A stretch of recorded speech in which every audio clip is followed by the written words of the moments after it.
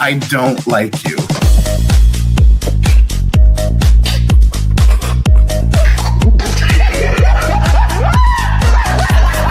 Oh, she's not joking. Not joking. I don't like you.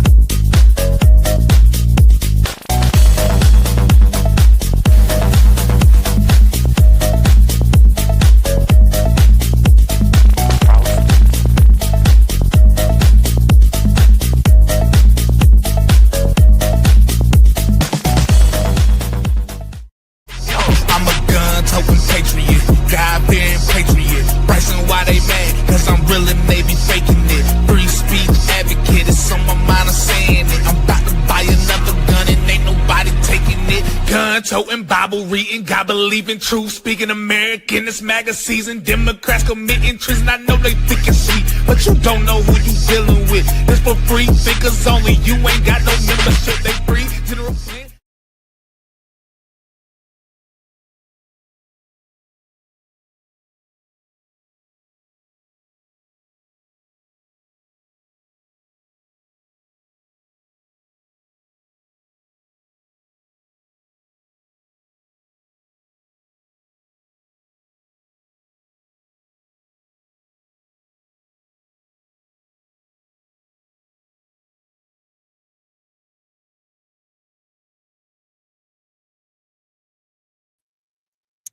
Hello, everybody. Welcome to the XJW Political Corner. I am excited about this speech. If you've been watching for a while, or if you already know Jimmy Bell, you would know that today's the day, March 4th. He claims, or maybe I should say it was in the past, that today was supposed to be the actual inauguration day.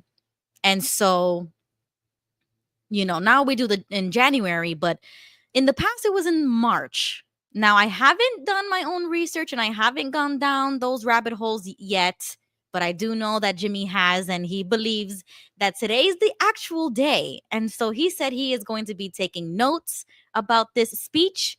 So he won't watch it with me live here. But depending on how long the speech takes, if I can stream longer than the speech, he might hop on and let us know if he's heard anything special in the speech. So we're going to be listening very intently. And I've also seen on X some people saying that this speech is going to, I think it was Trump himself that he put it on Truth Social, I think it was, or maybe on X that I see it, that Trump was saying that tonight he was going to be saying something really, really important or something really big. I forgot how exactly he worded it, but supposedly tonight's the night. This is the speech of all speeches. I am excited to see what we're going to hear tonight. So I was thinking we're going to do a watch party. And if we have enough time, we'll have an after show. So I do have another tab here waiting for us. As soon as Trump makes it, we will be going and watching this live, and I will mute myself. Gentlewoman from Michigan, Mrs. McClain. The gentleman from North Carolina, Mr. Hudson.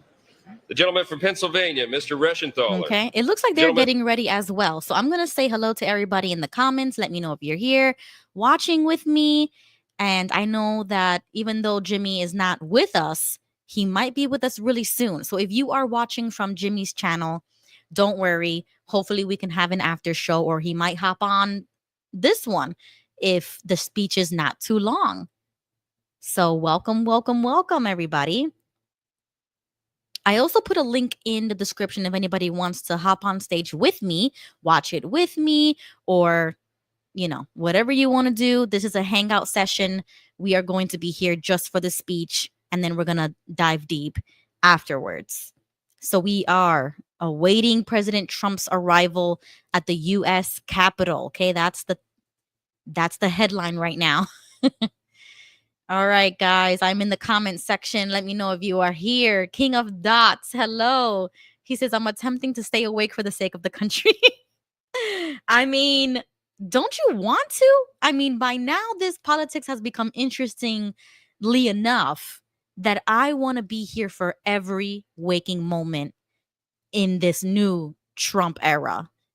And I got to be honest, there has been some L's that I haven't been able to really dive deep in on my show tonight because there's been so many other topics and, like this, like the watch party. So, I will have my time soon to explain a few of my disappointments with this administration so far. Hi, John Marciano. J-Man United, welcome. Okay, guys, there's the link. If you guys need it, it is in the chat. Joe and Fran, hey, guys. Hi, Michelle. Eric. Yes, I don't like you never gets old. I know, man. I love it. I love it. Yep. I love it too. Okay, who else? Ricky. Soy boys get so old. They all act like they're allergic to healthy masculinity. By now it's a choice. And that's just my opinion. By now it's a choice. Rosie, Jenny S, good evening. Yes, Q is feeding that storyline. Okay, well, that's why I said, I haven't done my own research, but allegedly or supposedly March 4th used to be the actual inauguration day. And, everything that we do in January, they do it now. So I don't know if it's supposed to be figuratively today or that Trump might say something. I don't know, but we're here for it. I mean, I don't care. Regardless, I don't care. If Trump is giving a speech that is this important, we're going to be here to watch it together. And hopefully Jimmy will interpret some things later if he decides to join us. Let's get ready to rumble. Yep. Michelle says, I'm so happy to hear that when you say you see some things you don't like. Yeah, I mean, and the after show, I'm going to get into another piece of tea, some drama from that video that you showed me on Discord, Michelle, because people think that I am just a MAGA, die-hard Trump supporter when I don't know how many times I have to tell you guys, I am nowhere near the MAGA camp, okay? I supported Trump just to get into office, but ever since he got into office, I am watching his every move and every move of his cabinet. And just because I like him doesn't mean I like the rest of who he's hired or surrounds himself with or whatever the case may be. And I'm going to say that. I mean, we spoke about this when Jimmy was on the stream a long time ago. We said we were going to hold this administration accountable. So that is the point. Okay, guys, everybody's getting ready. Everybody's getting up to their seats, just like us, guys. Come on. You guys have a few more minutes to enter into the chat. Say your greeting so I can give you a shout out. And we are going to get ready. Hi, Ladybud. Welcome. Okay, half of the gang is here. We're missing a few well-known names, but I hope you guys make it before Trump gets here. That's why I wanted to get on live, a few minutes before the speech starts so that we can get our intros. I can say hello to everybody and we can just chat for a second. But I have another monitor here that I am watching very closely. So as soon as Trump hits that mic, we are going to go on mute. So here is your chance to say hello in the chat. Okay, I'll put this here just so that everybody can watch with me.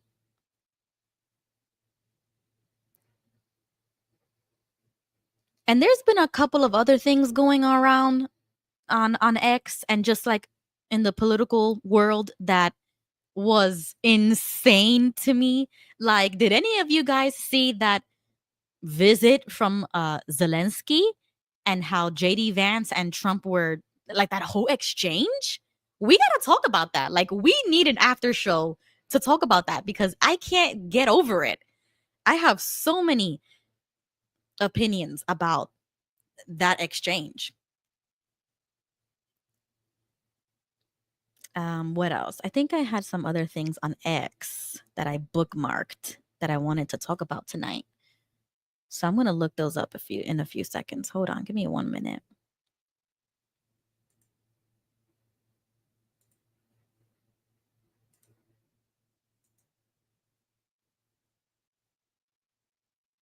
Oh yeah, we gotta talk about Vivek. He is running for governor of, what is it, Ohio? I believe so. Yeah, we gotta talk about that. I don't know how I feel about that. It's gonna be a whole thing. We gotta talk about it. Oh, then we gotta talk about this chat, this group chat that leaked a couple of days ago that Tulsi Gabbard made a statement about on the news. So we got to talk about that. Oh, let me see who else is here in the chat section. John Marciano says Jimmy will join. So he will join after the speech if there is enough time. So I'm hoping that Trump doesn't take too long so that we're not here all night.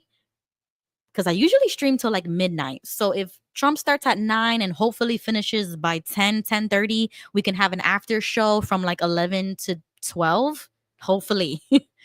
But if that's the case, he will join after the speech because Jimmy is going to be listening very intently and taking notes on any Easter eggs in this speech. I don't know. Like, this is why I love Jimmy, is because he's the only one that has the ear for it, and then he will bring up something that will trigger a thought in me. You know what I'm saying? So it's like he's the guy who can put all the puzzle pieces together. So I hope he will join.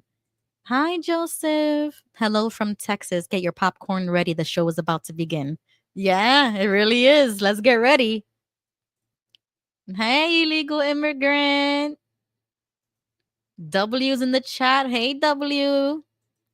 Yeah, guys, let me know if you're in the chat. It's 9 o'clock right now, Eastern time. So any minute now, Trump will be making his entrance. Yeah. Okay, everybody's standing there waiting, and we are here sitting waiting as well. Let me know if you're watching in the chat. If anybody wanted to join later on, the link should be pinned on my account, and on Jimmy's chat, it should just be in the chat. I can't pin it because I don't have access to his channel, but it should be there. Hey.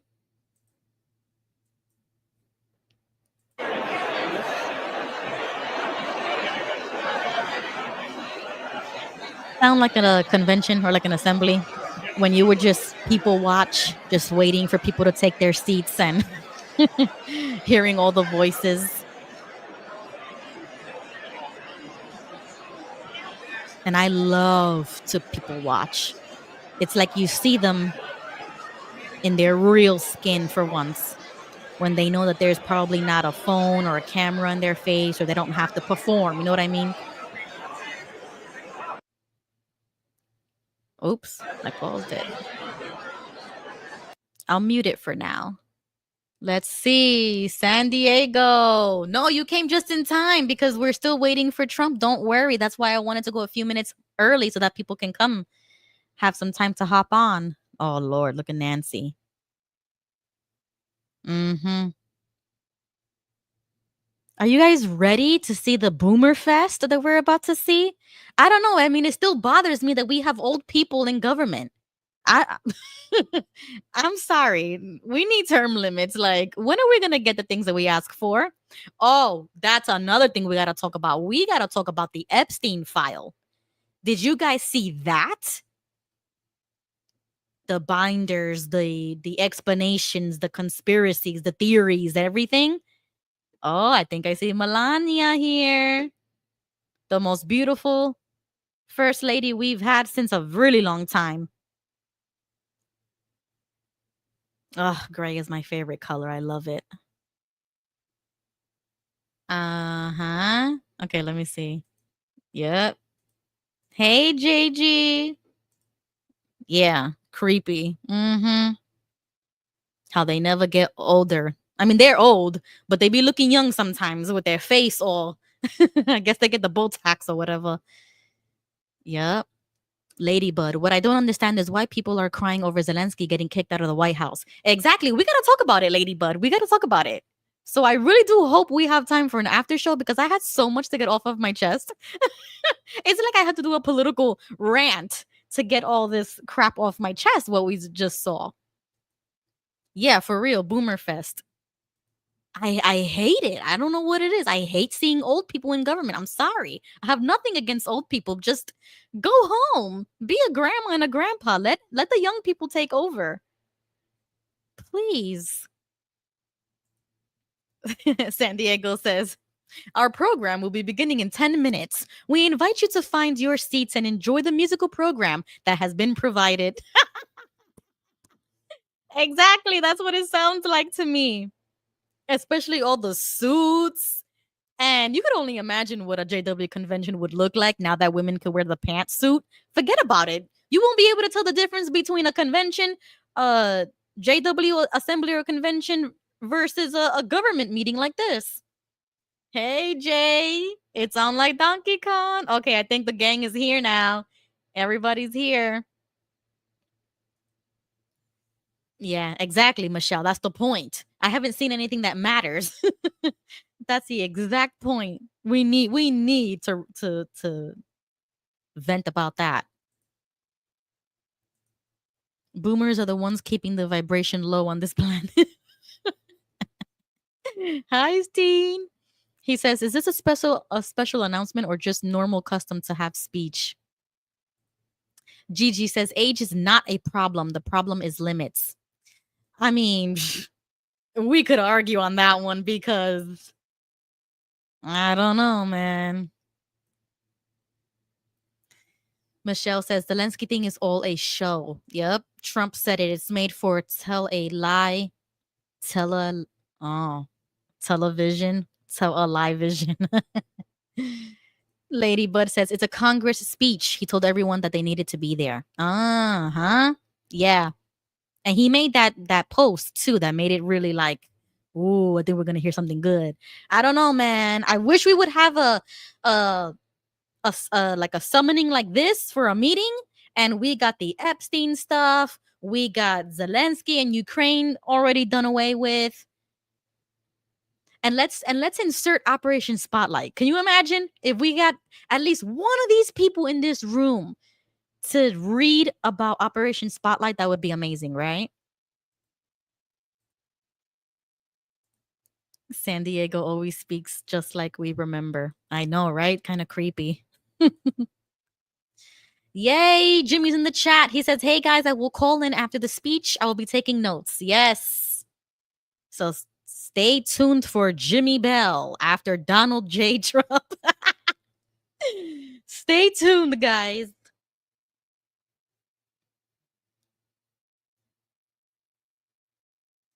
Sounds like some more change is coming. I don't know, man. Oh, and I got to vent about this guy, RFK Jr. Complete letdown, complete disappointment, in my opinion. I don't know what's going on, but man, oh man, I am disappointed. Vexed Cortex is here. Hi, Johnny. Jimmy says this is the earliest a president of the United States has done a speech like this. Okay. So this was like he planned this, right? Like is this off? I don't know, like off script, on script? I mean, I don't know how to explain it. Like did Trump do this by himself, like on his own? Like, all right, everybody, we need to he's reeling everybody in for something? I don't know. You know, I'm still new to politics. You know what I'm saying? Like, I still have to get used to this myself. So when something brand new happens, I'm like, wait. Is this supposed to happen or is it not supposed to happen? And that's like 50% of my anxiety, is trying to understand what's actually normal and what's not normal in this political landscape, because that's how crazy it's been for the last 10 years.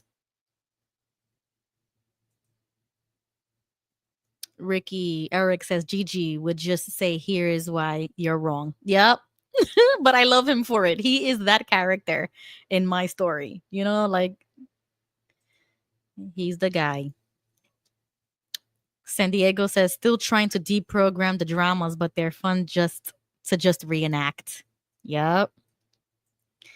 Gigi says, when the young people were in charge, the nation of Israel was divided and the 10 northern tribes disappeared from humanity. Be careful what you wish for. Very interesting, Gigi. Yes. Hello. Jimmy says, some people are put into the spotlight for a reason. I know you say that all the time, Jimmy, but man, I was really, really, really excited for RFK Jr. and the whole Make America Healthy Again. And what he just did recently had nothing to do with healthcare. Something about anti-Semitism once again, which is, you know what? That's for another stream. We're going to get to it. Hi, Rebecca A. Why disappointed? In the after show, I am going to get into a few disappointments with this administration. I have about 4, I think. And I did touch on them last time we streamed. So we'll get to it.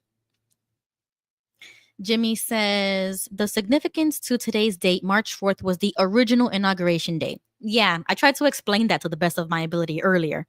So, I mean, that's what Jimmy says. I don't know that for, 100% certainty because I haven't gone through history books yet. I didn't do that type of research, but apparently March 4th was the inauguration date that the president would have. And then when we talk about the whole 1871, I think we watched that documentary before of how America became a corporation instead of like, a country, a republic, etc. So you're going to have to go back to those other streams for that documentary because I do have it on X, but that's basically to the best of my understanding at this point that's when things started to change. So we want to reverse those changes. So today would have been the day of the inauguration. All right, San Diego. He says he's going to be right back. Rebecca says, thumbs up. What is up with the pink? The pink? Who got pink? I think I missed it. Steen says they probably found so much corruption he will be announcing new executive orders, bring back the untouchables. Johnny says no coincidences.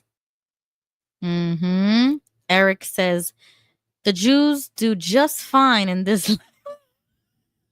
We gotta talk about it. I'm sorry. I am disappointed. We gotta talk about it. Jimmy says the last president to be inaugurated on March 4th was FDR, the 33rd president. Okay, makes sense. Well, you see, that makes me question why did they change it? And also about the terms, right? Because I think he was going to run for a 3rd term or something like that. Or I think it was after him that they made those changes as well, so that nobody could run for a third time. Michelle says, Ruby, preach. Yes, RFK Jr. is also fake. He's controlled opposition, stabbing so many of us in the back. Yeah, I mean, I didn't see that until now. And I am humble enough to admit it, that I actually thought, Make America Healthy Again. And then I thought it was going to be really great for this administration. But I don't know what the heck happened. But now I see with that most recent collaboration that he did with a rabbi, and you guys know who he is. I don't know what his name is, but his nickname is Dildo Rabbi because of his company, whatever. Them two standing side by side talking about his pro-Israel stance. I don't know, guys. I don't know how to explain it. It just rubs me the wrong way. I don't like it. So I don't know. RFK Jr., in my opinion, is compromised or something. I don't know.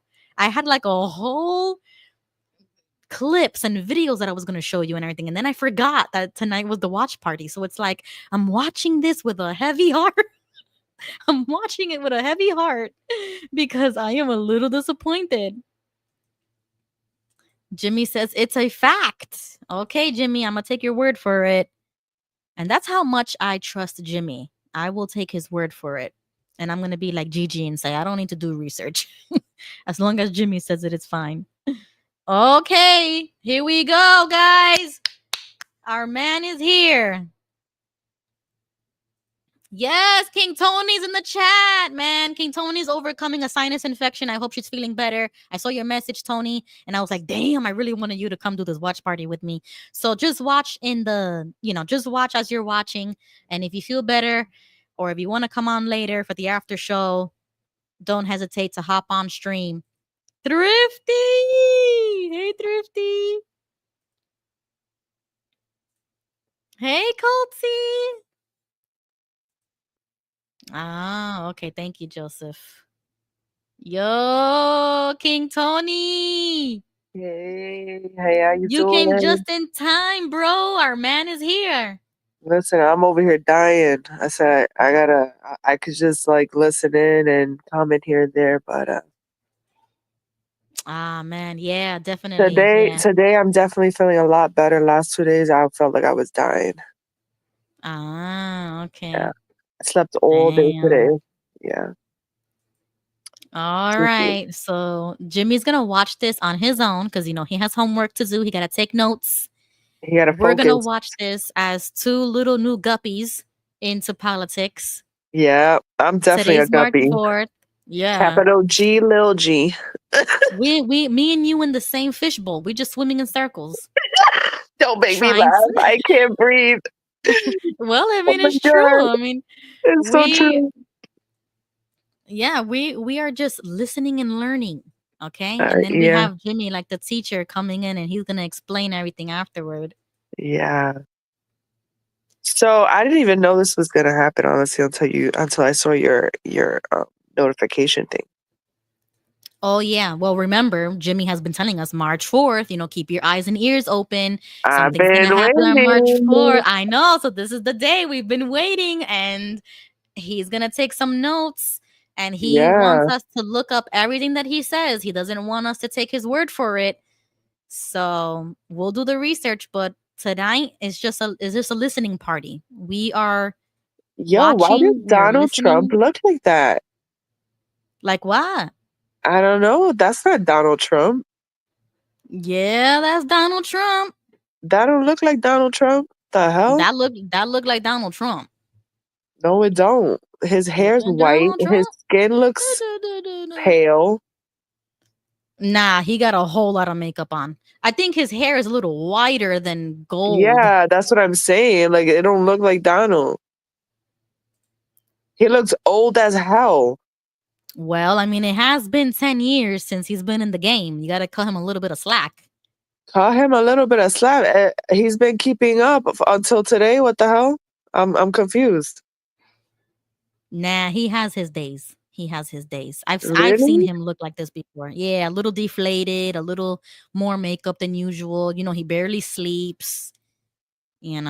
Wow.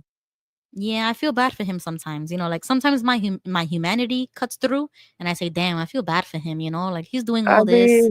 Because I would not want to be in his place. He's the one taking all the fire, so to say. Yeah. He's Jimmy like- says it could be the lighting. Oh, okay, it could be. Yeah, because I'm like, who the hell is that? Wait until he gets in front of the lights. Let me find out it's his clone. I mean, they all do. Oh, he look a little skinny. That's what I'm saying. He looks like different. It's the clone. Thank you, Colty. All right, let's get ready. I mean, oh, he's gonna speak now?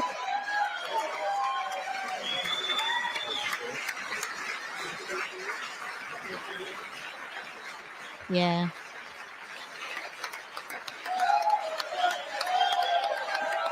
Melania. I love her. All right. Put your volume all the way up. Listen very closely. Hopefully we'll be able to hear something. Do you know where he's at? Huh? Where is he? Congress. The Capitol. Okay. Okay. Capitol building, I think. Yeah. He called for this meeting, so this is supposed to be really important. Oh, okay.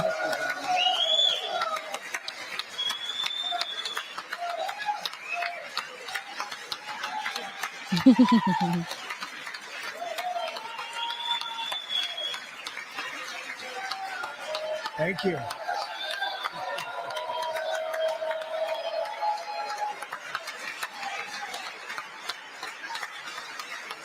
Look at all those demons smiling ear to ear. No, don't make me laugh, bro. Stop. All right, all right. Thank you very much. Thank you very much. It's a great honor. Thank you very much. Speaker Johnson, Vice President Vance, the First Lady of the United States.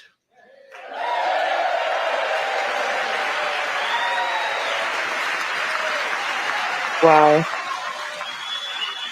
Like half the room didn't stand up. Those are the Democrats.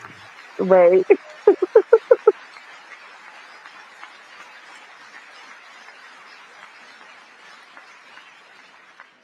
Members of the United States Congress, thank you very much. And to my fellow citizens, America is back. Yes, sir. Write that down, Jimmy. You're so dumb.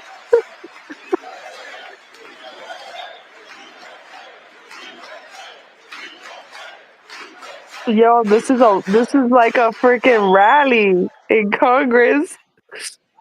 6 weeks ago, I stood beneath the dome of this Capitol and proclaimed the dawn of the golden age of America.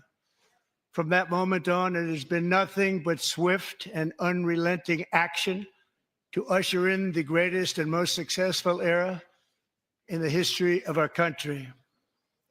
We have accomplished more in 43 days than most administrations accomplished in 4 years or 8 years, and we are just getting started.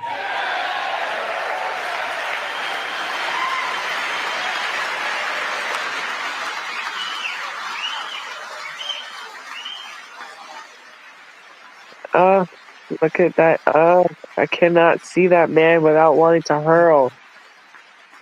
Elon kills me. me. Chamber tonight to report that America's momentum is back, our spirit is back, our pride is back, our confidence is back, and the American dream is surging bigger and better than ever before. Look at his stance. The American dream is unstoppable, and our country is on the verge of a comeback, the likes of which the world has never witnessed and perhaps will never witness again. There's never been anything like it. The presidential election of November 5th was a mandate like has not been seen in many decades. We won all 7 swing states, giving us an electoral college victory of 312 votes.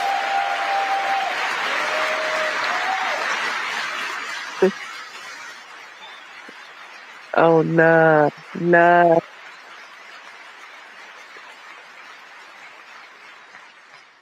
We won the popular vote by big numbers and won counties in our country. Uh-oh. Uh-oh. Oh, no. How dare they? They're interrupting his speech. You see how childish these people are?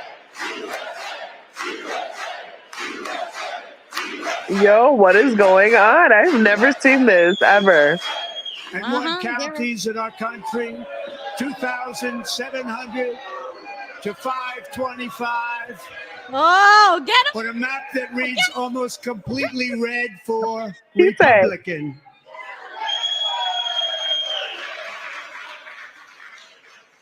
Now, for the first time in modern history, more Americans believe that our country is headed in the right direction than the wrong direction. In fact, it's an astonishing record, 27-point swing, the most ever. Right, exactly, Colty.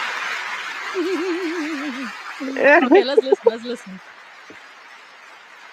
Likewise, Small business optimism Yes, saw he its single does. largest 1 month gain ever recorded, a 41-point jump.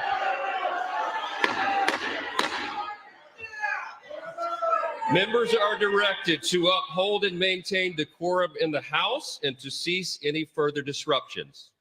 That's your warning. That's a warning. Holy cannoli. What is going Members are on? engaging in willful and continuing breach of decorum, and the chair is prepared to direct the Sergeant at Arms to restore order to the joint session. Whoa. I want to see this. This is what I've been waiting for. This is what I voted for. Let's go.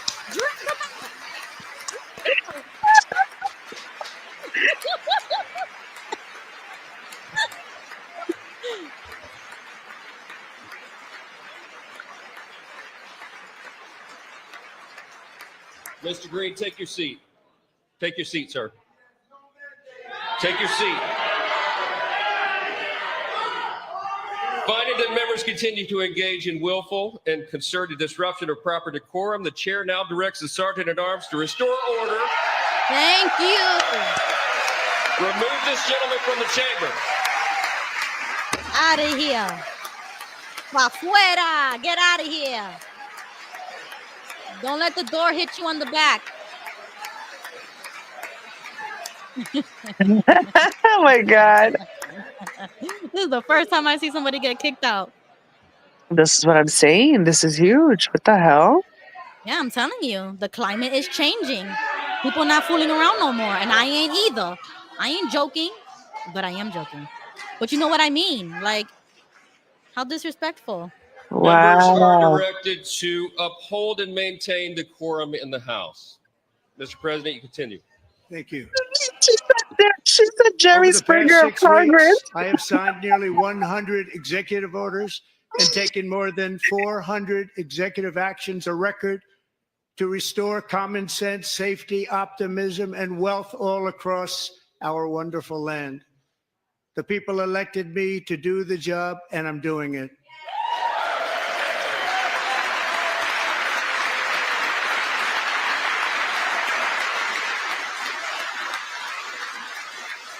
Did Gigi just predict that he was gonna say that? Because he literally just said that. Because Trump has said this thousands of times in his rallies. Oh, okay, In okay, fact, okay. It has been stated by many that the first month of our presidency, it's our presidency, is the most successful in the history of our nation. All right, Gigi, stop it. By many.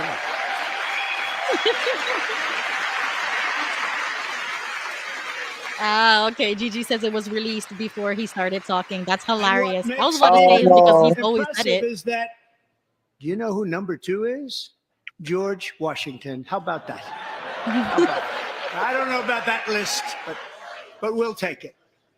Within hours of taking the oath of office, I declared a national emergency on our southern border, and I deployed the U.S. military and Border Patrol to repel the invasion of our country. And what a job they've done. As a result, illegal border crossings last month were by far the lowest ever recorded, ever.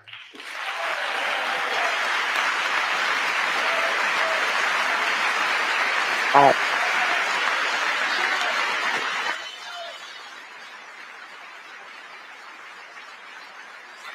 They heard my words and they chose not to come. Much easier that way. In comparison, under Joe Biden, the worst president in American history, there were hundreds of thousands of illegal crossings a month. And virtually all of them, including murderers, drug dealers, gang members, and people from mental institutions and insane asylums, were released into our country. Who would want to do that? This is my 5th such speech to Congress.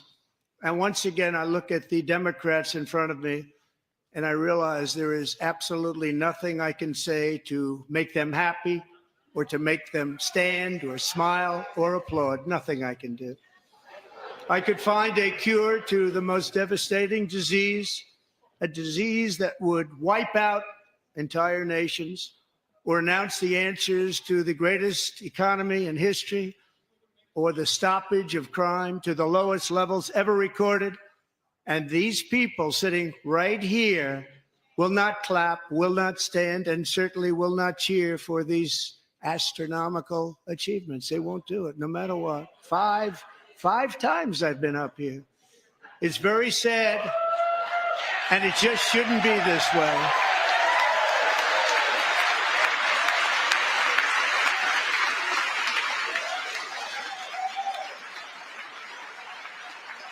What are those signs that they have on?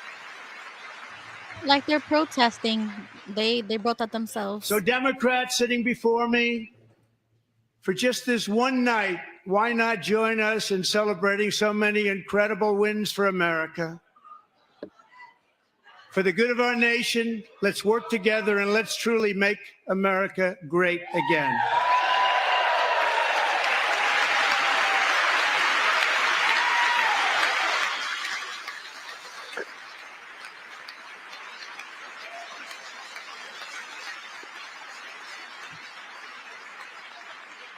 Every day, my administration is fighting to deliver the change America needs to bring a future that America deserves, and we're doing it.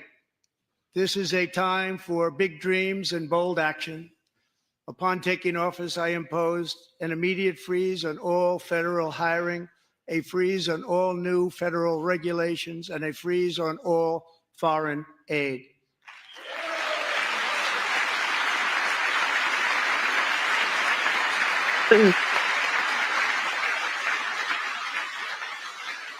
I terminated the ridiculous Green New Scam. I withdrew from the unfair Paris Climate Accord, which was costing us trillions of dollars that other countries were not paying. I withdrew from the corrupt World Health Organization.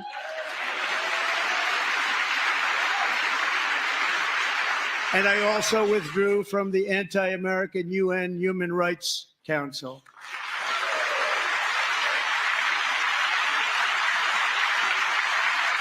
We ended all of Biden's environmental restrictions that were making our country far less safe and totally unaffordable. And importantly, we ended the last administration's insane electric vehicle mandate, saving our auto workers and companies from economic destruction.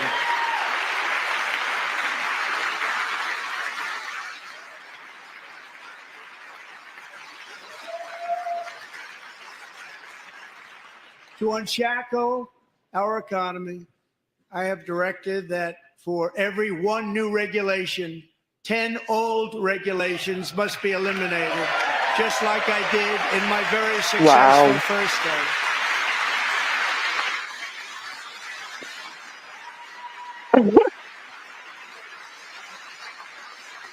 And in that first term, we set records on ending unnecessary rules and regulations like no other president had done before.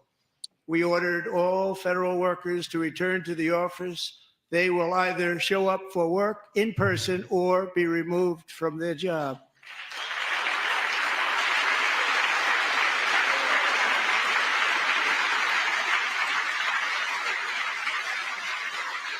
Trump has a combat knife? That's hilarious. Weaponized government where, as an example, a sitting president is allowed to viciously prosecute his political opponent, like me. How did that work out? Not too good. Not too good.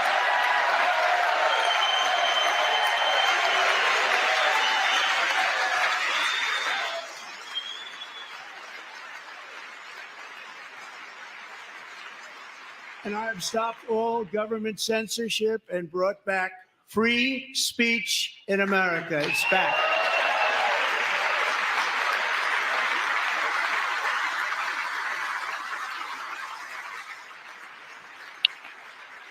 And 2 days ago, I signed an order making English the official language of the United States of America.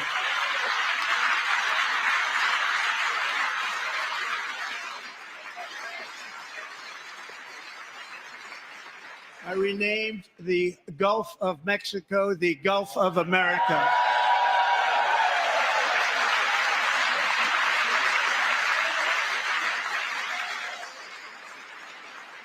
And likewise, I renamed for a great president, William McKinley, Mount McKinley again. Beautiful Alaska. We love Alaska. We've ended the tyranny of so-called diversity, equity, and inclusion policies all across the entire federal government and indeed the private sector and our military. Wow. And our country will be woke no longer. Oh, you saw that? One of their signs says "Save Medicaid." I'm with you on We that one. believe that whether you are a doctor, an accountant, a lawyer, or an air traffic controller, you should be hired and promoted based on skill and competence, not race or gender. Very important.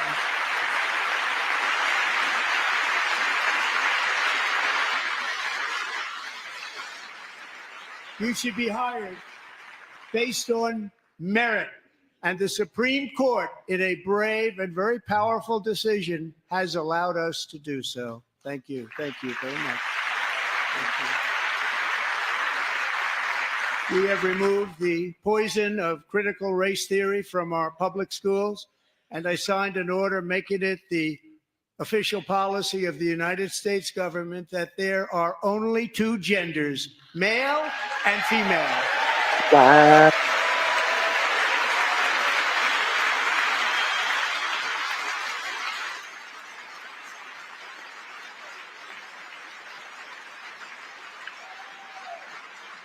I also signed an executive order to ban men from playing in women's sports.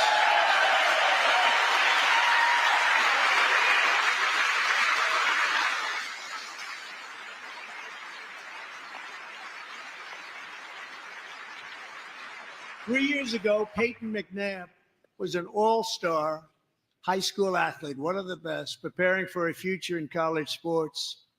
But when her girls' volleyball match was invaded by a male, he smashed the ball so hard in Peyton's face, causing traumatic brain injury, partially paralyzing her right side and ending her athletic career. It was a shot like she's never seen before. She's never seen anything like it. Peyton is here tonight in the gallery, and Peyton, from now on, schools will kick the men off the girls' team, or they will lose all federal funding.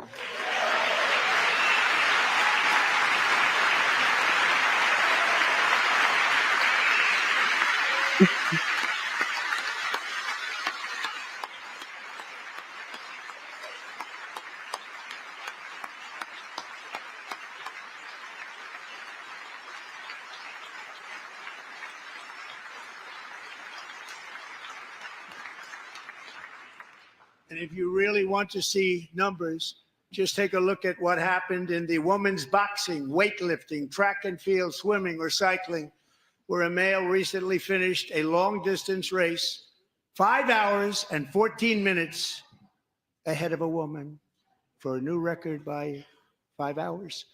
Broke the record by 5 hours. It's demeaning for women, and it's very bad for our country. We're not going to put up with it any longer.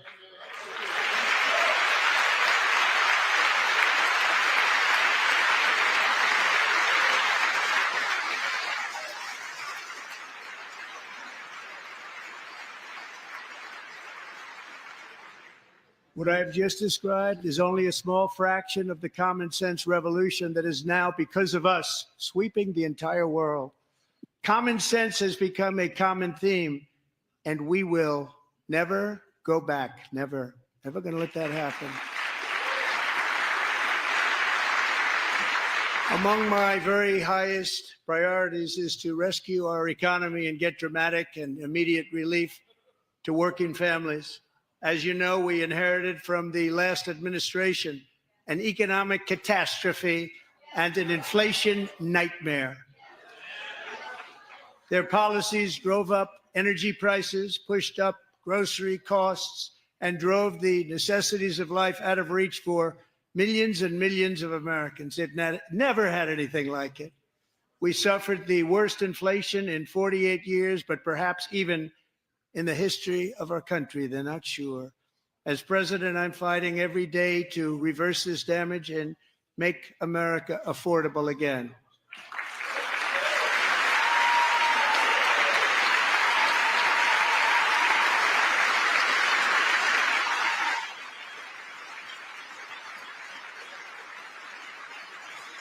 Joe Biden especially let the price of eggs get out of control. The egg price is out of control. And we're working hard to get it back down. Secretary, do a good job on that. You inherited a total mess from the previous administration. Do a good job.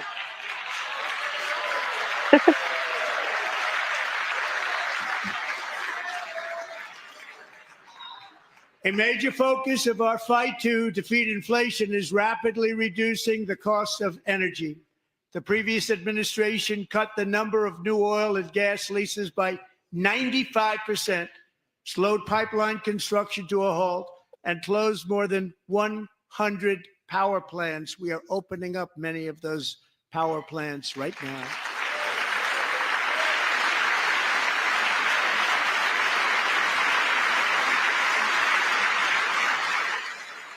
And frankly, we have never seen anything like it. That's why on my first day in office, I declared a national energy emergency. As you've heard me say many times, we have more liquid gold under our feet than any nation on earth, and by far. And now I fully authorize the most talented team ever assembled to go and get it. It's called Drill, Baby, Drill.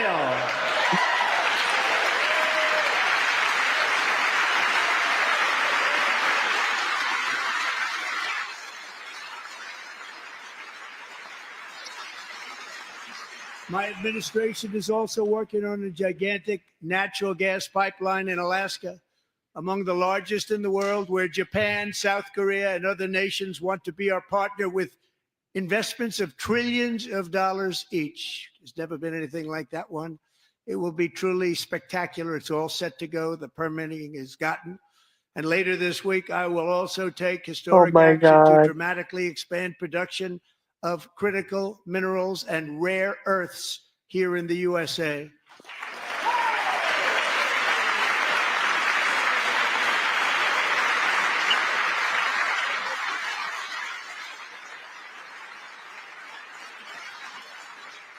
To further combat inflation, we will not only be reducing the cost of energy, but will be ending the flagrant waste of taxpayer dollars.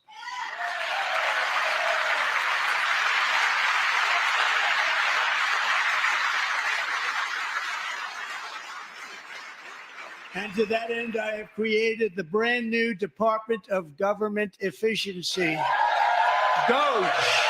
Perhaps you've heard of it. Perhaps. Is he talking about Nasara Gassara? Which is headed by Elon Musk, who is in the gallery tonight. Ah, no.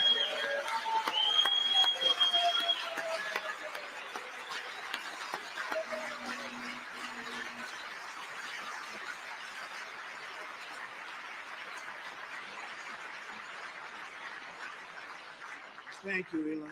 He's working very hard. He didn't need this. He didn't need this. Thank you very much. We appreciate it. Everybody here, even this side, appreciates it, I believe. They just don't want to admit that. Just listen to some of the appalling waste we have already identified. $22 billion from HHS to provide free housing and cars for illegal aliens. $45 million for diversity, equity, and inclusion scholarships in Burma. $40 million to improve the social and economic inclusion of sedentary migrants. Nobody knows what that is. $8 million to promote LGBTQI+ in the African nation of Lesotho, which nobody has ever heard of. $60 million for indigenous peoples and Afro-Colombian empowerment in Central America. $60 million. $8 million for making mice transgender. Oh my God. This is real. Oh my $32 God. million for a left-wing propaganda operation in Moldova. $10 million for male circumcision in Mozambique. $20 million for the Arab Sesame Street in the Middle East. It's a program. $20 million for a program. $1.9 billion to recently created Decarbonization of Homes Committee, headed up, and we know she's involved. Just at the last moment, the money was passed over by a woman named Stacey Abrams. Have you ever heard of her? A $3.5 million consulting contract for lavish fish monitoring. $1.5 million for voter confidence in Liberia. $14 million for social cohesion in Mali. $59 million for illegal alien hotel rooms in New York City. He's a real estate developer. He's done very well. $250,000 to increase vegan local climate action innovation in Zambia. $42 million for social and behavior change in Uganda. $14 million for improving public procurement in Serbia. $47 million for improving learning outcomes in Asia. Asia's doing very well with learning. You know what we're doing. We should use it ourselves. And $101 million for DEI contracts at the Department of Education, the most ever paid, nothing even like it. Under the Trump administration, all of these scams, and they're far worse, but I didn't think it was appropriate to talk about them. They're so bad. Many more have been found out and exposed and swiftly terminated by a group of very intelligent, mostly young people, headed up by Elon, and we appreciate it. We found hundreds of billions of dollars of fraud.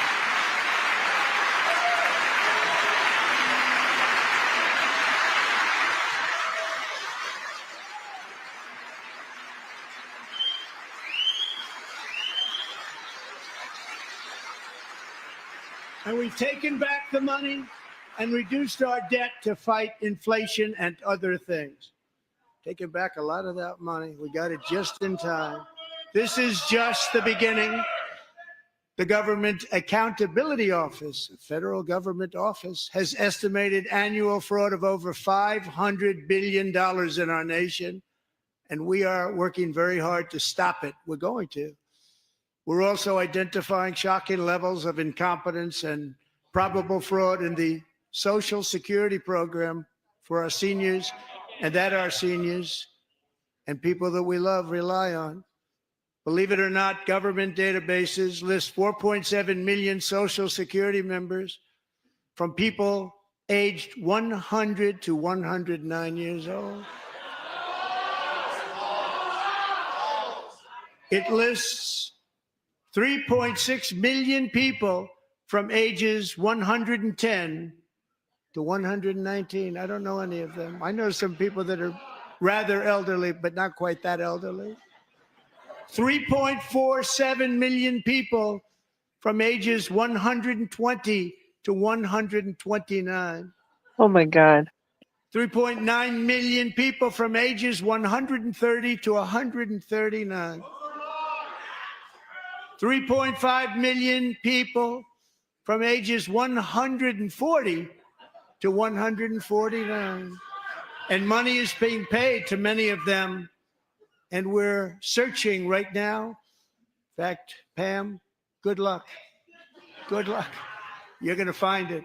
But a lot of money is paid out to people because it just keeps getting paid and nobody does. And it really hurts Social Security and hurts our country. 1.3 million people from ages 150 to 159, and over 130,000 people, according to the Social Security databases, are age over 160 years old. We have a healthier country than I thought, Bobby.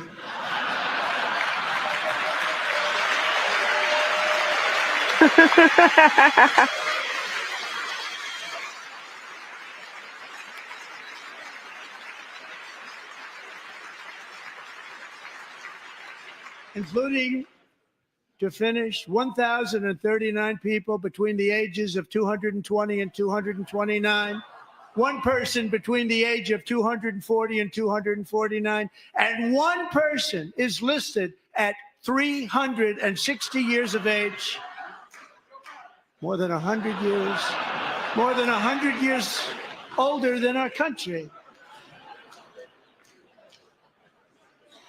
But we're going to find out where that money's going, and it's not going to be pretty. By slashing all of the fraud, waste, and theft we can find, we will defeat inflation, bring down mortgage rates, lower car payments and grocery prices, protect our seniors, and put more money in the pockets of American families.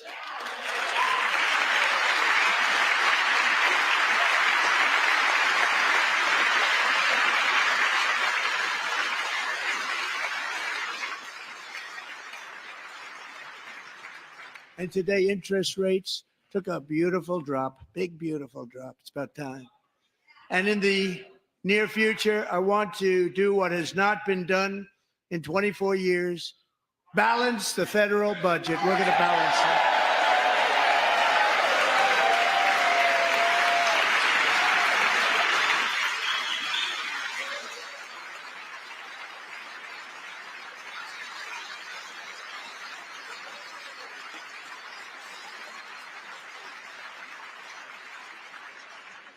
With that goal in mind, we have developed in great detail what we are calling the Gold Card, which goes on sale very, very soon.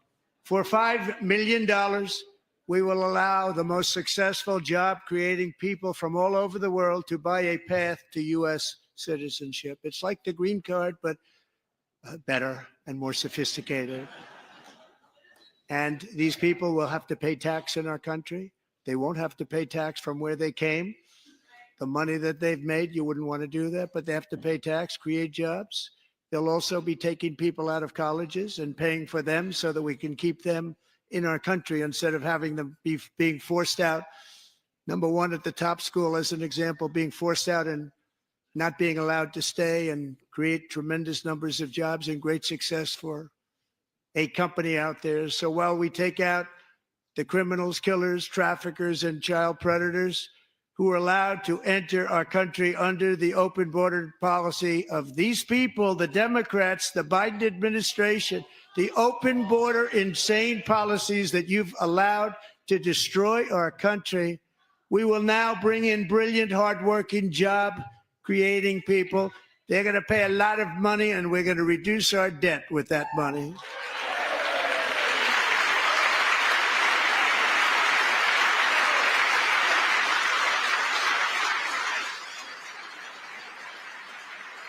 Americans have given us a mandate for bold and profound change. For nearly 100 years, the federal bureaucracy has grown until it has crushed our freedoms, ballooned our deficits, and held back America's potential in every possible way. The nation founded by pioneers and risk takers now drowns under millions and millions of pages of regulations and debt. Approvals that should take 10 days to get instead take 10 years, 15 years, and even 20 years before you're rejected. Meanwhile, we have hundreds of thousands of federal workers who have not been showing up to work. My administration will reclaim power from this unaccountable bureaucracy, and we will restore true democracy to America again.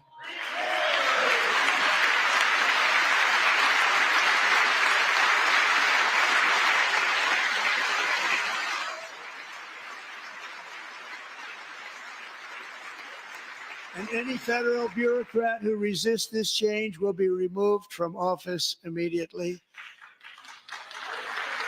Because we are draining the swamp. It's very simple. And the days of rule by unelected bureaucrats are over.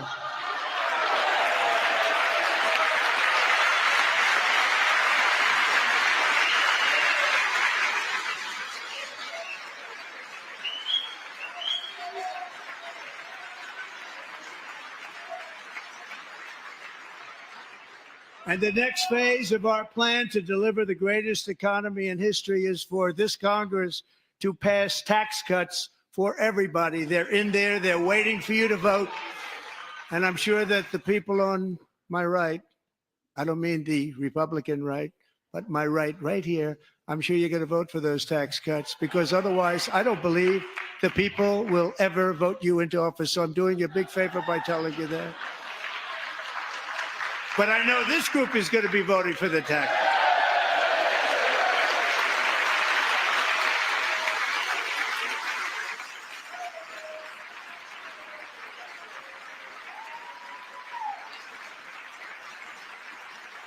Thank you.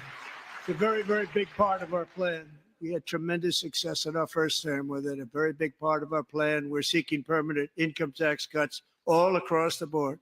And to get urgently needed relief to Americans hit especially hard by inflation, I'm calling for no tax on tips, no tax on overtime, and no tax on Social Security benefits for our great seniors.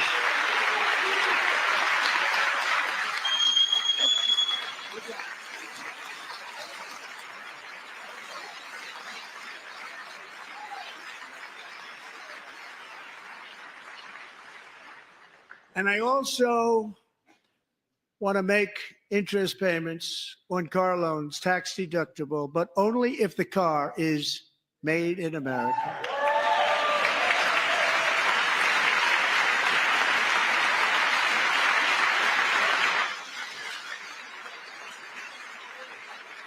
And by the way, we're going to have growth in the auto industry like nobody's ever seen. Plants are opening up all over the place. Deals are being made.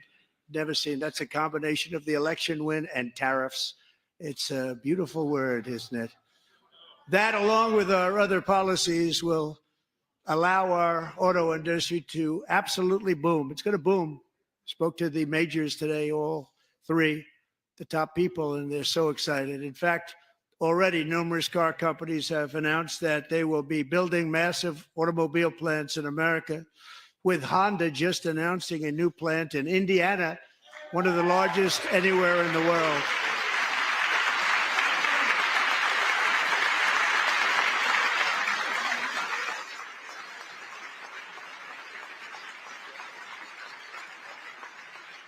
And this has taken place since our great victory on November 5th, a date which will hopefully go down as one of the most important in the history of our country.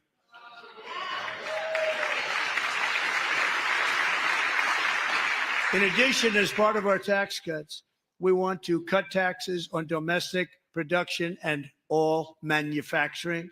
And just as we did before, we will provide 100% expensing. It will be retroactive to January 20th, 2025. And it was one of the main reasons why our tax cuts were so successful in our first term, giving us the most successful economy in the history of our country. First term. We had a great first term.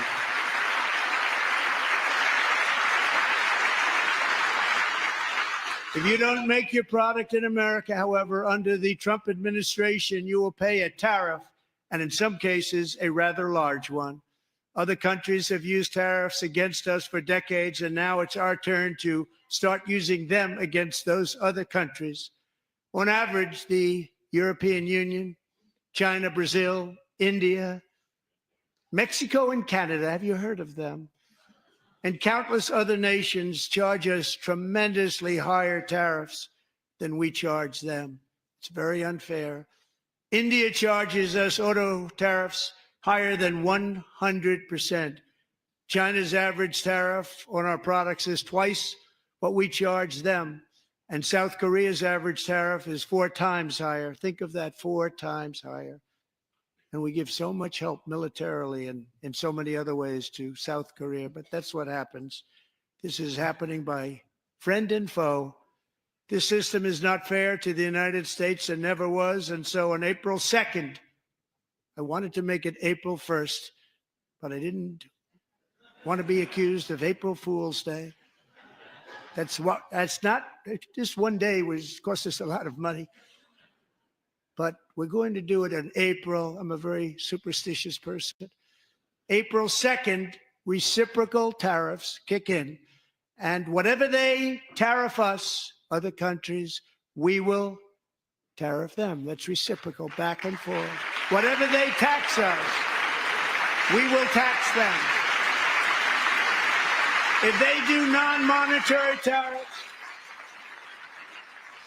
to keep us out of their market, then we will do non-monetary barriers to keep them out of our market.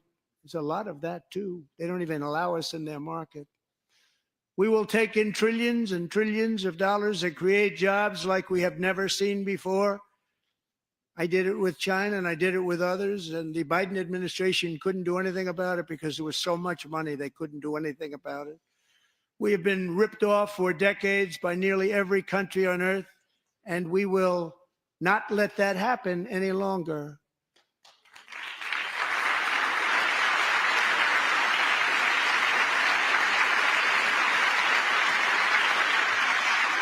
Much has been said over the last 3 months about Mexico and Canada, but we have very large deficits with both of them. But even more importantly, they've allowed fentanyl to come into our country at levels never seen before, killing hundreds of thousands of our citizens and many very young, beautiful people, destroying families.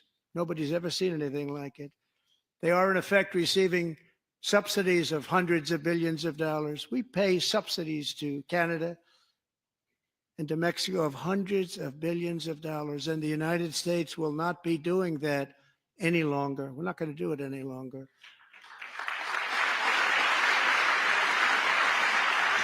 Thanks to our America First policies we're putting into place, we have had $1.7 trillion of new investment in America in just the past few weeks.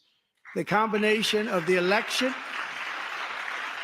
and our economic policies that people of SoftBank, one of the most brilliant anywhere in the world, announced a $200 billion investment.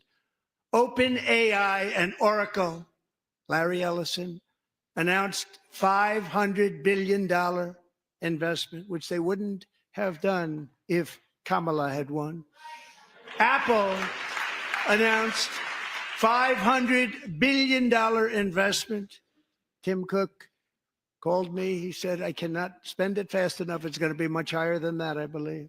They'll be building their plants here instead of in China. And just yesterday, Taiwan Semiconductor, the biggest in the world, most powerful in the world, has a tremendous amount, 97% of the market, announced a $165 billion investment to build the most powerful chips on earth right here in the USA.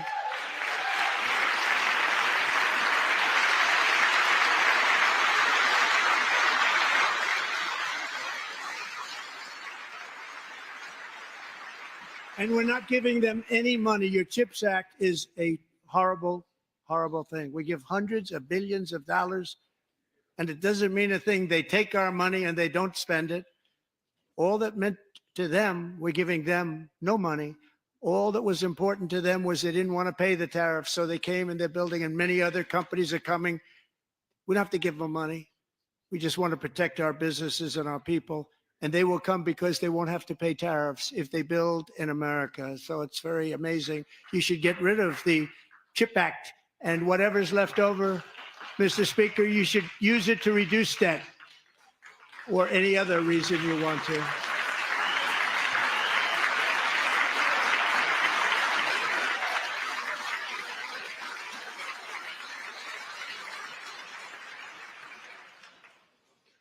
Our new trade policy will also be great for the American farmer. I love the farmer. Who will now be selling into our home market, the USA, because nobody is going to be able to compete with you because there's goods that come in from other countries and companies. They're really in a bad position in so many different ways. They're uninspected. They may be very dirty and disgusting, and they come in and they pour in and they hurt our American farmers. The tariffs will go on agricultural product coming into America, and our farmers, starting on April 2nd, it may be a little bit of an adjustment period. We had that before when I made the deal with China, $50 billion of purchases. And I said, just bear with me. And they did. They did. Probably have to bear with me again. And this will be even better. That was great. The problem with it was that Biden didn't enforce it. He didn't enforce it. $50 billion of purchases. They were doing great, but Biden did not enforce it. And it hurt our farmers. But our farmers are going to have a field day right now. So to our farmers, have a lot of fun. I love you too. I love you too. It's all going to happen.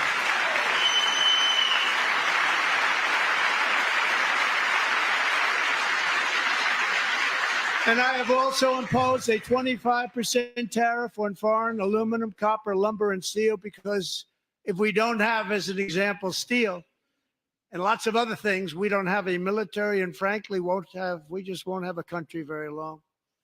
Here today is a proud American steelworker, fantastic person from Decatur, Alabama. Jeff Denard has been working at the same steel plant for 27 years in a job that has allowed him to serve as the captain of his local volunteer fire department, raise 7 children with his beautiful wife, Nicole, and over the years provide a loving home for more than 40 foster children. So great, Jeff.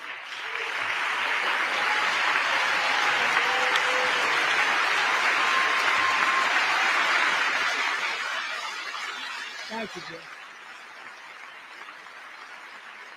Thank you, Jeff.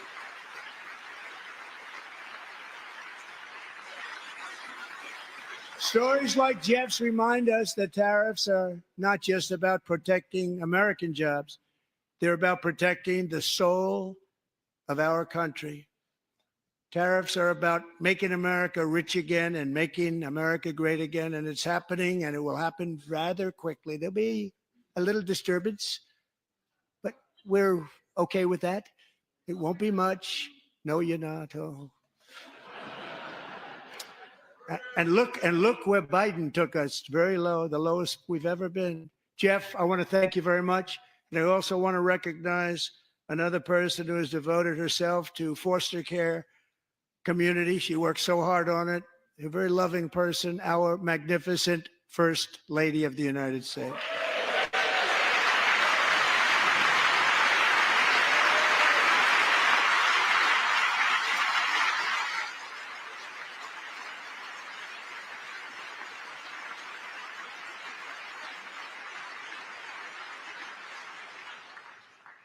Melania's work has yielded incredible results, helping prepare our nation's future leaders as they enter the workforce.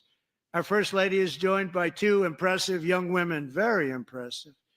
Haley Ferguson, who benefited from the First Lady's Fostering the Future initiative and is poised to complete her education and become a teacher.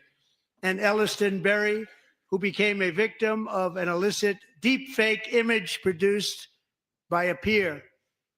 With Elliston's help, the Senate just passed the Take It Down Act, and this is so important. Thank you very much, John. John Thune, thank you. Stand up, John.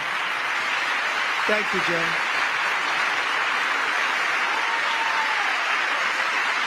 Thank you all very much.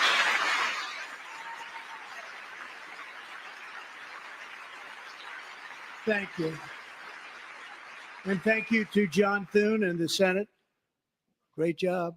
To criminalize the publication of such images online is terrible, terrible thing. And once it passes the House, I look forward to signing that bill into law. Thank you. And I'm going to use that bill for myself, too, if you don't mind. Because nobody gets treated worse than I do online. Nobody. That's great. Thank you very much to the Senate. Thank you. But if we truly care about protecting Americans' children, no step is more crucial than securing America's borders.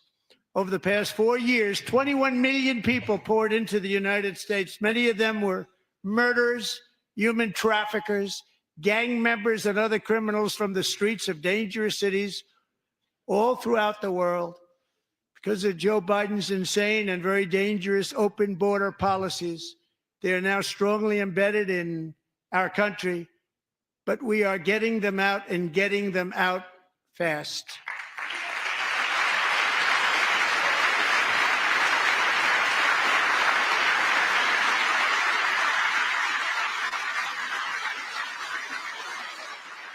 And I want to thank Tom Homan and Christy. I want to thank you and Paul of Border Patrol.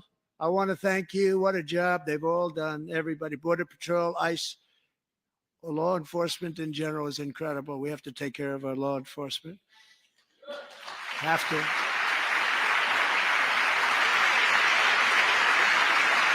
Last year,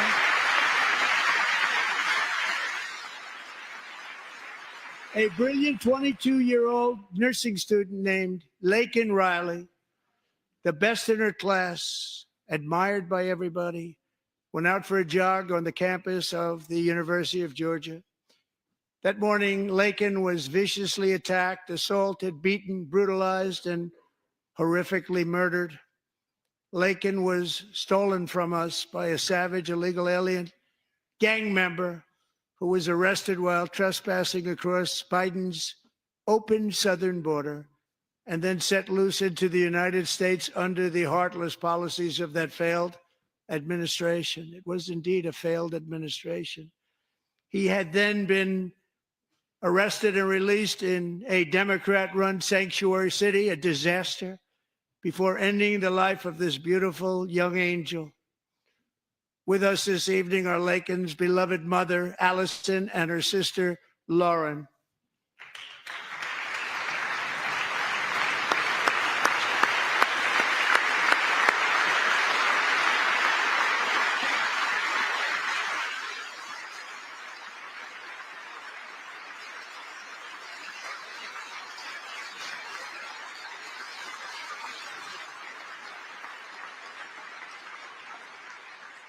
Last year, I told Laken's grieving parents that we would ensure their daughter would not have died in vain. That's why the very first bill I signed into law as your 47th president mandates the detention of all dangerous criminal aliens who threaten public safety. It's a very strong, powerful act.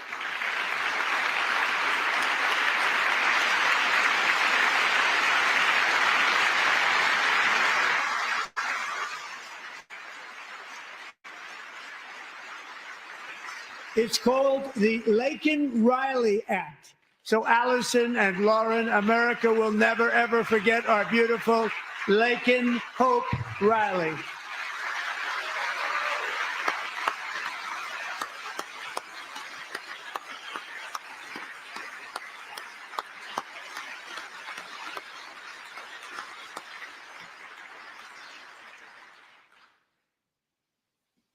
Thank you very much. Since taking office, my administration has launched the most sweeping border and immigration crackdown in American history, and we quickly achieved the lowest numbers of illegal border crossers ever recorded. Thank you.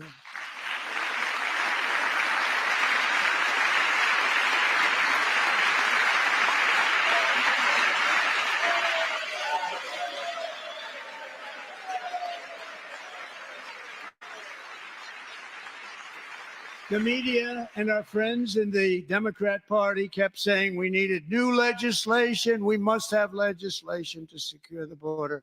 But it turned out that all we really needed was a new president.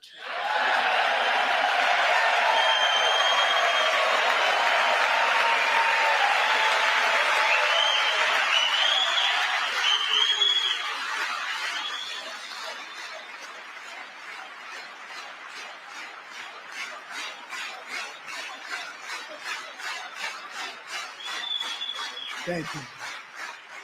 Joe Biden didn't just open our borders, he flew illegal aliens over them to overwhelm our schools, hospitals, and communities throughout the country.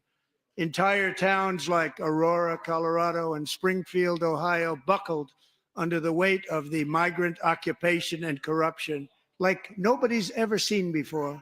Beautiful towns destroyed. Now, just as I promised in my inaugural address, we are achieving the great liberation of America.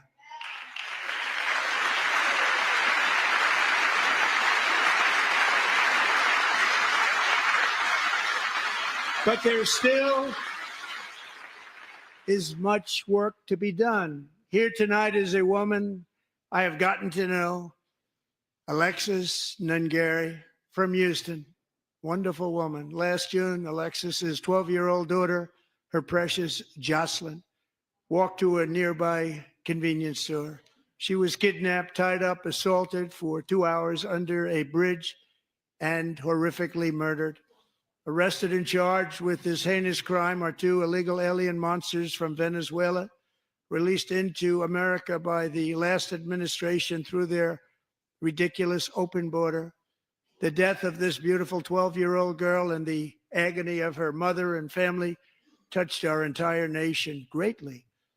Alexis, I promised that we would always remember your daughter, your magnificent daughter, and earlier tonight, I signed an order keeping my word to you. One thing I have learned about Jocelyn is that she loved animals so much. She loved nature. Across Galveston Bay, from where Jocelyn lived in Houston, you will find a magnificent national wildlife refuge, a pristine, peaceful, 34,000-acre sanctuary for all of God's creatures on the edge of the Gulf of America. Alexis, moments ago, I formally renamed that refuge in loving memory of your beautiful daughter, Jocelyn. So, Mr. Vice President, if you would, may I have the order?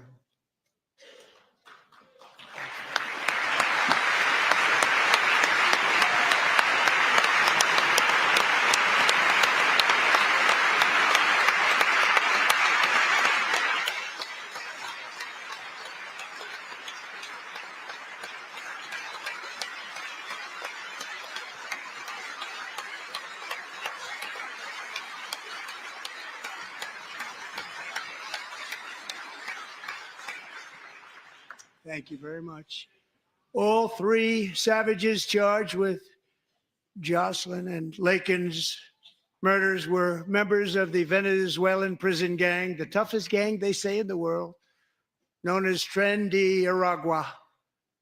2 weeks ago, I officially designated this gang, along with MS-13 and the bloodthirsty Mexican drug cartels, as foreign terrorist organizations.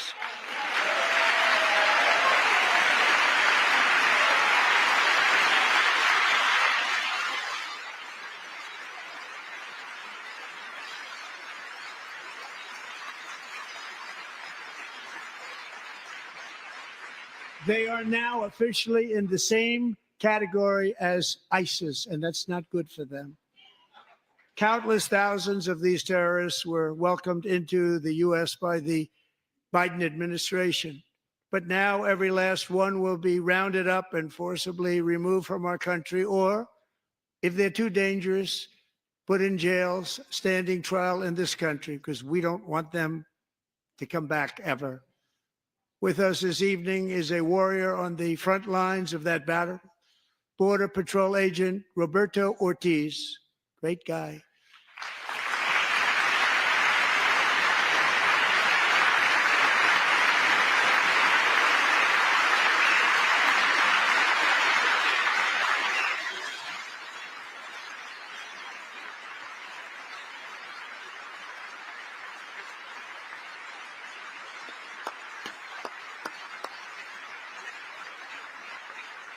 In January, Roberto and another agent were patrolling by the Rio Grande near an area known as Cartel Island. Doesn't sound too nice to me. When heavily armed gunmen started shooting at them. Roberto saw that his partner was totally exposed, at great danger, and he leapt into action, returning fire and providing crucial seconds for his fellow agent to seek safety, just barely. I have some of the prints of that event, and it was not good. Agent Ortiz, we salute you for your great courage and for your line of fire that you took and for the bravery that you showed. We honor you, and we will always honor you. Thank you, Roberto, very much.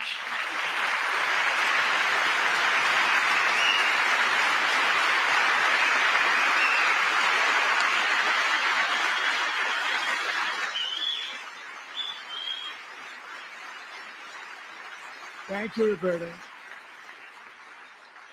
And I actually got to know him on my many calls to the border. He's a great gentleman. The territory to the immediate south of our border is now dominated entirely by criminal cartels that murder, rape, torture, and exercise total control. They have total control over a whole nation, posing a grave threat to our national security. The cartels are waging war in America, and it's time for America to wage war on the cartels, which we are doing.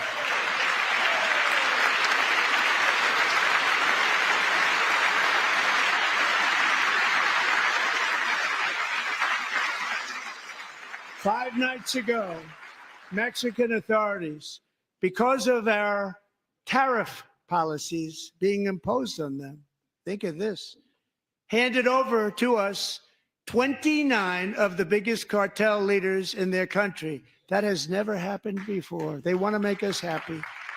First time ever. But we need Mexico and Canada to do much more than they've done, and they have to stop the fentanyl and drugs pouring into the USA. They're going to stop it. I have sent Congress a detailed funding request laying out exactly how we will eliminate these threats to protect our homeland and complete the largest deportation operation in American history, larger even than current record holder, President Dwight D. Eisenhower, a moderate man, but someone who believed very strongly in borders.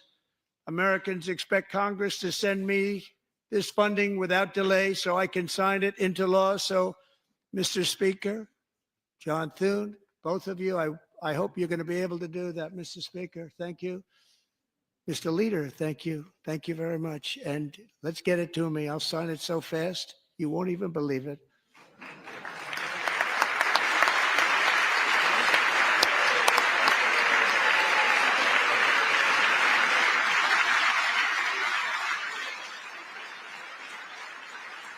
And as we reclaim our sovereignty, we must also bring back law and order to our cities and towns.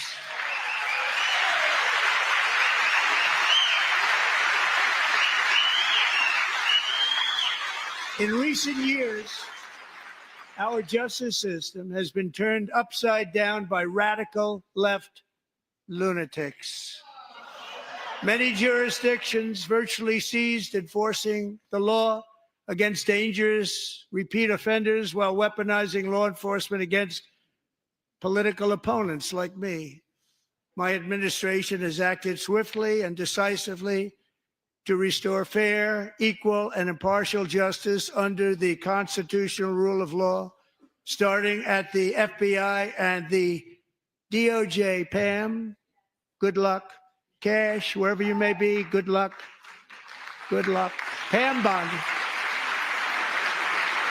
Good luck. So important. Going to do a great job. Cash, thank you. Thank you, Cash.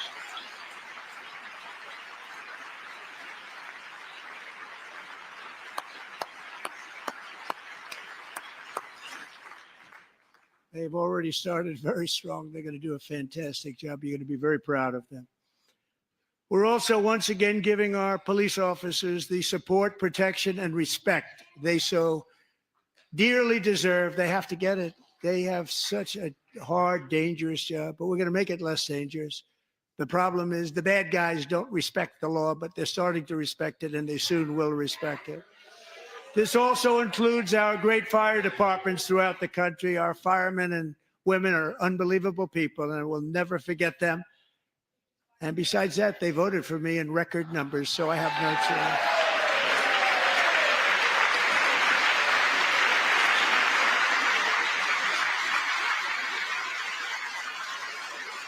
One year ago this month, 31-year-old New York police officer Jonathan Diller, unbelievably wonderful person and a great officer, was gunned down at a traffic stop on Long Island. I went to his funeral.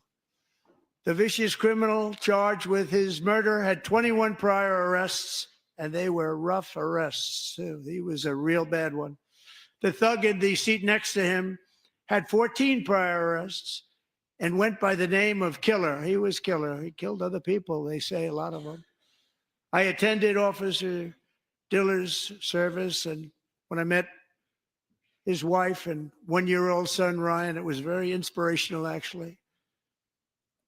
His widow's name is Stephanie, and she is here tonight. Stephanie, thank you very much, Stephanie. Thank you very much.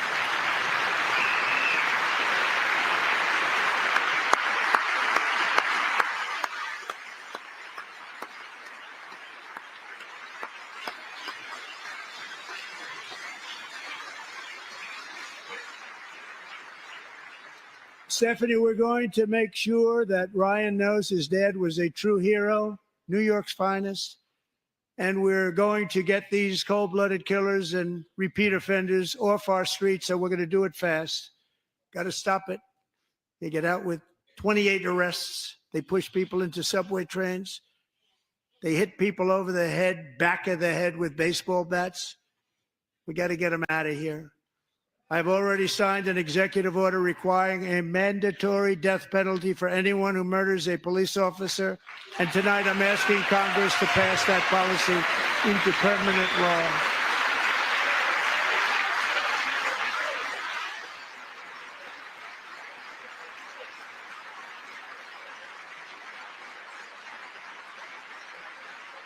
I'm also asking for a new crime bill getting tough on repeat offenders while enhancing protections for America's police officers so they can do their jobs without fear of their lives being totally destroyed.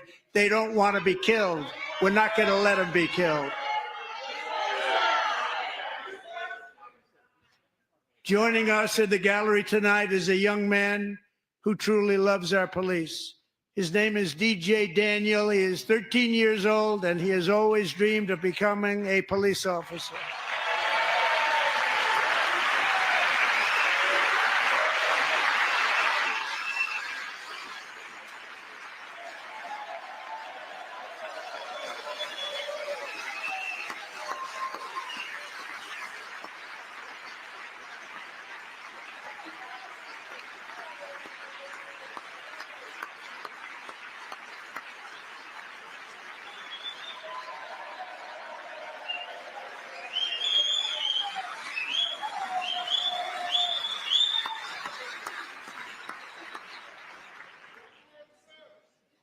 But in 2018, DJ was diagnosed with brain cancer. The doctors gave him 5 months at most to live. That was more than 6 years ago.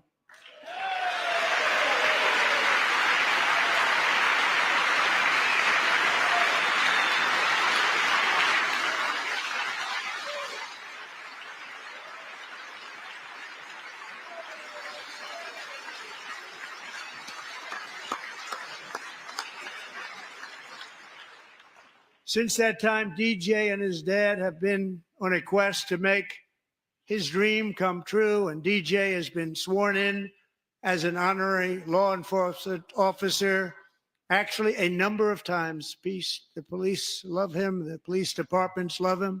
And tonight, DJ, we're going to do you the biggest honor of them all. I am asking our new Secret Service Director, Sean Curran, to officially make you an agent of the United States Secret Service. Oh my God, would you please? I can't. Oh man.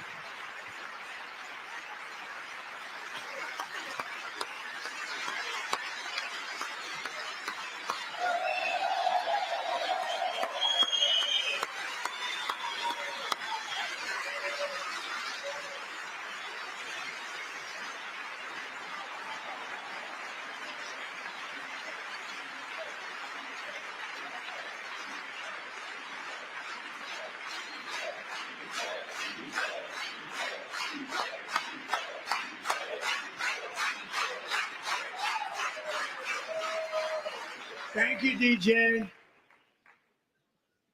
DJ's doctors believe his cancer likely came from a chemical he was exposed to when he was younger. Since 1975, rates of child cancer have increased by more than 40%.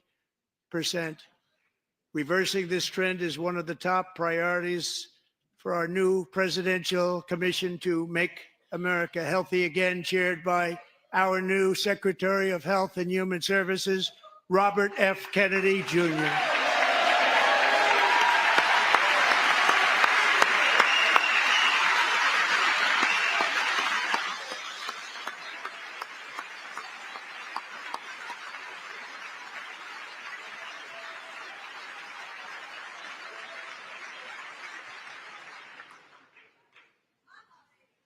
With the name Kennedy, you would have thought everybody over here would have been cheering. How quickly they forget. Our goal is to get toxins out of our environment, poisons out of our food supply, and keep our children healthy and strong. As an example, not long ago, and you can't even believe these numbers, 1 in 10,000 children had autism, 1 in 10,000. And now it's 1 in 36. There's something wrong. 1 in 36. Think of that. So we're going to find out what it is, and there's nobody better than Bobby and all of the people that are working with you. You have the best to figure out what is going on. Okay, Bobby, good luck. It's a very important job. Thank you.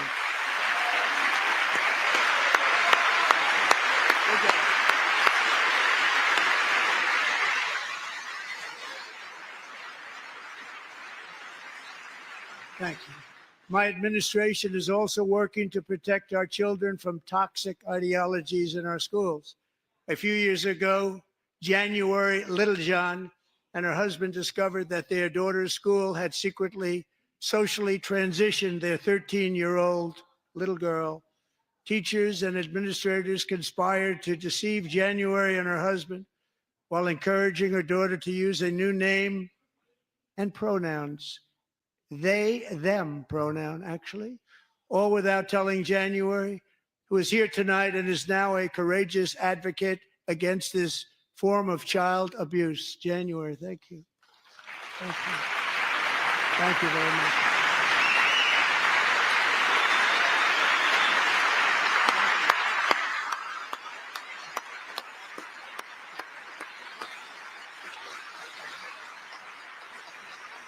Thank you. Stories like this are why, shortly after taking office, I signed an executive order banning public schools from indoctrinating our children with transgender ideology.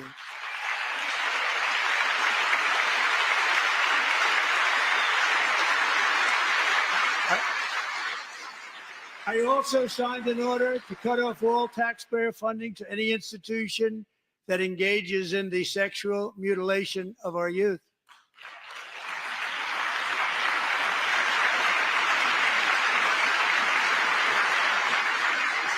And now I want Congress to pass a bill permanently banning and criminalizing sex changes on children and forever ending the lie that any child is trapped in the wrong body. This is a big lie.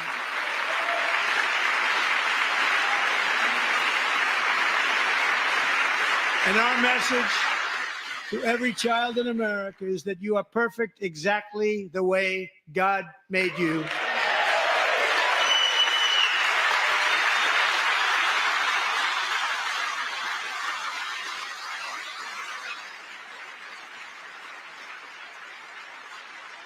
Because we're getting wokeness out of our schools and out of our military, and it's already out, and it's out of our society. We don't want it. Wokeness is trouble. Wokeness is bad. It's gone. It's gone. And we feel so much better for it, don't we? Don't we feel better? Our service members won't be activists and ideologues. They will be fighters and warriors. They will fight for our country. And Pete, congratulations. Secretary of Defense, congratulations.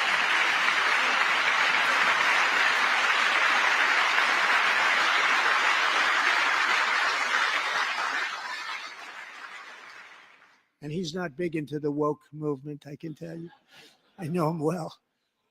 I am pleased to report that in January, the U.S. Army had its single best recruiting month in 15 years, and that all armed services are having among the best recruiting results ever in the history of our services.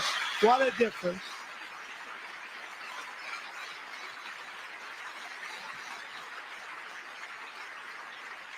And you know, it was just a few months ago where the results were exactly the opposite. We couldn't recruit anywhere. We couldn't recruit. Now we're having the best results just about that we've ever had. What a tremendous turnaround. It's really a beautiful thing to see. People love our country again. It's very simple. They love our country and they love being in our military again. So it's a great thing. And thank you very much. Great job. Thank you.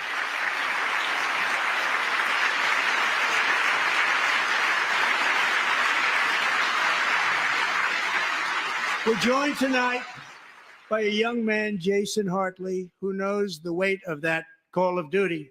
Jason's father, grandfather, and great-grandfather all wore the uniform.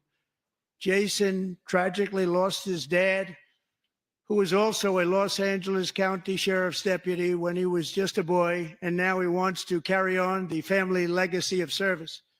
Jason is a senior in high school, a 6-letter varsity athlete, a really good athlete, they say, a brilliant student with a 4.46, that's good, GPA. And his greatest dream is to attend the U.S. Military Academy at West Point.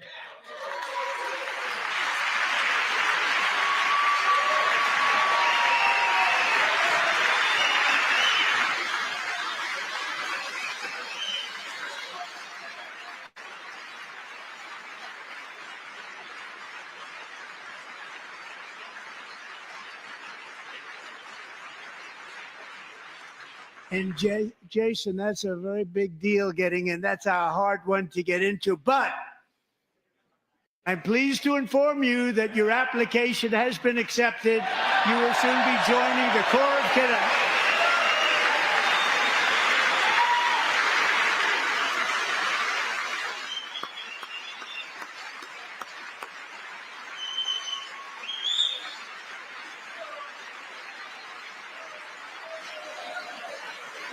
Oh, he's so cute.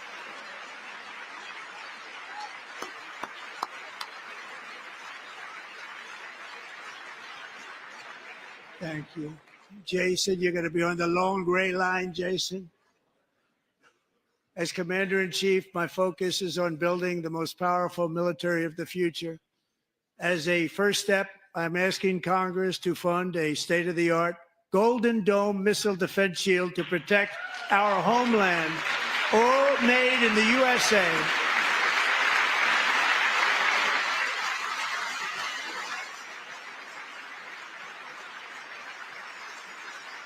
And Ronald Reagan wanted to do it long ago, but the technology just wasn't there, not even close. But now we have the technology. It's incredible, actually. And other places they have it. Israel has it. Other places have it. And the United States should have it too, right, Tim, right? They should have it too. So I want to thank you. But it's a very, very important. This is a very dangerous world. We should have it. We want to be protected, and we're going to protect our citizens like never before. To boost our defense industrial base, we are also going to resurrect the American shipbuilding industry, including commercial shipbuilding and military shipbuilding.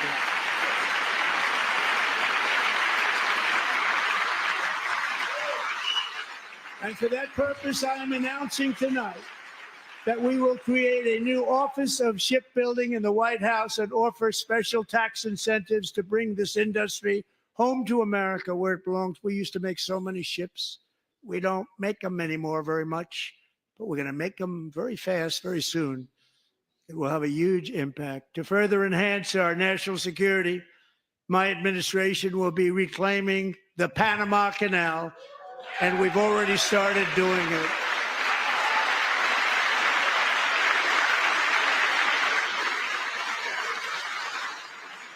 Just today, a large American company announced they are buying both ports around the Panama Canal and lots of other things having to do with the Panama Canal and a couple of other canals. The Panama Canal was built by Americans for Americans, not for others, but others could use it.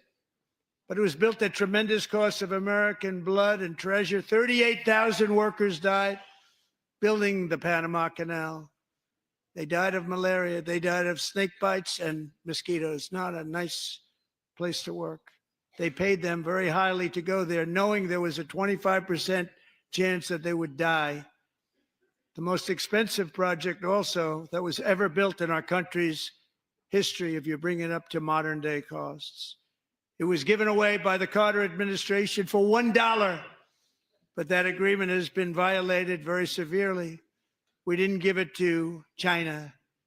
We gave it to Panama, and we're taking it back.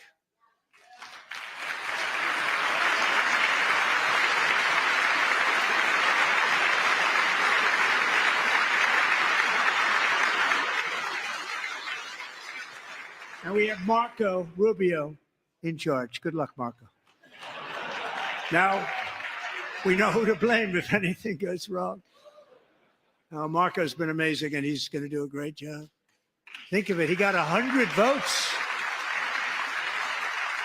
You know, he was approved with actually 99, but the 100th was this gentleman, and I feel very certain. So let's assume he got 100 votes. And I'm either very, very happy about that or I'm very concerned about it. But he's already proven. I mean, he's a great gentleman. He's respected by everybody. And we appreciate you voting for Marco. He's going to do a fantastic job. Thank you. Thank you. He's doing a great job. Great job. And I also have a message tonight for the incredible people of Greenland. We strongly support your right to determine your own future. And if you choose, we welcome you into the United States of America. We need Greenland for national security and even international security. And we're working with everybody involved to try and get it. But we need it really for international world security. And I think we're going to get it. One way or the other, we're going to get it. We will keep you safe. We will make you rich, and together we will take Greenland to heights like you have never thought possible before. It's a very small population, but very, very large piece of land and very, very important for military security. America is once again standing strong against the forces of radical Islamic terrorism.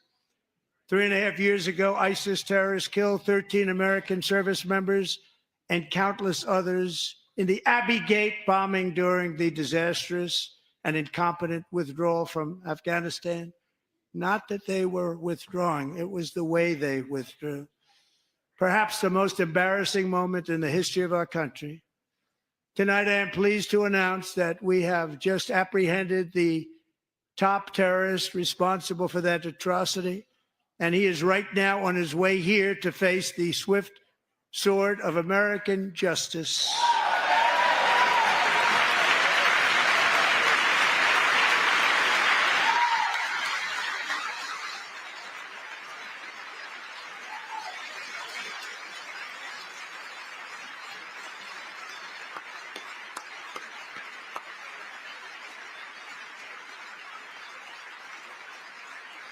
And I want to thank especially the government of Pakistan for helping arrest this monster.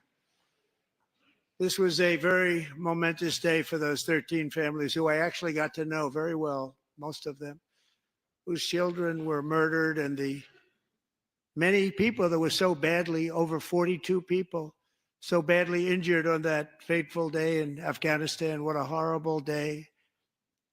Such incompetence was shown.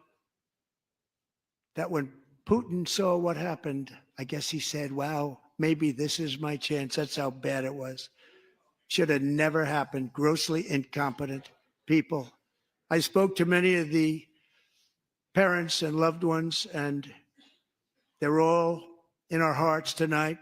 Just spoke to them on the phone. We had a big call every one of them called, and everybody was on the line, and they did nothing but cry with happiness. They were very happy, as happy as you can be under those circumstances. Their child, brother, sister, son, daughter was killed for no reason whatsoever.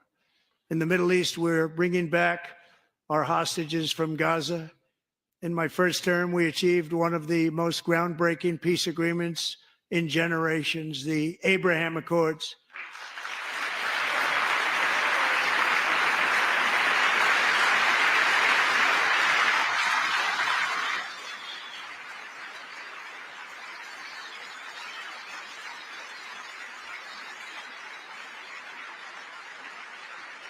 And now we're going to build on that foundation to create a more peaceful and prosperous future for the entire region. A lot of things are happening in the Middle East. People have been talking about that so much lately with everything going on with Ukraine and Russia.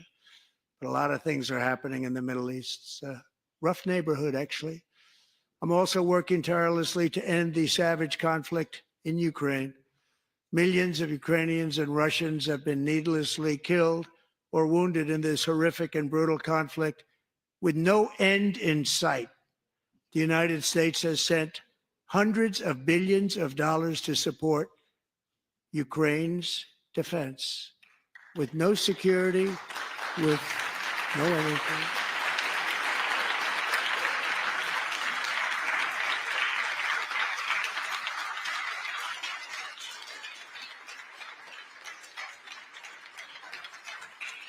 Do you want to keep it going for another 5 years? Yeah, you would say Pocahontas says yes.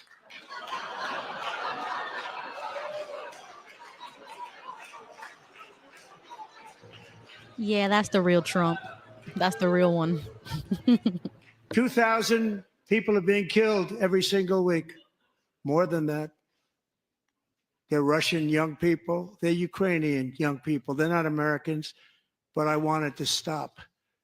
Meanwhile, Europe has sadly spent more money buying Russian oil and gas than they have spent on defending Ukraine by far. Think of that. They've spent more buying Russian oil and gas than they have defending. And we've spent perhaps $350 billion, like taking candy from a baby. That's what happened. And they've spent $100 billion. What a difference that is.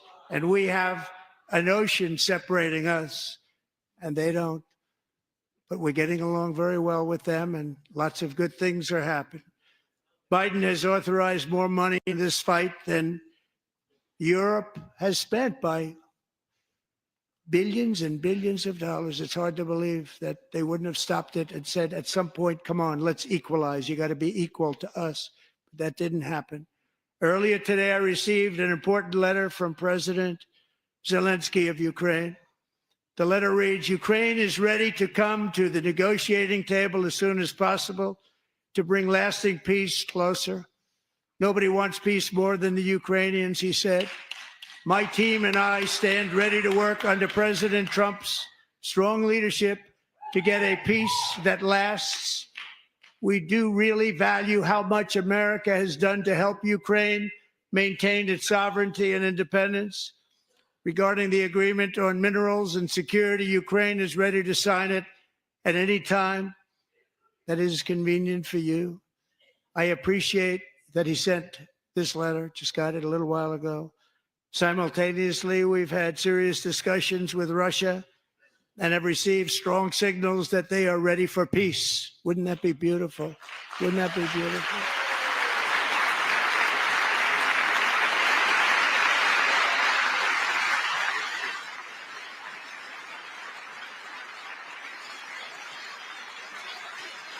Wouldn't that be beautiful?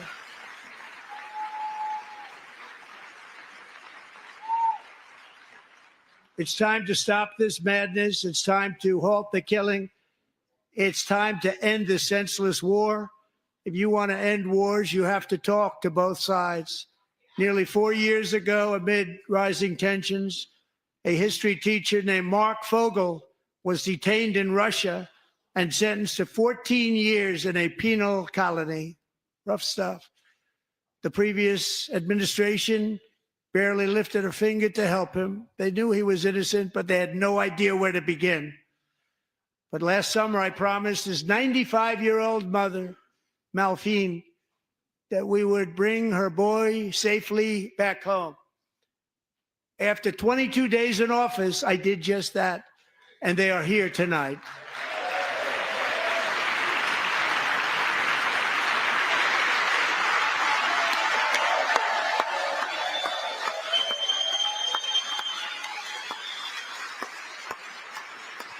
For 95 years old, she looks good.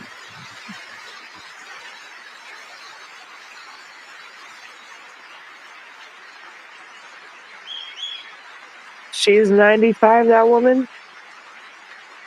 Yeah, he just said 95 years old. She looks good. Wow. Yeah. Yeah, look at her.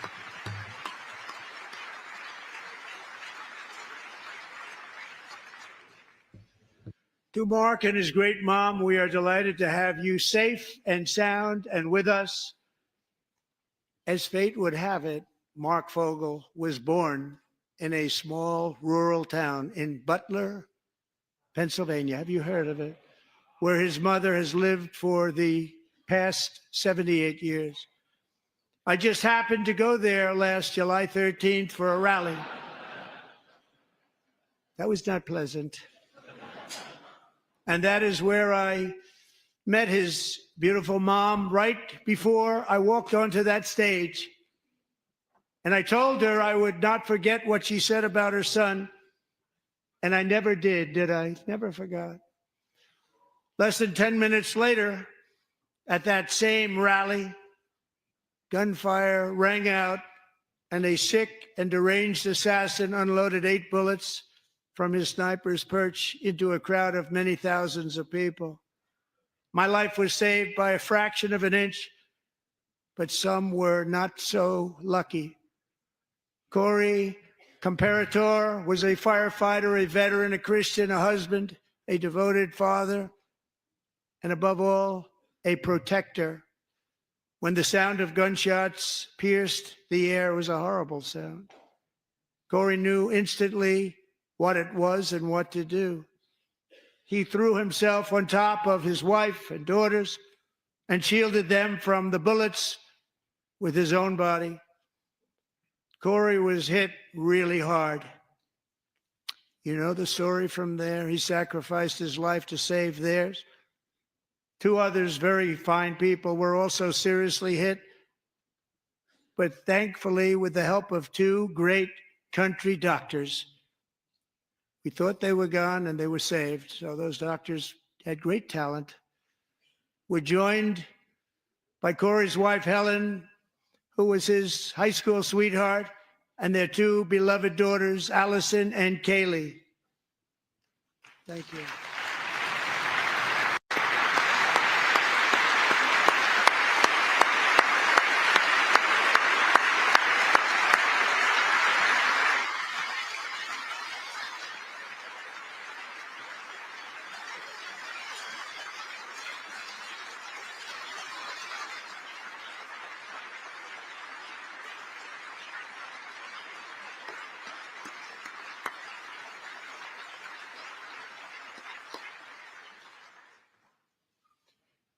To Helen, Allison, and Kaylee, Corey is looking down on his 3 beautiful ladies right now, and he is cheering you on. He loves you.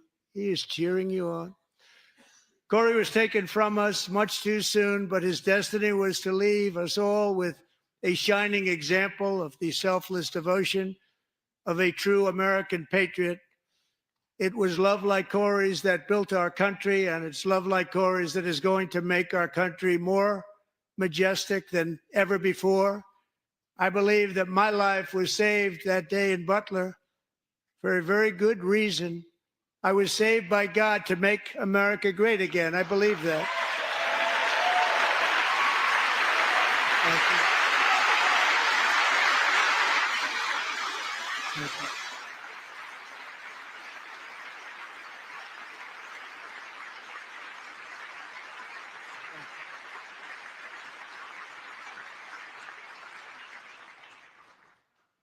Thank you very much. From the patriots of Lexington and Concord to the heroes of Gettysburg and Normandy, from the warriors who crossed the Delaware to the trailblazers who climbed the Rockies, and from the legends who soared at Kitty Hawk to the astronauts who touched the moon, Americans have always been the people who defied all odds, transcended all dangers, made the most extraordinary sacrifices, and did whatever it took to defend our children, our country, and our freedom.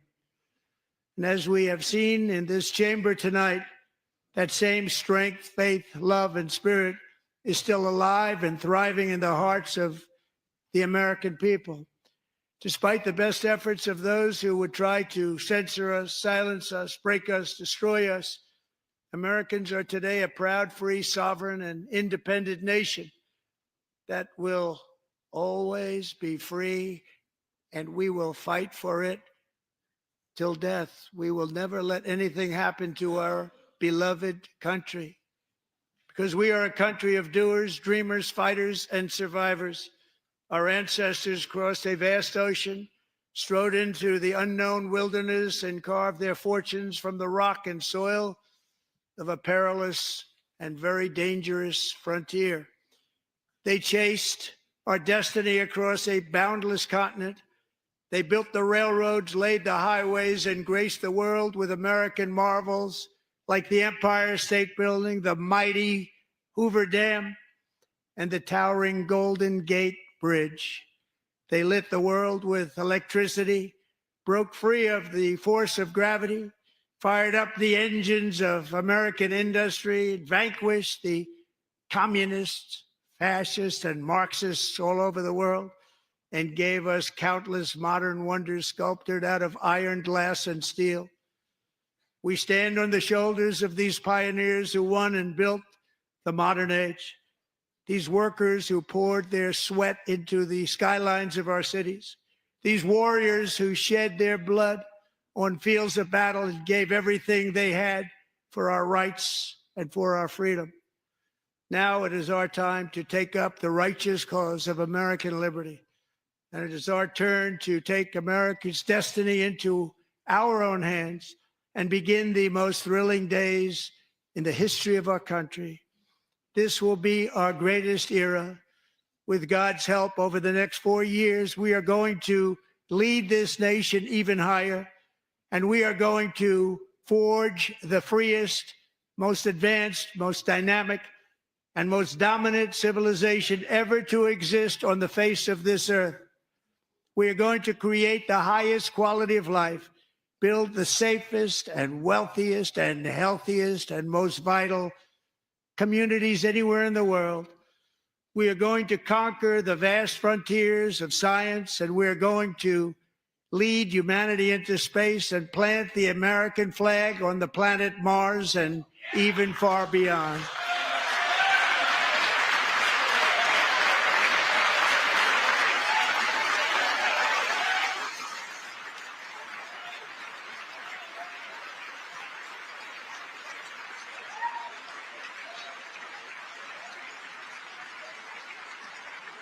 And through it all, we are going to rediscover the unstoppable power of the American spirit.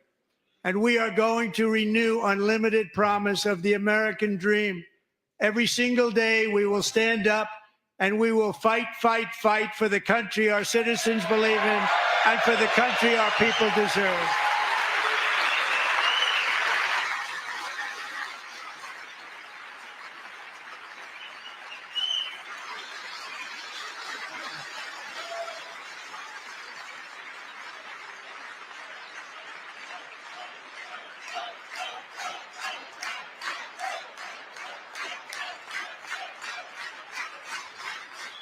My fellow Americans, get ready for an incredible future, because the golden age of America has only just begun. It will be like nothing that has ever been seen before. Thank you, God bless you, and God bless America. There we go. Thank you. Finally. Thank you. Oof. God bless you. God bless America. Now that was a great speech. Bro, those Democrats got up so quick. And they Look, were they're leaving little by gone. little by the Look at end. them. They're gone. They are gone. They're running out of there. Yeah, thank you, Elaine. She said, be happy, a president who can actually speak. I agree with Elaine. I mean, like I said in the comments, Trump is a president that gives attention and recognition to each and every person, got an applause, got a thank you, got eye contact. He gives you the time of day. And that's Mhm. the only reason why I like Trump. I like him as a human. I don't think he's like a politician or anything, and I know that he is playing politics, but at the end of the day, in my opinion, he's the best guy for this job right now in this time frame, in this universe. He's just the guy. I cannot see Kamala doing that. I can't see her giving time and attention and recognition to anybody else except herself. I can't see that happening.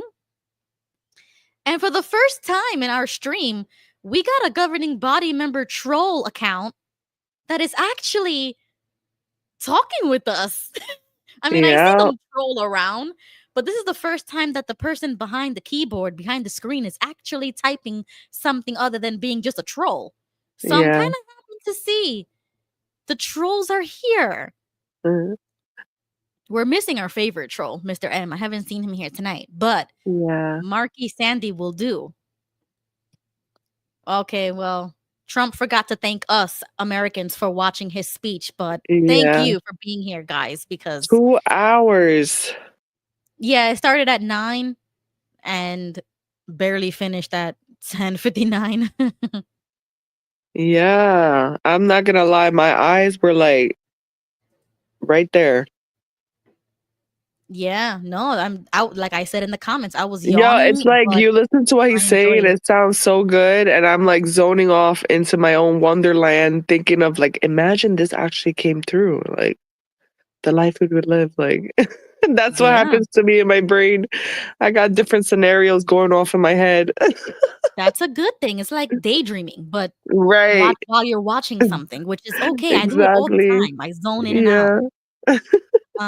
Like John Marciano says, imagine if Kamala had her State of the Union and she was cackling while giving it. Exactly. It's like I can't take that seriously. I Yeah. can't. It's I it's the same mean, reason why I couldn't vote for RFK Jr. I said, Bendito, by the way he talks, I will never be able to handle 4 years of a RFK Jr. president. He's got to step down. Please do us the favor and step down. How dare you run for president with that voice? Honestly. oh my gosh. I'm weak. They were like, I knew it. Tony fell asleep. I'm chinky. I'm sorry, guys. And a little sick, so you gotta cut Tony some Y- slack here. Yes. I'm trying to make it through. Yeah, Jay says it went so long, King Tony needed oxygen. Yo, that was hilarious when they were grilling you in the chat. But yeah, Bro, all my I'm cousins King have asthma. Tony, and then, you know, my alternate is Bane. Yeah. Bendito. Oh, man. Yes, and Trump is more entertaining. I mean, the first half, that drama that they were giving Trump was epic. I love it. It reminds me back in the days of when they actually used to beat each other up in Congress when they would disagree. There Oh, was my that one God. story that somebody got beat with a cane and broke his skull. Yo, when I was reading that in the library, because I was just bored, you know, trying to read history books and just like politics books. I remember that story being told. They actually used to beat each other up, and Oh, my somebody got God. seriously hurt. And they used to do duels back in the day. I mean, whatever happened to that? I would love to see a modern day duel. I mean, it's not illegal. That's So why hilarious. not? Right? That would be really interesting. Yeah, it would be. And there's a lot to talk about because I know everybody was saying that this speech, you know, listen for this or listen for that. You know, they were trying to, you know, bring up the hype. Yeah. But this was the speech of promises made, promises kept. He listed every single thing That he he's done. do and that he already did. Has it been 100 days already? I don't know. I don't think so, Yeah. right? It's only been like what, 2 months? No, it has not. That was Really? great. Hey, Michelle. Oh, Michelle's on the Michelle. stage. Let us know how you feel, Michelle. What's up? That was great. It was so funny. Yeah. You know, I had so much fun with you guys in the chat, and it was just fun, and it was so Yeah. entertaining. Even though I'm not buying everything, it was just entertaining, you know. Yeah. And my hubby was making me laugh too. So he Yeah. was here. He was here sitting Nah. with me watching it. So we were watching it together with you No, when guys. he brought up the social security ages, that been getting Yeah. checks, I'm I glad was he did like, that. what the heck is going on? And they still haven't found out exactly where the money's going to, right? No, but I think that's what he said. He's like, we're gonna find out Yeah. what exactly is happening. But he stated that it exists. You see what I'm saying? The problem Yeah. exists. Everybody wants to call it, like they were screaming, false, false. No, but they had the little signs. Well, what you mean false? If it's there, it's there. If it's on paper, like Yeah. literally. So what do you mean false? Right. No, they were just upset that they were being called out. Exactly. But It was those like a signs are little, it fitting. was like Trump gave him a pela. Right. The fact that you even have those signs seems so like all a show to me. Like, wow. Yeah, that was You know what I'm really saying? like It's an like a little mini. auction. Yeah, or yeah. Yeah, like an auction. What the hell is going on here? Yeah, it's so funny to me. And then how the Democrats won't like clap or they won't get up. It's just so theatrical, you It's know? childish. There's Jimmy. I would have loved to see that happen when a Democrat was elected. Oh, I'm They sure. I do. mean, they do that. They both do it. Yeah. Both sides play Oh, their parts really? so well. Oh, yeah. Mm-hmm. Yeah, when Oh, Biden wow. was there, they stood quiet, but they also did a heckling with when Biden did his State of the Union, but it was warranted. Like he deserved it. I remember that much. Welcome to the stage, Jimmy. Hey, Jimmy. How are y'all doing this evening? I'm all right. Good. Okay, let's hear from Jimmy. I know you got something. So first off, I know everybody's talking about how long he went on to talk, but apparently, and this is no shot at anybody, but apparently, it's a lot of folks haven't watched his rallies because Oh, no, yeah, he talks a lot. He does. he can go 2.5, 3 hours. Oh, yeah. And like Ruby said in the beginning, it's nice that we have somebody who can actually coherently give out, do a sentence and speak for that long. Yeah. So, and the good thing is he can also do it without the teleprompter. So that's pretty freaking cool. We haven't seen that. He doesn't have a teleprompter. You're right. Oh my God. He had the teleprompter tonight. But what I'm saying is, what I'm saying is, when the teleprompters aren't working, he can actually still he can keep going. Yeah. He can keep going. Actually, I think he's better without the teleprompter because you get the real. He gets off script and it's kind of cool. So, yeah. But I'll tell you this: my first thought is, if you're keeping up with the news, there wasn't a lot of new stuff in the speech tonight. No. Correct. So, yeah, if you're keeping up with it, he listed a lot of the accomplishments, like, Ruby said, promises made, promises kept.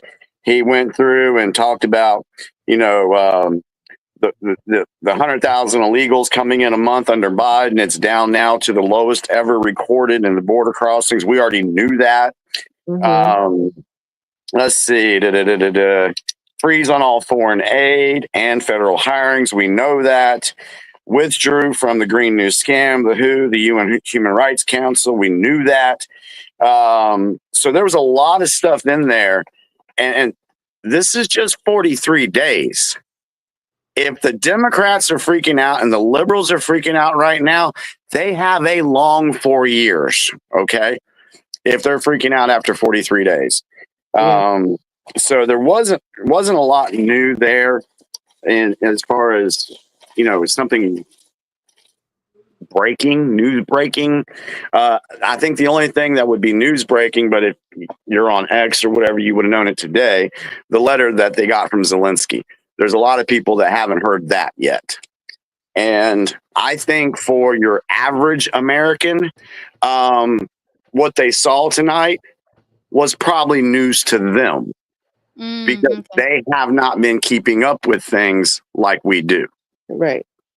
So for those of us that have been in the trenches for a long time with this stuff, this speech was not for us. It was for the normies. It was for the people that aren't paying attention to what's going on. Right. That's my opinion on that. I agree with that. I mean, that makes sense. Yeah. Yeah, because he was stating everything like a list. And if It's you like haven't people who been- need to hear it from the news and from, Right. Mhm. Because Yeah, he so knows that they're not going to get it anywhere else. I unless mean, did they- anyone see Trump's coffee brand or was I bugging? I ain't seen that yet. It was literally right there on the screen. It was like, and he's taking a picture with his coffee brand, the Golden Era. Well, I was weak. The stream that Ruby was using was doing a lot of ads for Trump. You could see like they were advertising Yeah. a combat knife, A and I was combat laughing. knife, a lot of Yeah. stuff. I was like, what the heck is going on? That's alternative media because I don't Yeah. watch the mainstream. So that's a network called Right Side Broadcasting Network, RSBN, and it's like right wing. Is that what you were streaming? Was right Yes. Right broadcasting? Okay. Yes. All right. Oh, okay. That's why you were seeing all those ads for Trump. Yeah. Oh. Yeah. Right. I mean, That's but is that legit? Like does Yes. he really has his own? Well, No, I think it's his likeness. No. I think he no, sells no. a Bible. I think Trump has a Bible. He has shoes. You know what I mean? Yeah. He's got it all. Yeah. I logged myself. And I like that he's bringing everything back to America. A lot of our things are outsourced from other countries. So like, Right. I like that he's trying to bring all of that back to here. Because I feel Which is like, these countries are taking advantage. Like they think that they can pull these oh, well, you know what? You're not going to do what we want. Then you know what? We're going to take this away. You're not going to have any access to this no more. And he's more so like, okay, no problem. We'll start doing our own stuff here. Like, if you're going to be like that. I think what people don't realize, if you go back and you listen to Trump back in the 80s and the 90s when he starts talking about political stuff, he's always talked about how the United States has been taken advantage of financially. Mm-hmm. That hasn't changed. His message hasn't changed. He was he just wasn't in a position at that time to be able to do something about it. We have been getting, I agree with him. We've been getting ripped off by other countries for so very long. Why? Because the deep state's goal has always been to destroy and weaken America. Mm-hmm. That has been their goal. And I know a lot of folks, I get it. They're very skeptical about Trump. They don't like Trump. I get that. But what we're dealing with is bigger than Trump. Right. We are talking about the survival of the United States of America as a constitutional republic. And if folks can't see that bigger picture, then I don't know what to say to them. Because too many people, it's like with the whole Ukraine thing. Everybody out there putting a post up. Oh, I stand with Ukraine. Really? Have you not paid attention to what's going on in Ukraine since 2014? And it goes back even longer than that. The only reason, and I will say this publicly, and I don't give a damn, but the only reason people put up, I stand with Ukraine, is because they hate Trump. That's it. Because regardless, those people that put that up could give two shits about Ukraine. Right. They're virtue signaling, just like they do with Black Lives Matter when they put the black, the black circle up. It's all virtue signaling. That's all Absolutely. it is, to be honest. Yeah. So what did we learn from COVID when it comes to our supply chains? Our supply chains are very weak because a lot of our stuff comes from overseas. Yeah. Mm-hmm. And if those places shut down, what happens to America?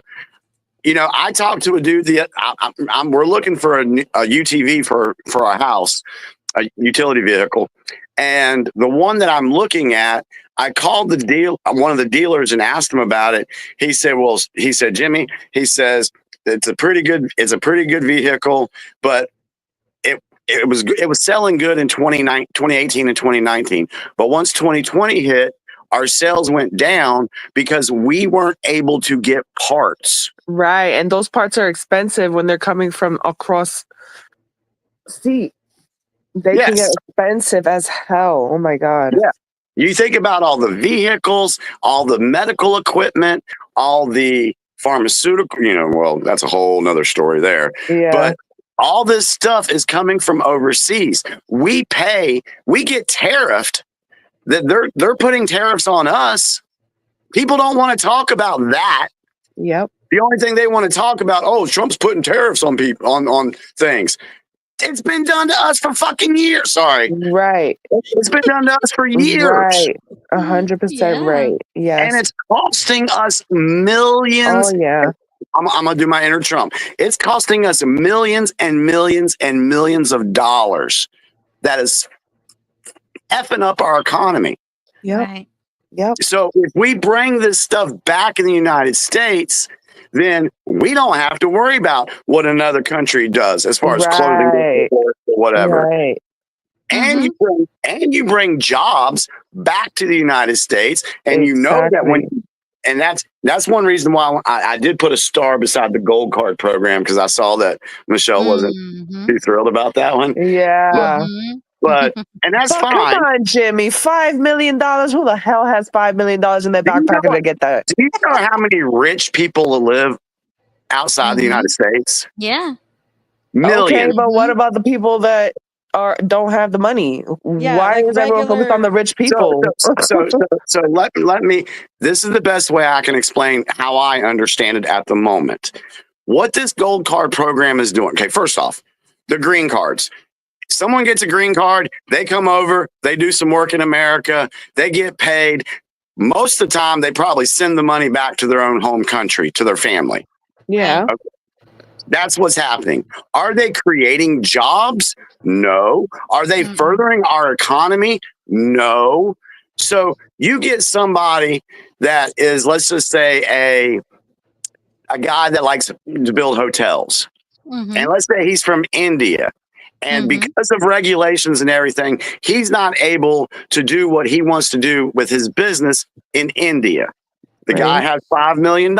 I'm sure there's going to be a vetting program for the people that sign up for this stuff to make sure they're not terrorists or anything like that. But let's say he's a good guy. He wants to start a business in America.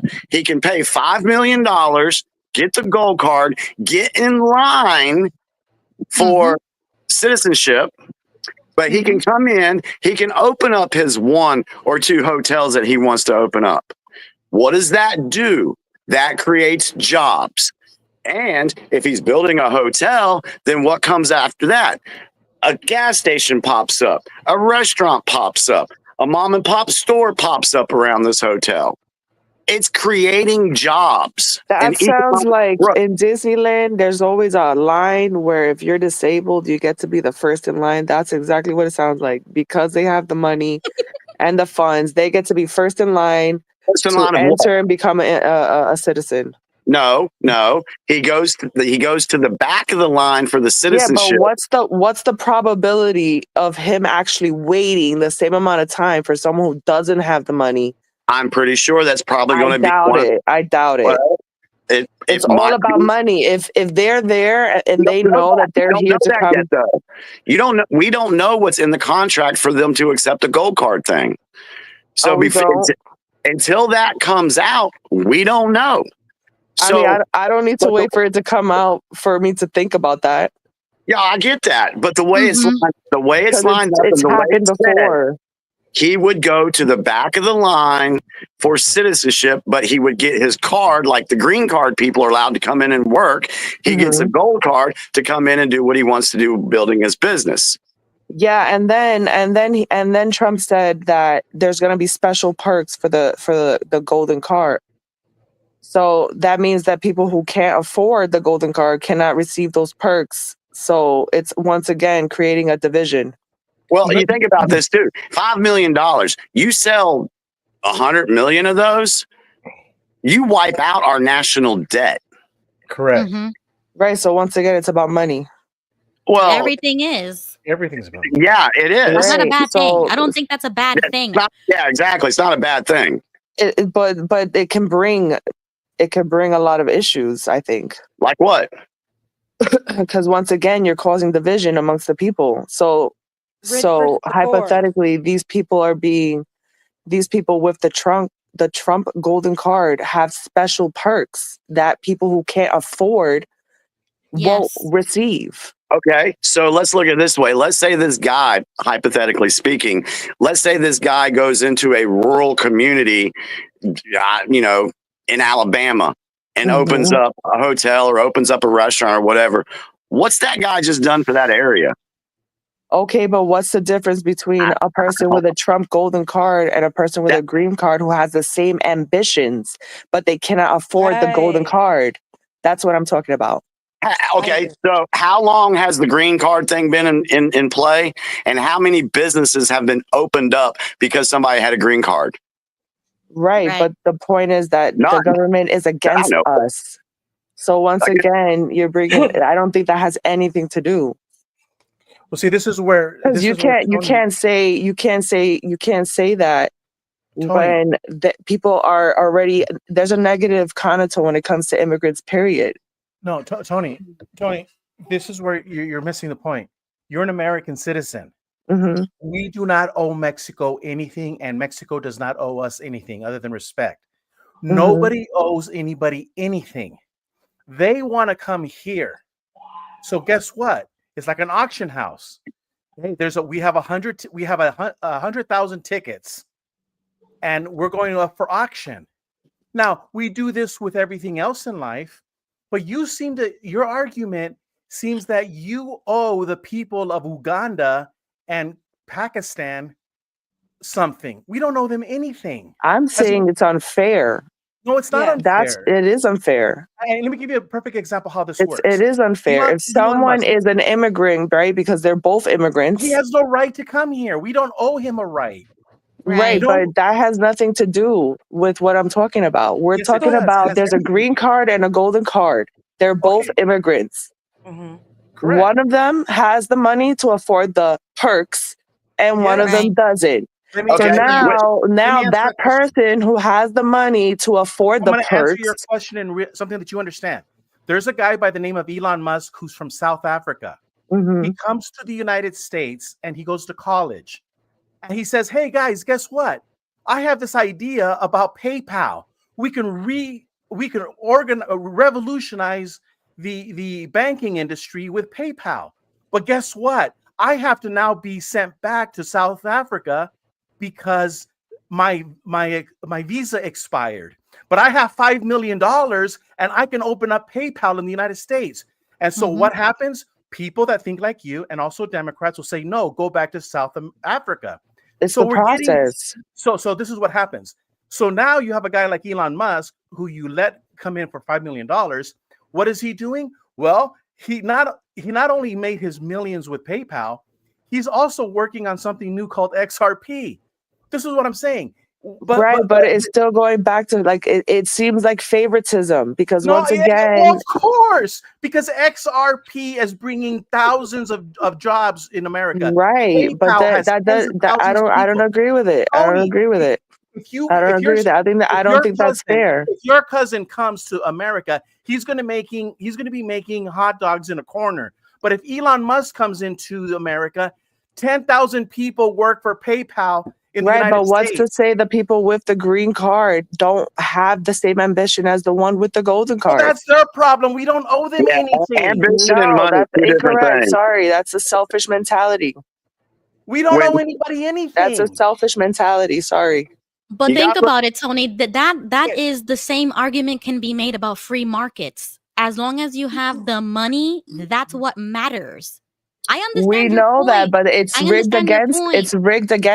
It's rigged against the people once again. You just gotta But the- play by but the the rules if you want to people- get in here. But the people that it would benefit will be a lot more than the people that will have a green card. Like I said, Right. he comes in, he creates jobs, he creates, I understand that, but where is the supporting those who don't have the luxuries The that green people card who still exists. We're not saying that that's right? going to But the go point away. is that they would be able to move faster and do the things that people who have the green card don't have the perks.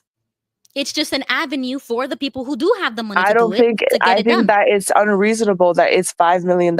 They should lower that Because to you're what thinking, and but they you're should thinking in an lower that. individualist mentality. We're thinking about the greater No, good, the country, the national debt. we're talking about providing opportunities to people of all financial background, not It's only still a there. specific. No, it's That's not. still there. Yes, it is, because Trump created opportunity zones for the Black and Hispanic communities Right, for the but folks that now don't have. you're giving more perks to those who have the financial status, which is And that is what unfair. America is, though. That is If America. That if is the you definition of provided that America. opportunity for everyone, then Can maybe I you'd add have more something? of a better outcome than just the small percentage of the Right. people that can actually afford that. Okay, Michelle, go ahead. I want to say, I truly believe if they cared about the national debt, first of all, the elites we're talking about that are going to be paying 5 million to come into our country, they're the ones that create this mess, in my opinion. The bankers, whoever you want to call them. Secondly, wouldn't we first start focus on the Federal Reserve? Don't you think the Federal Reserve is the biggest problem to why Oh there's so yeah, much debt? I Like if agree. they I agree with you on that, Michelle. 100%, so 100%. why is that not a thing? Why does Trump never talk about that? Why, if we really think Trump is on our side, why are Mm-hmm. the real issues that we all know are really causing these problems? Why aren't they being addressed?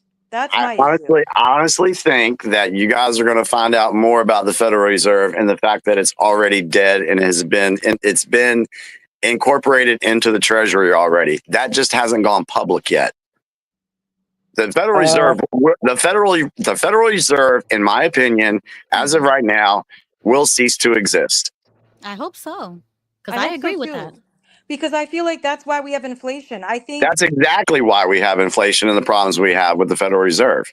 right. I And feel like all this blame gets put on the debt, but in reality, the reason why we have inflation is because of the Federal Reserve. And if we got rid of the Federal Reserve, I feel like inflation would pretty much go away. yeah, I agree with that 100%. Mm-hmm. So that's my only issue. I think we get sidetracked on gold cards. I get what Tony's saying too, but we get sidetracked on gold cards, and I think that's My thing intentional. is, if he would have lowered it from 5 million to a lower, then maybe he'd have more people who are willing to put in the work to build more businesses. But because you're being specific and raising it to a point where only a specific group of people who can afford it are the only ones that could get it, you're limiting. And it should be limited. And let me put that immigration back and forth to rest, because I'm zero immigration and that would get rid of all these problems. I am zero for it. Well, So I if don't that's care the if it's case, then we gold, would all blue, not red, be here. green.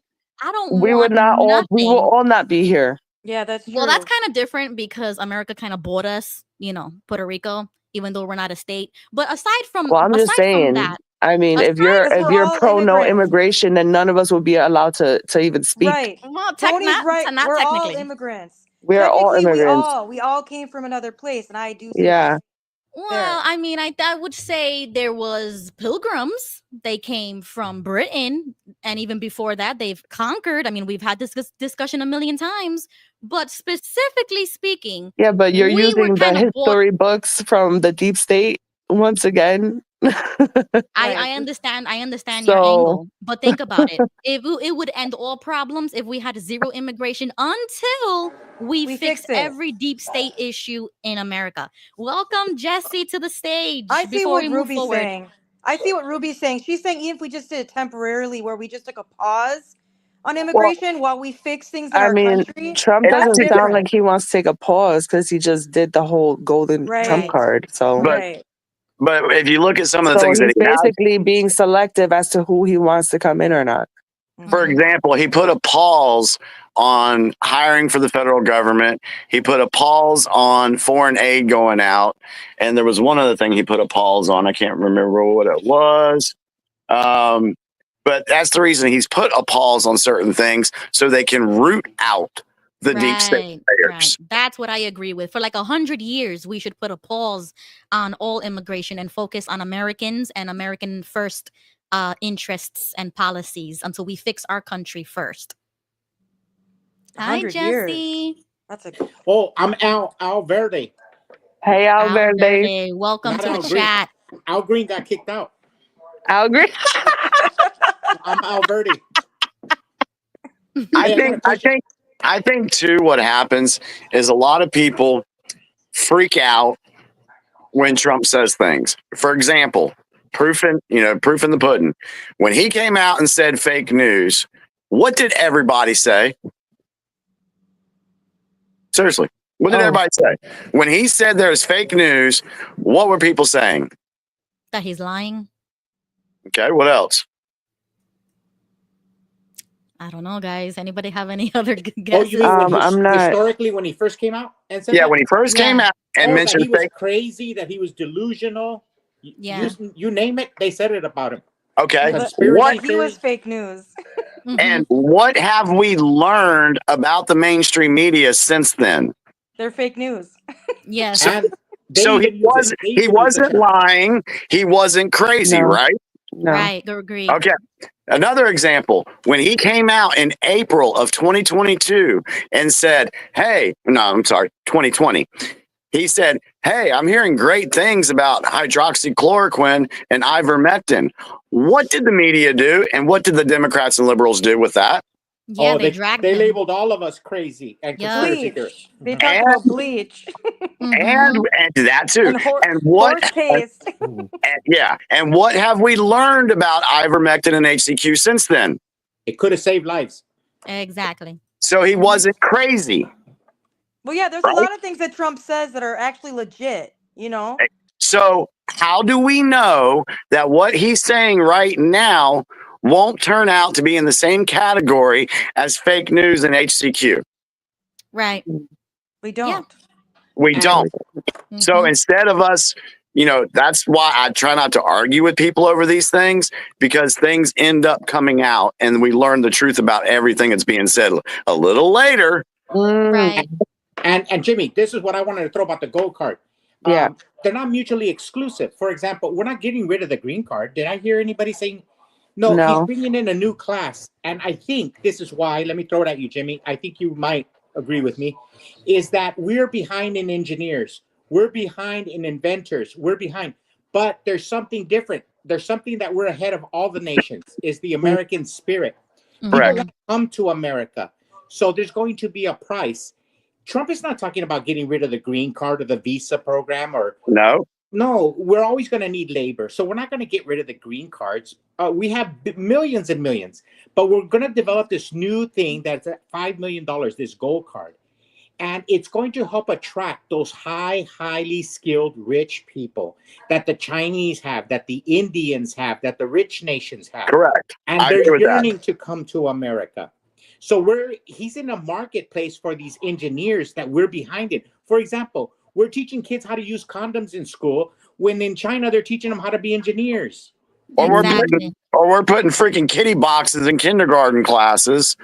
We need those engineers. We need architects, because if we're going to, revamp our roads, our bridges, our airports, train stations, we're going to need skilled, knowledgeable people to be able to do that.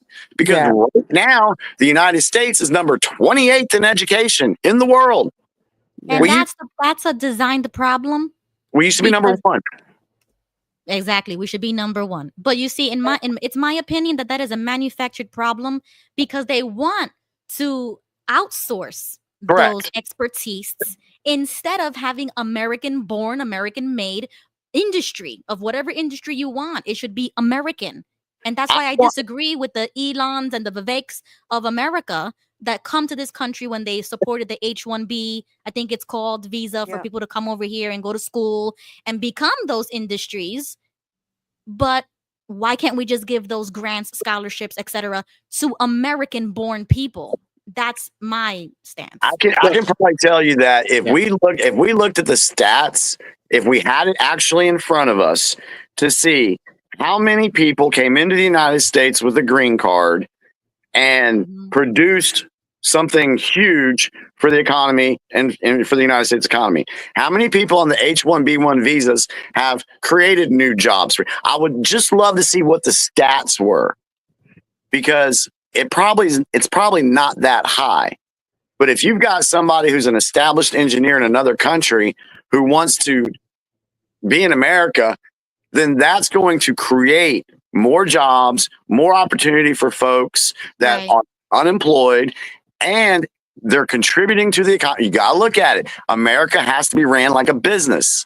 Yeah. Sometimes. And let me tell you something about us Mexicans and us immigrants. A lot of times we're very racist, and you white people have to have the courage to understand this. I know a lot of white people have white guilt, but look, I've employed people since I was 24 years old. 24. I'm 56 now, and I've employed and trained a lot of guys. I had this Mexican guy that wanted to come over. He was a friend of my foreman, and he was waiting about 5 years to get his green card. He ran a business in Mexico, but he had a business in the United States. When he came over, we hired him. A couple of days later, he gave me a 2-week notice. He was hired on the Trump wall. The Mexican foremans, they got their own clique, a clica. They won't hire white people. They won't hire Black Americans. They won't hire Puerto Ricans. They only hire within. Exactly. You can have an American-born Black person, a white person, or Chinese. He's not going to get in on these jobs. Exactly. But you get a Black guy or a white guy, American-born, and you work them with these Mexicans. They're not going to last. They're going to eat them up alive. Yeah. I want to look at a comment that Rosie Jenny S said. Do many of those with green cards end up on welfare, food stamps, free medical, and they have it says they have benefits at cost. So a lot of these folks with the green cards that come in here, yes, they do get food stamps, they do get welfare, and they get free medical. Who pays for that? Exactly. Workman's compensation, the working class. The American taxpayer funds that. Yes, but listen, maybe 20, 30 years ago, when my parents came over, my parents came over about 70 years ago, and that generation of people, they never took food stamps. They never took anything. Right. They would cry. They would rather die than to take it. But there's a new generation of immigrants that are just getting money. Well, we saw it. They were getting the phones, they were getting the credit cards and the lavish lifestyle. So it's a different world we're living in right now. But you know what? Just to get back to Tony, I wanted to throw this at you, Ruby, and Jimmy and Gilbert. Where does it say that the two are that they have to be exclusive, the gold card and the green card? I didn't hear that anywhere. Maybe I'm wrong. Maybe I'm wrong. But does it say that the green cards will end? No. No. No. It's just a brand new thing that Trump is. Yes, that's what I figured. Yeah, it's a brand new avenue. Yeah. Hey, Ruby, let me tell you why in the comment section I said that you're wrong in that. Yeah, tell me why I'm wrong, Gigi. Go ahead. It's real simple. There's a thing called a BlackBerry phone and an iPhone. And an iPhone. Now, I didn't watch the movie, but there's a movie about the BlackBerry phone in Canada. It was made in Canada by the smartest people in the world in Canada. The smartest people in Canada. And then in the movie, they start finding out that they're losing market share. And the CEOs of the company, all of the people, all of the workers are like, what the hell's happening? Didn't we hire the smartest people in Canada to work here? Yeah. But all of the other smarter people went to work, guess where? With Apple. So Apple was bringing in the smartest people from around the world, and they created the Apple phone, which took out the Canadian BlackBerry, something that you guys all know because you've seen these phones. So the answer to the question is, when you mentioned earlier that it has to be treated as a business, the gold card has to happen because we already have examples, and Donald Trump has talked about it, where people went to these great schools. And guess what? They're multi-million in America. They went to great schools in America. Now they're multimillionaires, and some are billionaires in India and China. And guess why? Because we kicked them out. We kicked them out. So this is what we're saying, that Apple, and this is about King Tony doesn't understand. Apple is going to pay $5 million. Apple is going to spend $50 million and bring the 10 smartest people in the world and bring them to, and then in Phoenix, Arizona, in the northern part, the Taiwanese are going to bring in 10 Taiwanese people and pay $50 million. The best are going to come here. And guess what? They're also going to send money back to Taiwan. They're also going to send money back everywhere else. Mm-hmm. So if we do not do this, Russia will be building iPhones. China will be building iPhones. Yep. So everyone is wrong and Trump is right. Just remember that. I was just sitting here thinking of a point where I think it was Ruby that you said who said they kicked them out? Was it Gigi that said these smart people got kicked out? Yes, in India and China, they're CEOs and multimillionaires. So kind of similar. You think about and there's tons of names, but you think about all these inventors, these doctors, surgeons that have had breakthroughs, like being able to run a car on water, or being able to have cures for cancer, or different things like that. All these things that would change the way we all live. What happened to those people? Guys? No clue what happened. They've been murdered. They've been taken out of the picture. They're no longer on this earth. So we go back to the deep state thing. What Trump is doing is a threat to their system, just like these inventors. I'll just use the guy that invented where you could run a car on water. He was a threat to their system, so they had to take him out. So like Gigi said, anybody that comes up that's very smart, they're going to use the H-1B1 and say that's a violation, and they're going to send them home back to India or back wherever. They don't want those people in this country, because they know if they're brought in or if they're allowed to live, that's a threat to their system, a threat to their goal of wanting to destroy America. Yeah. Whoa, what happened? What happened? Where's Ruby? It just faded up. Hey, Jimmy, so this is what I think happens with the N1, H1B1. Look, like, let's talk about immigrants like myself. I'm a Mexican American. And when we come over, we come to work. We just come to work. That's all we know. It's in our DNA. We work. Along there's going to come a guy from a rich country, a millionaire, and he's going to come into the agricultural community. And he's going to do something that us Mexicans don't know how to do. He's going to make a team of labor, of white, black, anything, just the best workers. And he's going to have the best robotic skills. He's going to have the best robots picking lettuce. And he's going to do this lettuce field with what it takes Mexican manpower, 30, 40 in a crew. He's going to do it with 5 because he's got the money, the backing to it. And that's what Trump is thinking about. In every industry, it's going to be revolutionized when you bring this money from. He's going to bring the best of the best of capital coming to America. That's what I see the gold card doing. It's going to revolutionize every industry, even your insurance industry. We're all getting revolutionized. Yep. Okay, I'm back.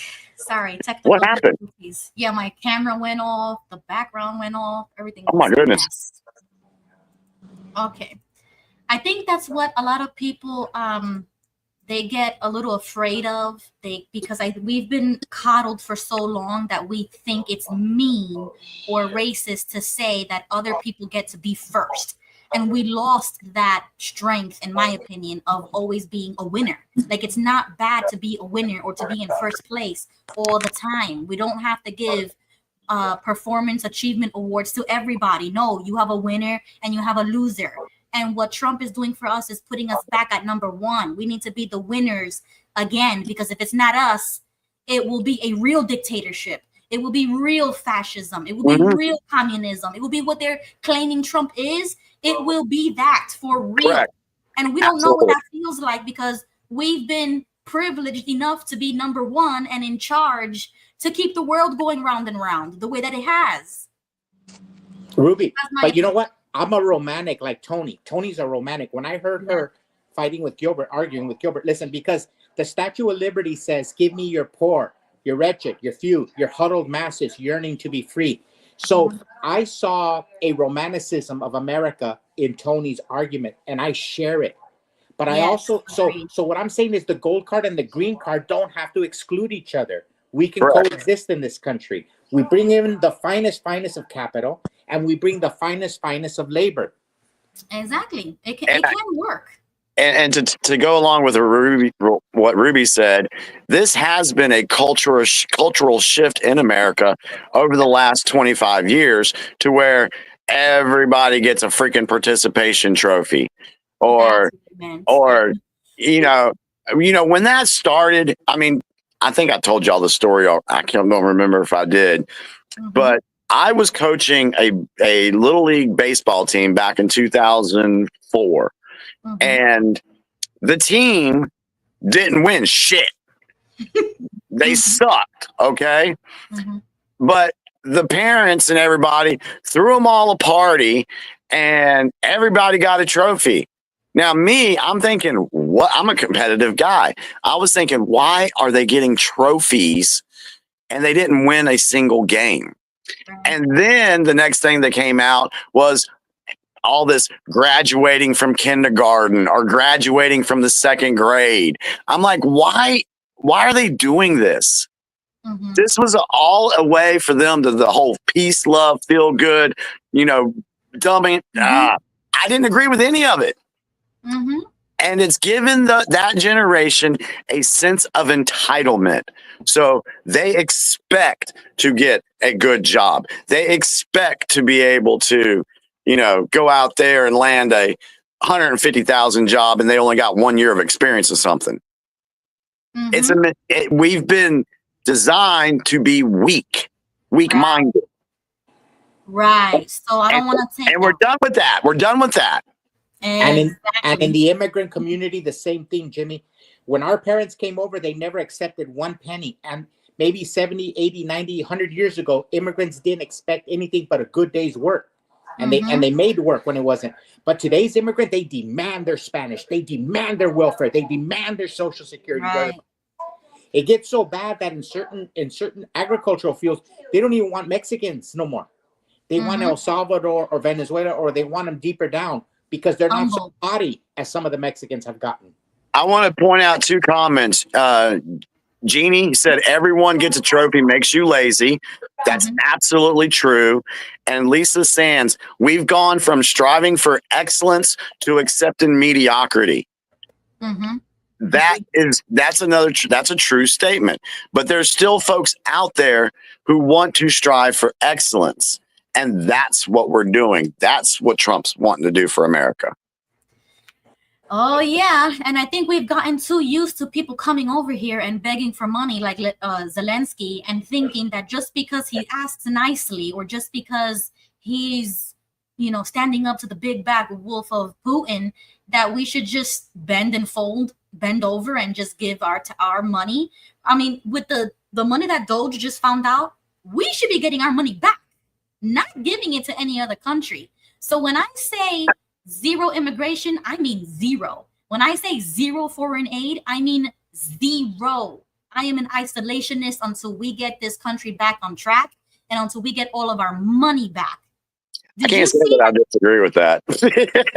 There's a part of me that likes that idea. Yeah, I think it'll be best for us. That's what it means to be America first. And that's what I am. I am not MAGA. I am not a Trump supporter. I am America first. But did you see that interaction that he had with Trump? Oh my God, yeah, I saw that. That was great. I loved it. I loved every minute of it. And you notice the vibe. Now, what the media has shown you is like, the clips and everything. There's like a 12-minute clip, but if you actually watch the whole thing, it's like an hour long. It gives it more context, because Trump didn't get his hair up too much until Zelensky called J.D. Vance a bitch. In his language, in Russian. Apparently. Once that happened, and when that happened, you saw the cameras went, and this is why, the whole stage thing's kind of interesting, because the camera showed the Ukrainian ambassador with her head down like this, like, oh my God, I can't believe he just did that. Yep. That's when the vibe changed in that meeting. And the other thing is they had a deal prepared, ready to go, ready to sign. Zelensky had agreed to it with Rubio. They were going in to finalize it. So when Zelensky got his, high up on his ass or whatever you want to call it, you saw Rubio there like, what the hell, dude? We had a deal. He's just sitting. He's like, we had a deal, and you come in and do this. But what a lot of people don't understand is before this happened with the meeting with Trump, Zelensky met with Democratic officials, and they told him to buck up against Trump. Right. That all true. It was great. I loved it. Yeah, I saw it and I loved it too. And you know what? Oh, go ahead, Jimmy. And these people getting all, well, Trump shouldn't talk like that. Da, da, da, da. What do you think the conversations that the public doesn't see between world leaders doesn't get heated? Right. I mean, come on. Go watch some movies, some political thrillers. They show the people back and forth fussing. You know, it happens. You just got to see it. You just got to firsthand. And that's actually what we want to see. If you are a real patriot, this is what you want to see. You want to see your president standing up to other foreign leaders when it comes to, like Trump said, you're playing around with World War III. It's not a joke. So when you have these people acting as if they command, you're like macho man or whatever. No, you need to sit down and be humble, because what you're trying to do here is seek peace, is it not? And that's why Trump said he is not looking for peace. And he was pushing his luck too. The way he was dressed, I know to a lot of people it doesn't matter, but like Trump talks about the Border Patrol, he says how great it is. He talks about every profession. He talks about the greatest. He was talking about the Ukraine fighters in the utmost respect. He talks about music, any industry that Trump talks about, he talks about the greatness. When he talks about baseball this weekend, he was talking about Pete Rose with great admiration, the deceased. Yeah, saw that. Well, the same thing with this. You're going to the White House. Some people, like Ronald Reagan, he would not even go into the Oval Office without a coat. They hold it in the highest esteem. Right. And Zelensky did not hold it in the highest. I mean, he really was out of place. He needed to come to Jesus moment. Needed to be bitch slapped. Ruby, do a quick search. I had something just hit me. Do a quick search on Zelensky meeting with Klaus Schwab. On X or just internet? Google it and see if a picture comes up. Zelensky meeting with Klaus Schwab. Yeah. Schwab. Let's see.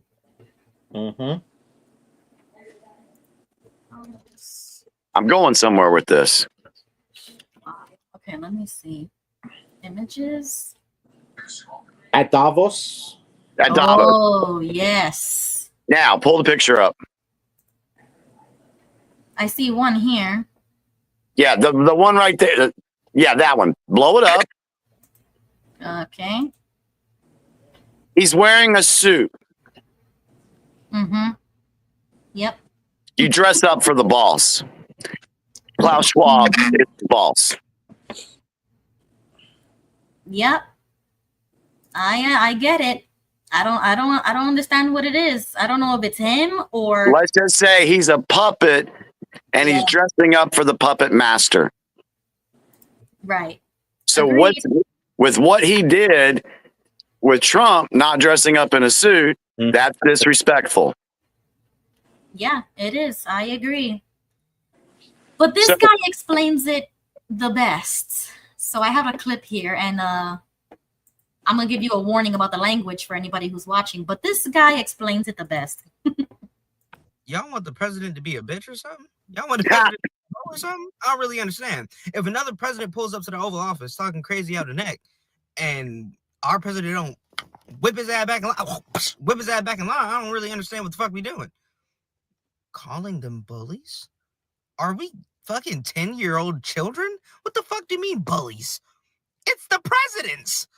What do you think wars are? Just bullies fighting each other? Stupid nigga. These niggas really in a field. Niggas are dying for real. And y'all niggas talking about bullies.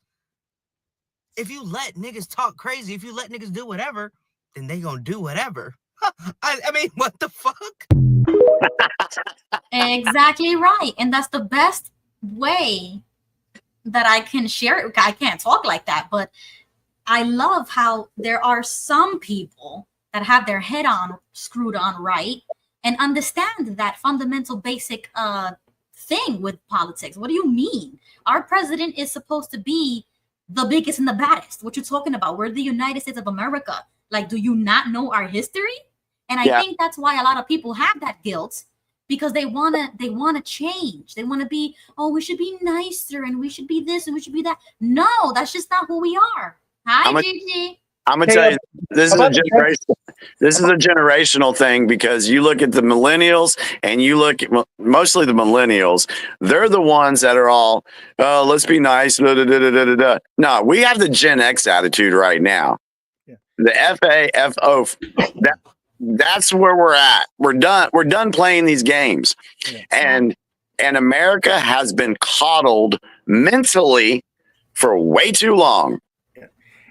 That's true. And one thing you need to understand about the dress code, I was telling Jesse, Nayib Bukele of El Salvador doesn't wear suits and ties when you see him, but he'll wear a traditional El Salvadorian suit.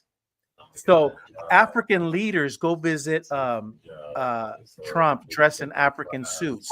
Correct. The guy from I forget his name. Nice. The guy from India. He dresses Modi. he dresses like an Indian. If Gandhi were to see Donald Trump, he would go dressed like Gandhi. So the point is that it hadn't, in my opinion, and other people, it has nothing to do with the suit. It has to do with the full disregard of Zelensky. He wasn't dressed in full gear of the Ukrainian. He disrespected his own country. Now listen, Correct. Let's say the president of Mexico went, and it was a man, and he went dressed full charro, Mexican sombrero. Nobody would say anything. They would actually love it, because that's what culture is. And Donald Trump loves everybody to have their own culture. Correct. What we saw here was he was going to the gym. Like, I mean, this was total disrespect. Yeah. Yeah. That's what we saw here. I agree. And then there was another clip that I have here for you, Jimmy, explaining about our mandate, because you talk about this a lot, about the mandate. Trump has been mandated. So this is a good clip of the mandate. It's only been in office for 6 weeks. Seems like 6 years, doesn't it? Mm-hmm. And he's been going around with his cronies touting his so-called landslide and blowout win. But he won the popular vote by 1.5%, one of the smallest ever. And he won the general election by less than 50%. So what kind of mandate is this really? Well, it is a mandate, and I'm going to explain why. And I don't mind the question, but let me be very clear. I'm no supporter of Trump. I'm a supporter of truth and the facts. And here's the facts. The man won every swing state.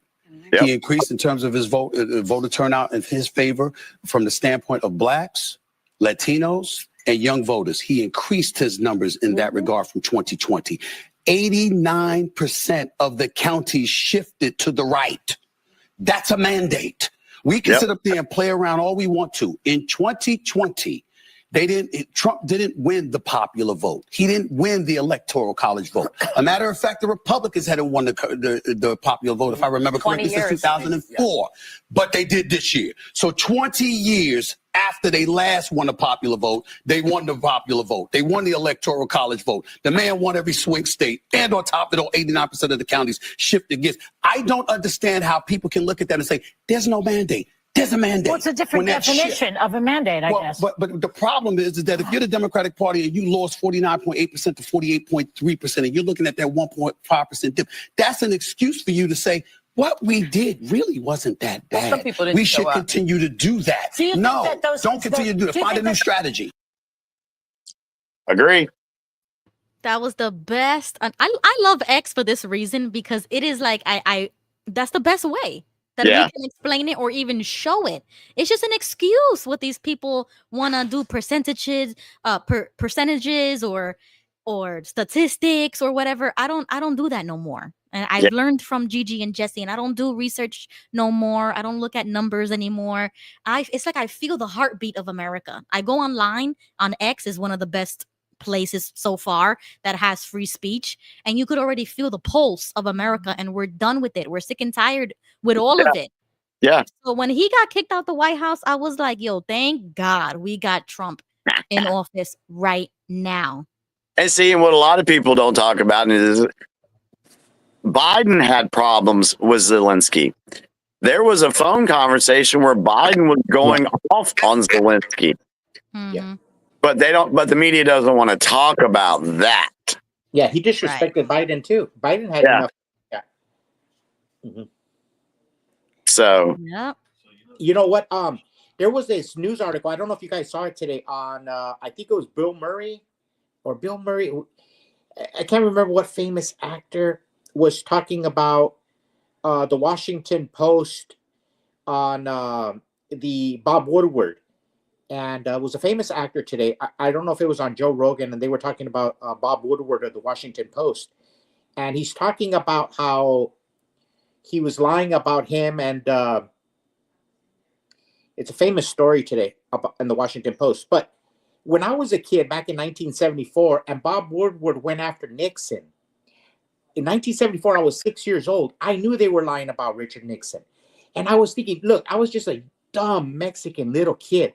If I could see that they were persecuting Richard Nixon, how come this rich, white, famous guy who's now 70 or 80, they're barely figuring it out? Why is Stephen A. Smith in The View? I remember the 80s and 90s. He was always after Reagan. He was always hitting Bush, Sarah Palin. He was always treating Rush Limbaugh, all us conservatives like trash. And they're coming to the party late. When 30 years ago, we were getting beat up, all the conservatives. And back in 74, the way they treated Nixon like a dog. And now they're saying, oh, wait, maybe we were wrong about this. Man, maybe they should apologize for the way they, like Stephen A. Smith, he should apologize for all the things he said about conservatives so many years ago. I just have a bit of frustration over it.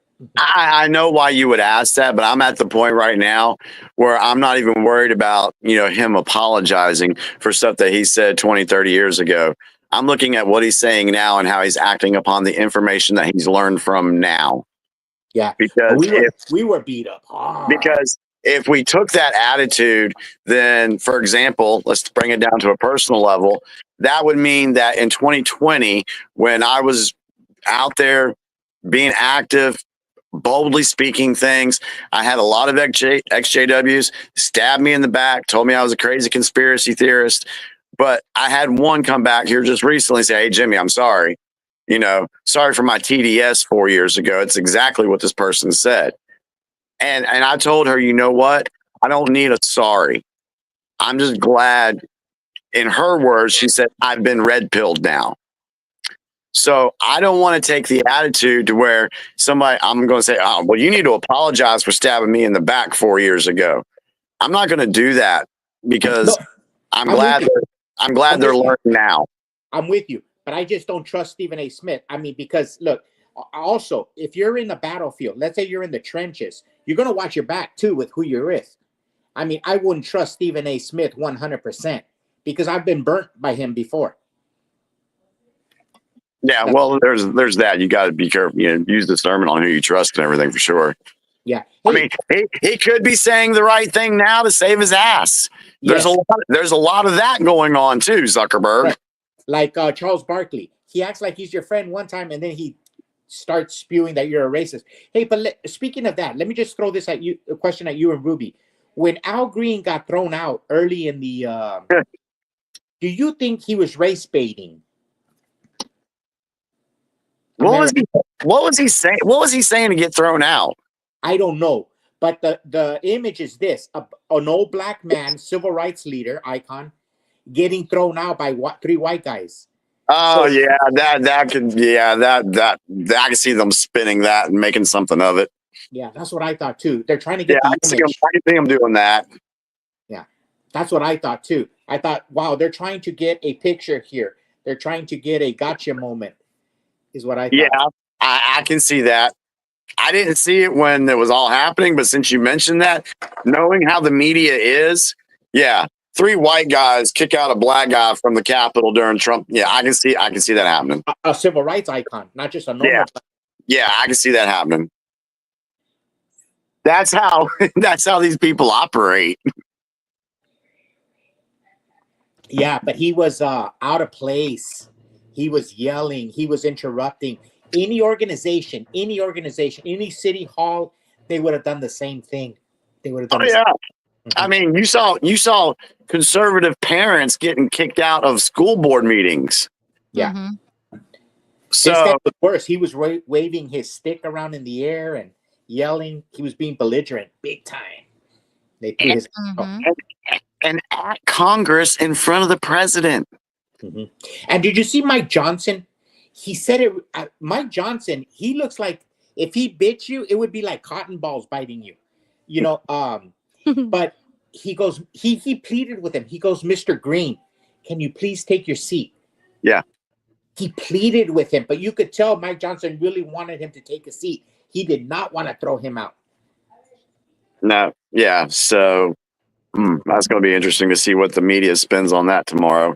Yeah. Hell, they're probably doing it already. Oh, they are? Oh, yeah. I'm just saying they probably are. I haven't looked to see anything, but I wouldn't put it past them. Let's see. One of the other things I thought was funny, and I put a star beside this one. When Trump was saying that the Democrats wanted a bill for immigration, and they wanted to tie all these other pet projects to the bill for immigration. And he said, turns out we didn't need a bill. All we needed was a new president. Yep, I love that. They're calling it the line of the night. Yeah, I wrote it down. I wrote it down in all capitals. Hold on. I wrote it down and I started and I wrote it in all capitals. That all we needed was a new president. So that was good. And then the stat that he brought out about autism, that back 30, 35, 40 years ago, 1 in 10,000 children would have autism. Now it's 1 in 36. That's very, very alarming and troubling. Something's going on. Yeah. You have to be an idiot not to see it. Yeah. And the other thing that I liked, and I saw some comments about don't bring God into this or whatever, but I was like, how in the world is it political to make a statement that children trapped in, you're perfectly fine with the way God made you? How is that? How is that mixing religion into Because politics? people get triggered with these terms, and I understand it. I get it. I used to feel like that. Okay. But even though you reject that for yourself, that doesn't mean that like 51% of the whole country is Christian. No matter the denomination, we are a Christian nation. And how many times have we spoke about this on the channel? People want to deny that, and I get it, but the truth is the truth. I'm sorry. And what we have to do is revive that in the nation. I get the Christian value. I'm just asking, why would a statement like that trigger people into being like, oh, let's not bring God into this? Because I saw it in the chat when it was going on. Yeah. And we have to admit that there's people that just hate that conversation. They don't want that conversation. Exactly. It's denial. They are in denial that we have a creator, that we have a God, that we are made male and female. And that's, you could be in the center. You know what I'm saying? Like you can be right in the middle of like, it's rubbing you the wrong way. But then that's how we get that slippery slope of the radicalism that now there's 100+ genders. You see what I'm saying? So it's like, if you don't have a red line, if you don't put a stop to it, it's gonna go how we've seen it. And the country already rejected that by bringing in Trump when he's talked about banning the trans, banning this, banning that. Like all of the things that he said in that speech and what he has already done is so basic that it should have never been a political issue or a topic of speech or anything. So the fact that it is there, it shows you how far off the deep end these atheists or people who don't believe in God or in anything, that's how far they want to go. And us as Christians have to put a stop to that.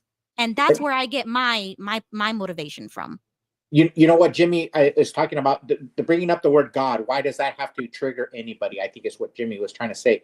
But I think, and me and Gilbert talk about it a lot in our videos, and we talk about that everything now in the United States is political. The left has politicized everything. Correct. For example, the word God. Let's take the word God.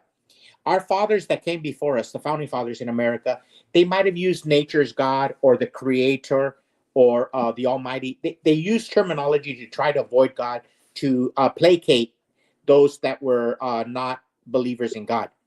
And so you don't see the word God a lot in the founding fathers and the original documents. They use other terminology to reference God. But a person like Trump, they're already triggered. Did you remember what he said? This side right here, I can cure all this. I could come up with a Oh yeah, I wrote that down. I wrote that down too. Yeah, and they will not clap. They will not be happy. So with him mentioning God, I think, let's say Bill Clinton would have talked about God, or Al Gore, they wouldn't be triggered. But because it's Donald Trump, it sends him into the stratosphere. Oh yeah, they hate him. That's why. That's hatred, and that's what hatred. It blinds you to not even applaud for something that's actually good, for the greater good of the entire country, not just your party. We should be putting country over your party every single day. And they don't do it. They worship their party and their party leader like you would worship God, because they've replaced the God and they put religion there. They worship. They put politics there. They worship politics rather than God, the creator. So it's unfortunate, but it is the way it is. That's why we have to stand up for what we believe in and fight back when these monsters try to go after our children. And Trump is that barrier. He's putting himself in front of it like a shield. So, and it's sad that he has to do that, because it should have never become an issue. Yeah, Gigi is back. Yeah, so for me, the thing is with God doesn't bother me one bit. It's the religion that bothers me. Right. You know, that's the thing with me. And I was just sitting here thinking, you know, I was trying to figure out how to word this, but maybe you guys can help me. Why is it just humans that we are supposed to have evolved or whatever like that? Do they say the same thing about animals? What do atheists say? Were animals created? How the animal? You see where I'm trying to go with that? Mm-hmm. No. Is it making sense? No.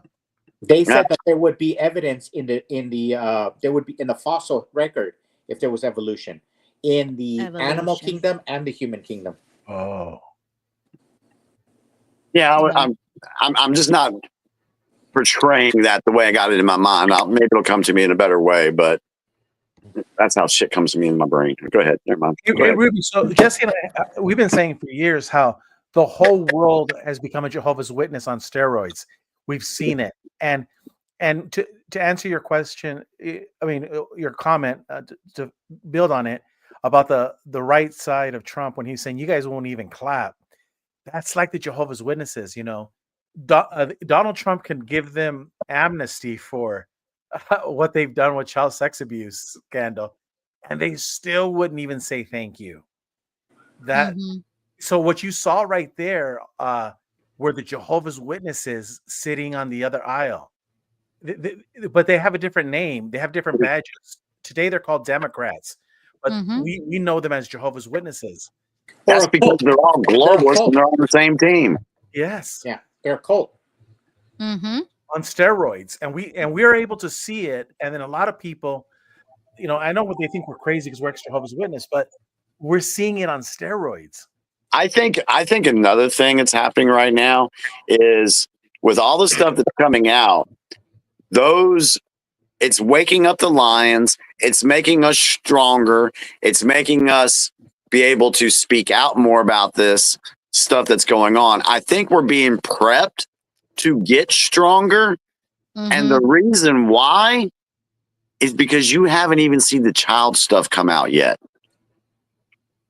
So you're going to need strong individuals to be able to explain to these people that have been coddled for so long when the child stuff starts coming out, Oh yeah. because we haven't even gotten there yet. We're going there. So people better, they better buckle up and grow a pair, because it's going to get real. Yep. I mean, Jimmy, did you see that video that this other XJW YouTuber made of us calling us Trump lovers? Yeah, I saw that. Oh, see, I didn't even want to mention his. Don't even mention his name. No problem. Don't give him any credit, so people go look and see it. And What happened though? I'll explain it quickly in a nutshell. It's So there only was this 30 other XJW YouTuber that put like screenshots of us like on the stream right here, and they say, "Do you want to see a gaggle of XJW Trump lovers?" And then they put a montage of us on the stream. And it was sent to me on Discord, and I commented and I said, "Tag me next time." Because you know what? I'm not afraid to be name called. I'm not afraid to be like exposed or outed as, even if I'm not what it is that they're claiming that I am. I don't really care. The good thing about this is that people are actually watching us, listening to us, and having their own conversations about it. That's a good thing. Even if you disagree with everything we say on here or Trump himself, who cares? The good thing is that they're actually talking about politics and getting opinionated for once in their life. Did But you this like is- that? Oh, Go ahead. sorry. Go Did ahead, you Jimmy. like how at the end he put the picture up of Hitler? Did he? You didn't see that?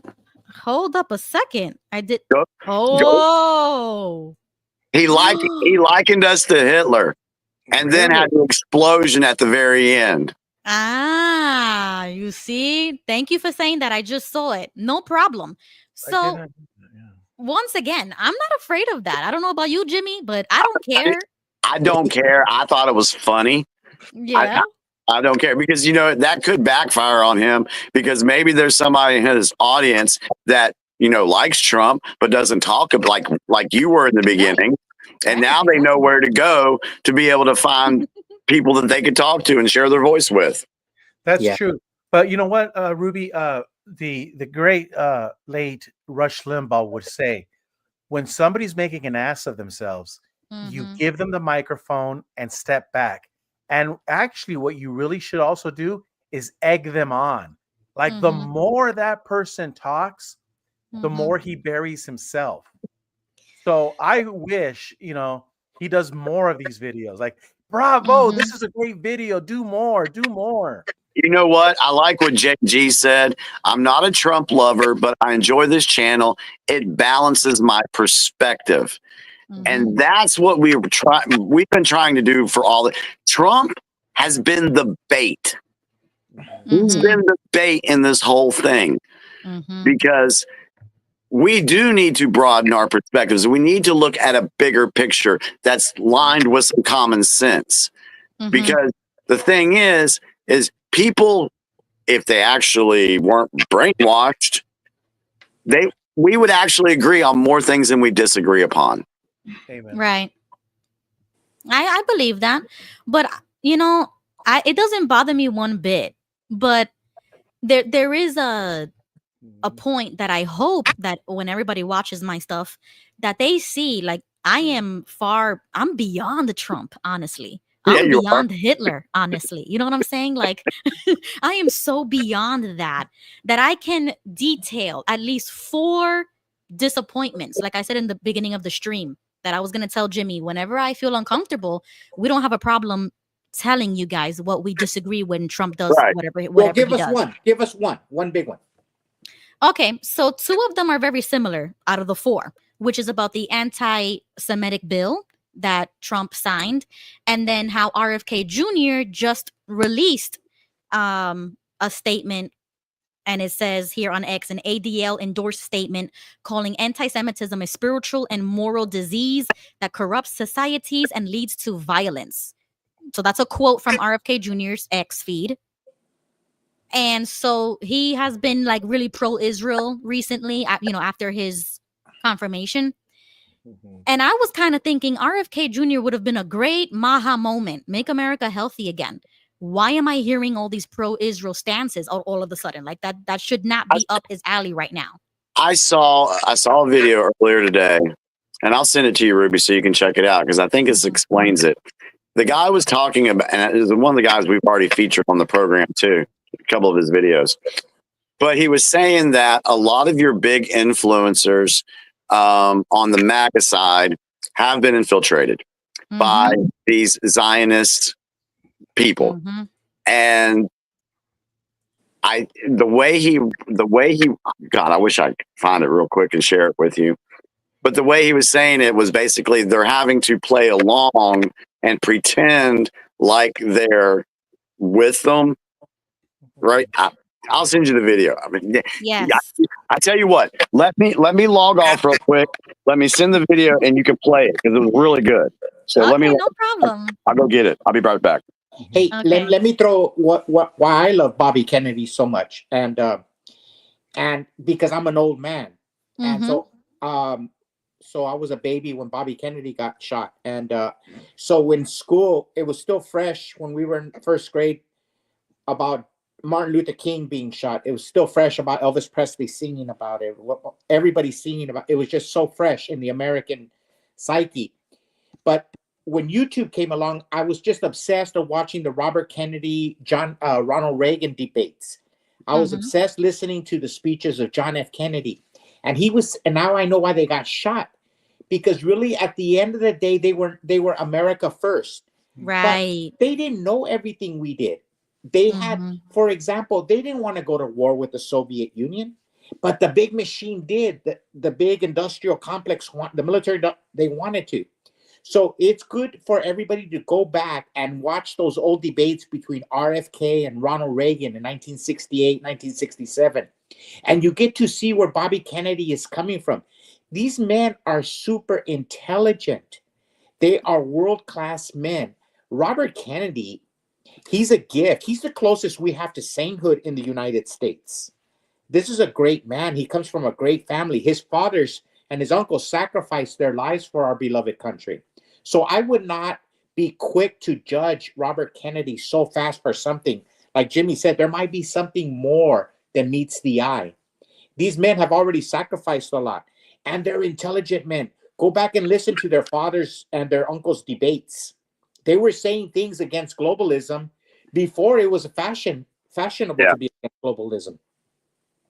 Yeah. All right, Ruby, I sent it to you in your DM on X. Yep.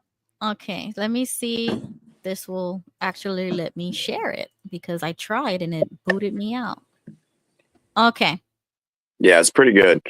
The Patriot movement, the freedom movement in America and worldwide is extremely by agents from other agencies. Their mission is to set you up or to create doubt and confusion and discouragement concerning Trump. One of the topics that they are now focusing on is Israel. I see that some powerful entity, organizations, platforms, both they are truth speakers and freedom fighters, that they are now going all out to expose how wicked Israel is. But they don't do it with the right motivation. They don't do it to effectively end this evil rule of Israel. They do it to set up America against Trump. Because Trump has no choice. He has no option but to act as if he's on the side of the Zionists. Because all America and all people in government, they're all Zionists. So he has no other choice. He has to play this. And this is being used now by the cabal, by the deep state actors, by the traders, by those who are wearing a mask in the freedom movement to attack him. I want you to be aware of this. There are coming very, very powerful exposures of what Israel really is.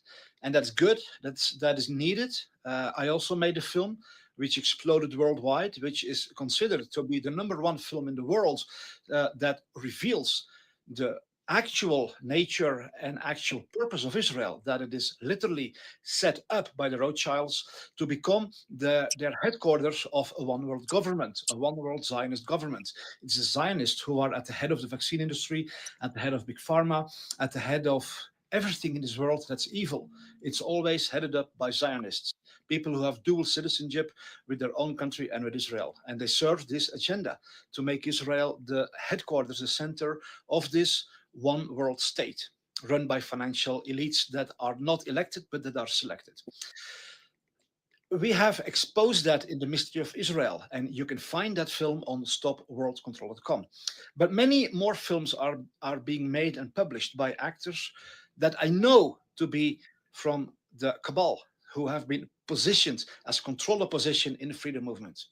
I want you guys to be aware of that, and I ask you to please share this, okay? I think that I am at this point the only one saying this.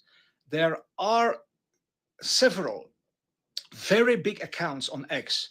They have millions of followers. Everything they post has millions of views. All they do all day long, non-stop, is expose the evil deeds of Israel.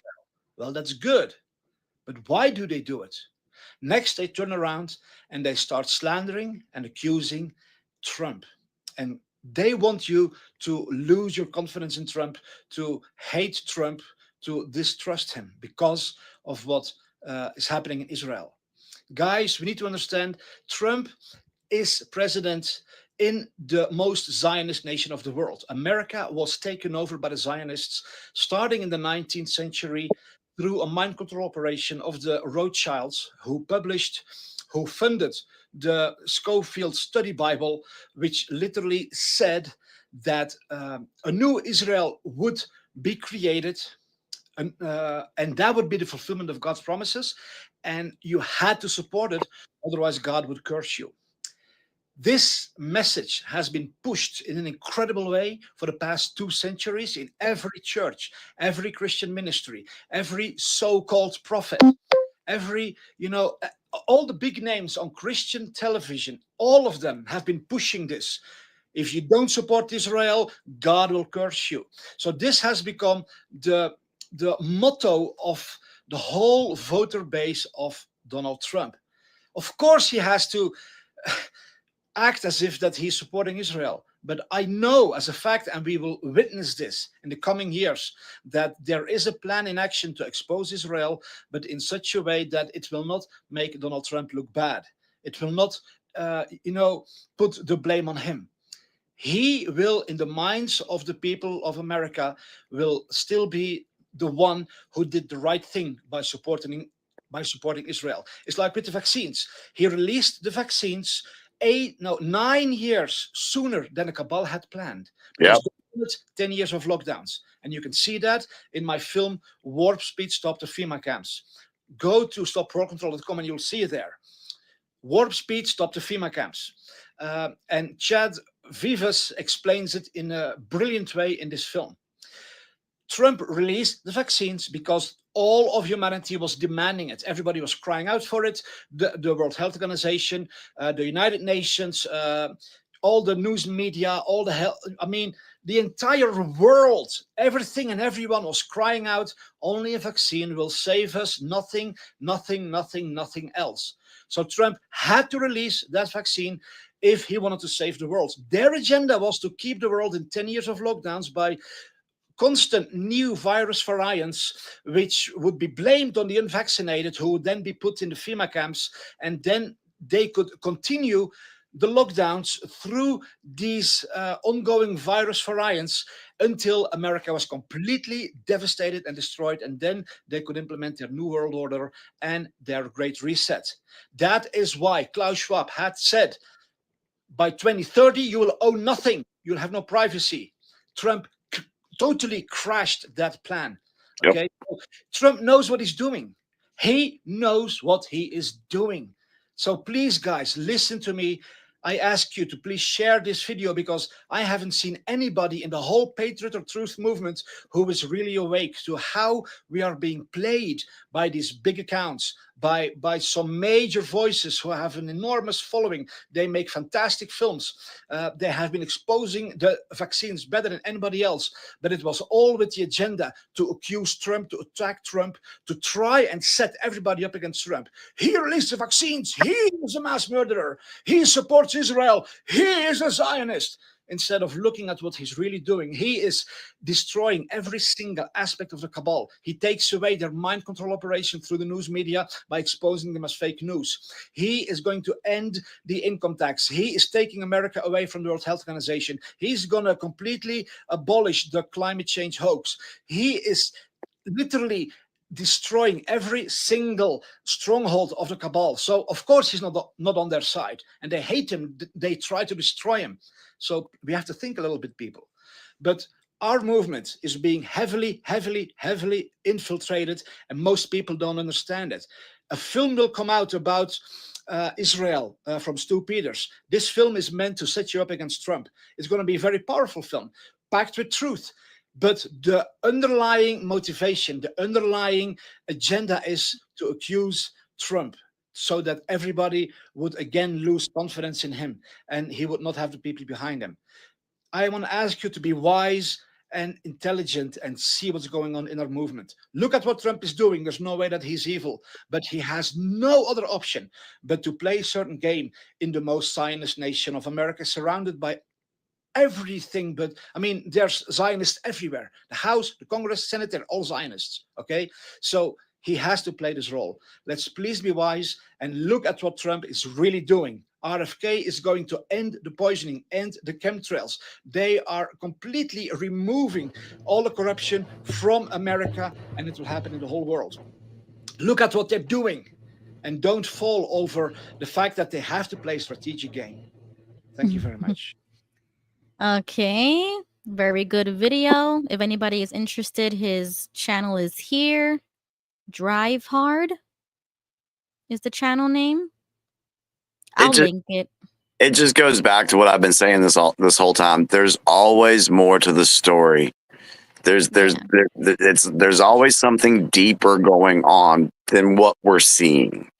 Okay, well, if that's true or if it's not true, I'm still disappointed with seeing the pro-Israel support from RFK Jr. and even Trump himself. I still feel like it's not good. We'll just have to see how it plays. Like Lisa Sands said, you know, Q actually said that we're saving Israel for last. Right. Go ahead, Jesse. Look at what Jimmy's saying. It's true. Look, this happened on the Joe Rogan podcast. When I was growing up in the 70s, Saturday Night Live was everything. When we were little kids, Saturday Night Live they were mocking Richard Nixon to death. You would, if somebody could go, hey, in 2025, we're going to see one of the greatest comedians of the 70s slambasting the Washington Post. You would say, no way. Everybody thought Richard Nixon was the devil. And now the truth is coming out, but it's taken 50 years. It's taken 50 freaking years for this news to come out. And people are starting to see it. Sometimes you got to wait and you got to dig deep. And I think Jimmy talked about it one time about the wokeness of people waking up real fast at a creep. It used to take 50 years, 40 years, 30 years, 20 years. Now people are waking up. Like Jimmy said, he talked to somebody in 2019 and he saw him a couple years later. He said, I've been red pilled. It's happening at a greater, but sometimes it's taking people decades to understand that. So when you're seeing stuff about RFK or Israel or something, there's more than meets the eye. Yep. Okay, I will give you that. When Washington, remember what Washington warned us? He warned us at the foundation of our country against entangling alliances. We've woven a web of alliances. Right. We're in bed with France. We're in bed with Russia. We're in bed with every nation. Everybody. Yeah. Yeah. Hey, Ruby. So I don't know about this thing because I'm not an expert. I don't know nothing about Israel.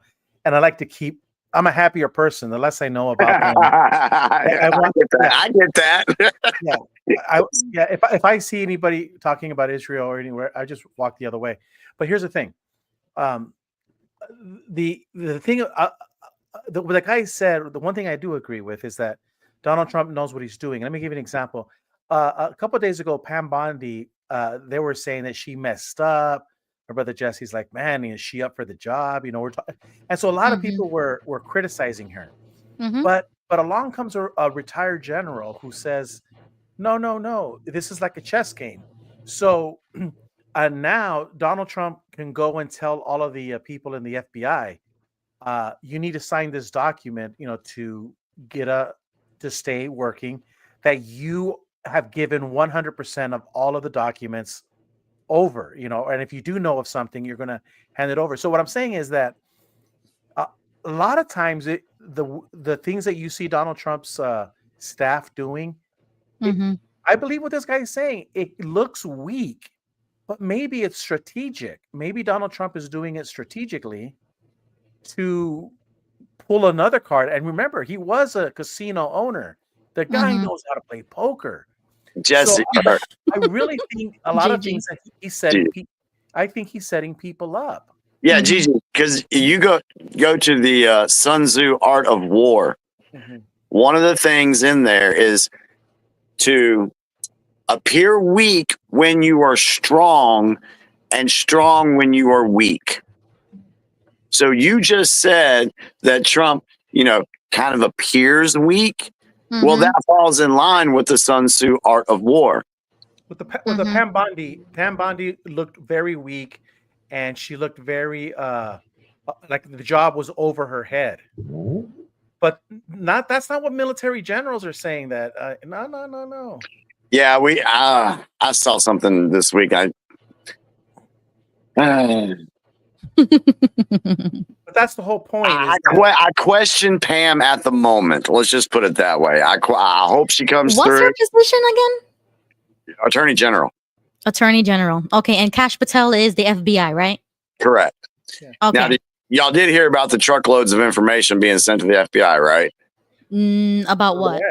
Correct. Okay. All right. So what happened was after the whole thing with the Jeffrey Epstein rollout of phase 1, Pam Bondi, she was duped by the New York field office of the FBI over in SDNY, the Southern District of New York. That's where all these files, audio tapes, videos, that's where it's all at.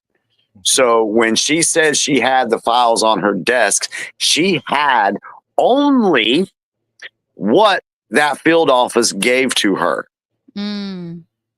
So when she opened it up, she was like, this isn't everything.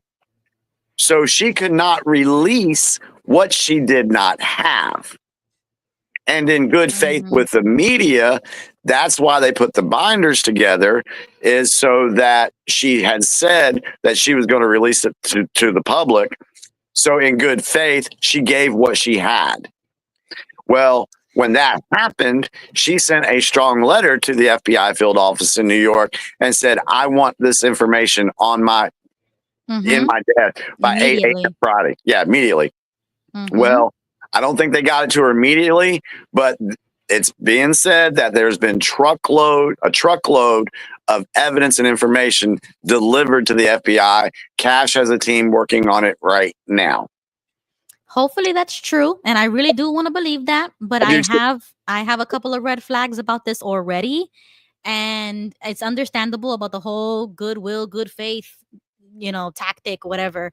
I lost a little bit of faith. I'm going to be honest. I lost a little bit of faith in getting the files and the information, because it should have already been released to the public like yesterday. Let me tell you why that's not a good way of thinking, like a general. Because think about it. You're a Pam Bondi. It's better to be duped, and it's better to look weak. Because let's just say you have 100 FBI agents, and you put out the order, and you only got 200 documents, and now you get to find out who's in on it.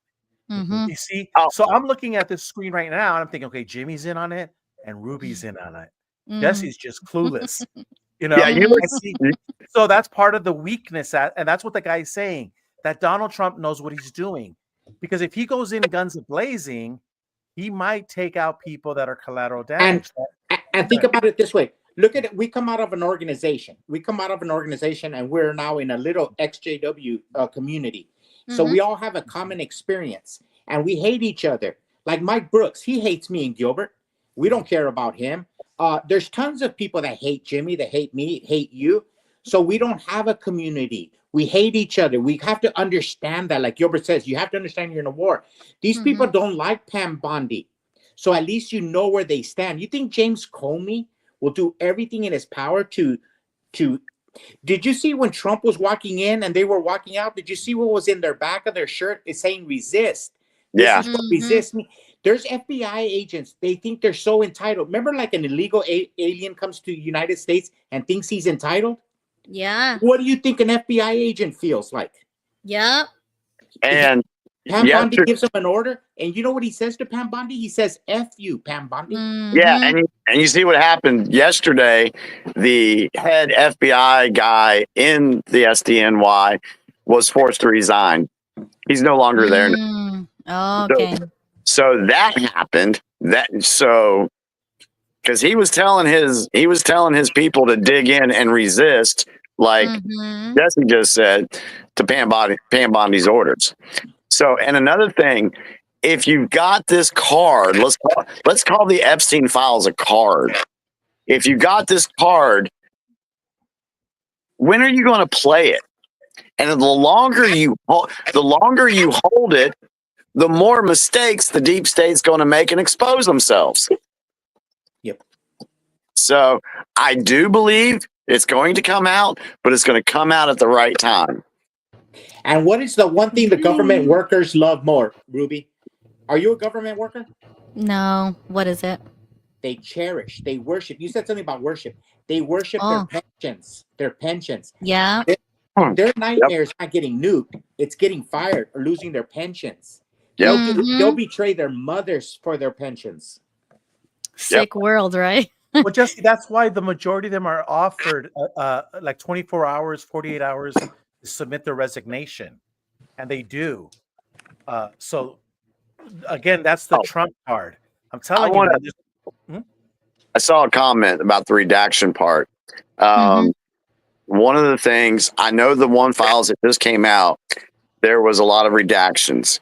Do you know what those redactions were? If you look at the list, it was numbered from 1 to 254. All of those names were redacted. Do you know why?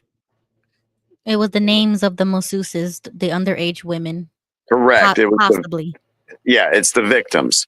So that's I mean, you're getting into an area to where if you got this information on all, you need to make sure that you protect the survivors. So they have to be very meticulous when they go through this information to make sure they're not outing a survivor. Right, I get that, but there was other redactions and other pages that we've seen, and actually, you can find the unredacted literally on X. So that's why it feels like an L that we can't get that information straight through the government, but we can see it uncensored, unredacted on the internet. What did you see?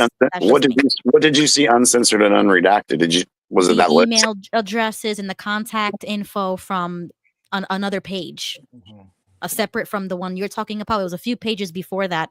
I think I shared it on the Big Picture group chat that there's people on the internet that actually have the unredacted files, which is why people are so upset and disappointed that when they got the phase 1, it was the exact same files, which does prove that what we saw on the internet is true. It's not a conspiracy theory. It's not fake. Well, that's one thing, because a lot of people just think that the Jeffrey Epstein thing is fake and ridiculous. Right. But So now it we did confirm. so we do have that. We know it's real and exists. Whatever file you saw, you didn't see those names redacted, did you? Or you didn't see those unredacted, did you? There was some names there that were and that weren't, and it Out of was that like list? handwritten notes. It was handwritten notes on phase 1. And then they redacted the email addresses and everything, but there's unredacted on X. Send it to me, whatever you were referring to. I'm going to take a look at it. And you know what, Jimmy? A lot of this stuff, the names and everything, this is nation changer stuff. This is historic. Oh, yes. Because let's say the person that you admire the most, a political leader, is in there. And then, so now he has to defend himself against allegations of abuse and so forth. This changes entire, just like when we became apostates, we lost our whole family structure. It changed, our whole religious world ended. This is a nation changer. Oh, yeah, totally. So it's natural that it's like that movie Star Wars, The Empire Strikes Back. It's natural that you're going to have the deep staters fighting back. Oh yeah. Oh yeah. And like I said, the Epstein files is just part of it. You got the Diddy files. You got the other guys that owned islands and everything, Richard Branson. Wait till you get that information. There's so much that has to be released. So much. Okay, Jimmy. So I just sent it to you. So later on, you can take a look at that. Yeah, I'll It's take a look at it. screenshots. Yeah, I'll take a Ruby, look at it. so let me help you understand, Ruby, why when Donald Trump owned a casino, it really has set him up for success right now because, again, he understands casinos, he understands poker players, he understands the psyche, right, of war. So like a lot of people in the comment section, one of the girls was saying that, why isn't Donald Trump attacking the Federal Reserve? No. He has talked about it, but no. Because what is he doing first? He wants to go to Fort Knox. He wants to go to West Point. He wants to go to the Denver Mint. And so how can you attack the Federal Reserve when you have no idea what's inside your vault? So what I'm trying to say is that a lot of things that you and I see as Donald Trump is not acting fast enough, or he's not, or he's lying. No, he's setting himself up. He's setting himself up to go to war, but he has to also know what he has. But here's another thing, Gilbert, another dynamic. What I've witnessed in my life and being an observer of politics all my life, I've noticed that Donald Trump has the greatest challenges of any political person in my lifetime. For example, Richard Nixon had his Secretary of State, which was loyal to him. Bill Clinton had Janet Reno, which was fiercely loyal to him. Barack Obama had Eric Holder. George Bush had Gonzalez. Bill Clinton had, who was his Attorney General? Mayorkas, who was, oh no, that was Department of Health and Human Services. So these Democrats and these presidents had strong, John F. Kennedy had Bobby Kennedy. So they were henchmen. If you notice what happened today during the speech, Donald Trump kept saying, good luck to you, Marco Rubio. Good luck to you, Pam Bondi. Good. Why was he saying good luck? Dude, I wrote that down. Right. I wrote it down. I said, he said, good luck to Pam, Cash, and Bobby. And Marco Rubio, too. Yeah, and the only thing I could think of is when he told Ghislaine Maxwell, good luck. Okay, dope. But let me tell you, by being I was like, what? Being a student of history, and I did do no research. This is just what I saw with my own eyes these last 6 decades. Since Bobby Kennedy was JFK's Attorney General, it makes sense. These men always had henchmen. Remember Janet Reno? The way she fought for Bill Clinton? Yeah. At Waco, Texas? She blew that place up. These people were henchmen. Donald Trump understands that Marco Rubio has to go fight. Bobby Kennedy's on his own because they're going to say, no, you're telling them what to do. They don't have independence. So Donald Trump is saying, you guys go do what is right. So he has the greatest challenges, but he doesn't have a Bobby Kennedy like John F. Kennedy. He doesn't have a Janet Reno. He's going to be so scrutinized by the Democrats. They're going to say that the office of the Attorney General was not acting in independence. Oh, yeah, I get where you're coming from. Yeah, I see where you're coming from. Yep. Hold them responsible to do their job. To do their job and do it diligently. So they can't accuse him, hey, you're controlling the Department of Justice. No, I'm not.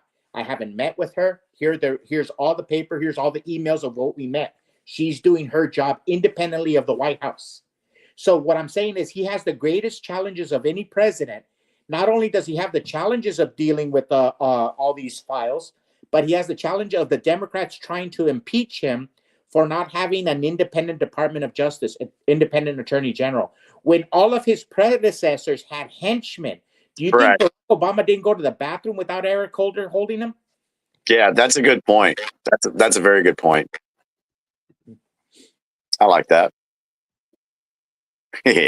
Brilliant move. So those are the types of disappointments that I can tell you right off the back. I was just like, no, something's not right. Something doesn't feel right. And when I get that feeling, I do understand like the video and what you guys are talking about. But I'm just so like America first that I don't care. I'm gonna be honest. I don't care. I want all the information up front. I want the truth up front. I want people in jail by now. And I did see somebody in the comments say that we're playing the long game because like we've been so used to this one, Lisa. We've been conditioned for instant gratification. And this is not going to be instant. We're playing the long game to ensure everything sticks. And I get that. But if we play by the law, it should stick no matter what. You know what I'm saying? You committed a crime, you should go to jail. Well, that's why we, she's right when we're saying we're playing the long game here, because again, there's so much more information that has to come out about these people. Right. And it has to be done in a way to where people can digest it. Because I'm telling you, if they dropped all the information tomorrow, it would send this nation, the world, into a chaotic frenzy. Yeah, and you've got to have patience because look, it is a long game. That is so right. Think about it. Nixon got impeached for breaking in for political sabotage of the Watergate Hotel. For stealing one document, they impeached the president. For one good phone call, they impeached Donald Trump. When Joe Biden let an entire nation be invaded and not even a censure. Nothing. That's what I'm upset about. Yeah, exactly. But but hold on a second, Ruby. The problem with wanting people to go to jail is a little bit premature, because I'll give you an example. Every day you're watching on the news that a federal judge says is blocking Trump, another federal judge, and another. So in a way, it's better that nobody goes to jail. This is the reason why, because they're all popping up their head. So Pam Bondi doesn't have to go investigate anybody. They're saying, look at me. That's exactly right. These people are showing themselves. Now, there will be jail time. These people will face justice. It's going to happen. It's premature. Because you got to think about what you're uncovering here. You're talking about a system that hasn't been in place for at least 120 years. And think about the pendulum. Imagine now power in the hands of Nancy Pelosi. She will rape every Trump voter. In the hands of the left, they will abort us. So it's good to really think about it, because the pendulum will swing. And these Democrats want blood. These are people that abort their own children. Imagine what they will do to us. Which is why we gotta be bigger and badder, in my opinion. Here's another thing. You look at Doge, and what are people learning? Oh my God, our tax dollars have been completely wasted on nonsense. Okay, wait till they find out who got the kickbacks. Let's just pick Congressman A. Oh damn, Congressman A got $15 million kickback from that $20 million Sesame Show. Okay. So hold on. So now you find out that this Congressman A got kickback of $15 million. Then you find out later that he was on the Epstein list. Then it comes out that there's evidence showing his engagement with children. People will demand justice, and they won't be able, they will be caught. They won't be able to do anything, and the media cannot spin it. Okay, so let's go with that, what he just said about Doge. So 300-year-old, 200-year-old, and 150-year-old people are receiving Social Security checks.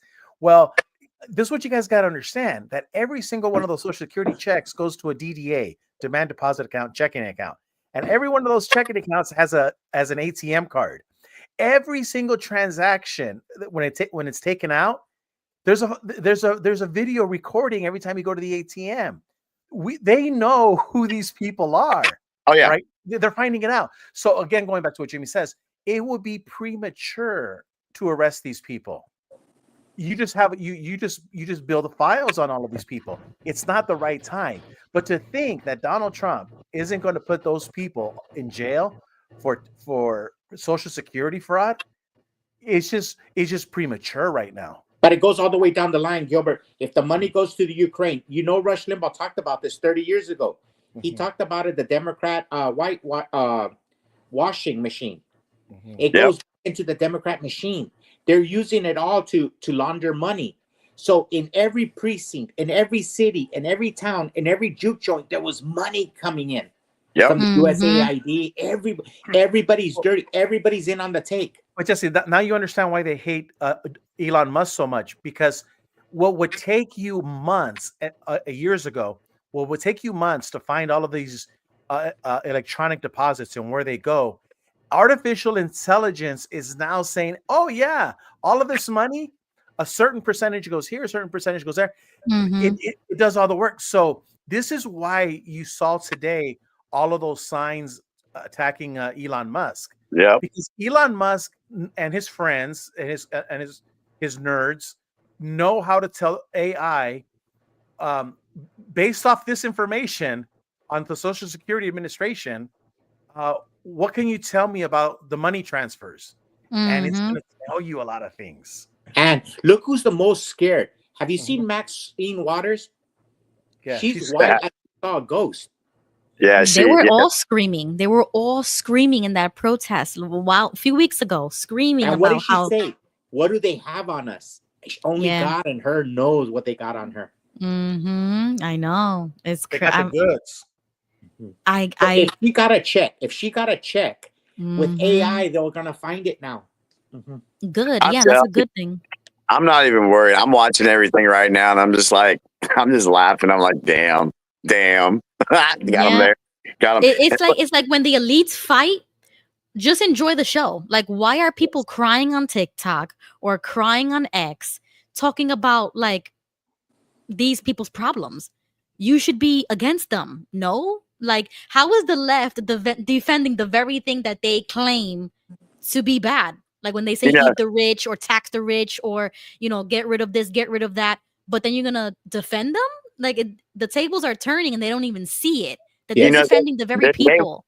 They were all into investigations during Trump's first term, but they don't want any investigations done on them. Yeah, exactly. And it's crazy. Like, you should be agreeing with what Elon is doing so that we can get all this corruption out. Like certain talking points that we both have in common with the left and the right about like term limits and corruption, deep state stuff. And it's like, why are you now crying about the whole Elon stuff? And it's because they're brainwashed. It's like to mimic exactly what these people were doing on TV. They do it in real life too. And that's the connection that I'm like, how can you do that? Like, I love what is happening right now. And you notice some of the Republicans, they look mentally retarded, like the Dick Cheneys. They don't know what's happening. The Lynch Cheney, the Mike Pences, the George Bushes. George Bush thinks Donald Trump is weird. We all voted for him, and he's turned everything. They're not the same. Even the Republican Party has flipped. Yeah. Now you have like that black kid that we're on. Now you have black guys on the streets that are Republicans, and the rich white oil men, they're no longer Republicans. There's no room for them. I mean, even the tables have turned everywhere. Bobby Kennedy, big time Democrat from the Democrat nobility. He's a prominent member of the Republican establishment now. Yeah, but Jesse, this is where you're going back with Donald Trump being a casino owner, because it's called a poker face. So Donald Trump can look at the Democrats like he did today, and he talks to them about 200-year-old people receiving Social Security, and they have signs saying "Save Medicaid." They had signs saying "Save Medicaid," and so you would think that they would be jumping on the Social Security Medicaid abuse bandwagon, but they're not. So what you're looking at is Donald Trump, by doing this, is also showing the poker face, like he's playing Texas Hold'em, and these people are jittery. We know who's guilty now. Anybody that fights Donald Trump on these common sense issues is guilty in some form or just completely stupid. Well, if y'all remember, he said back in 2019, we caught them all. Yeah. Because what happened was in 2016, they weren't expecting Trump to win. But when he did win, it didn't give the deep state enough time to go through and clear everything out. Yeah, the clock was ticking. He was able to see all this stuff that they've done, stuff that we don't even know about yet. Mm-hmm. So that's why that's why they freaked out, because it's like they weren't able to cover up the crime before Daddy got home. And Elon Musk is able to connect the dots using AI. Yeah. So I'll give you an example. You have all of these social security payments being taken out as an example. He could ask AI, what is the common denominator that you see in these 100,000 transactions?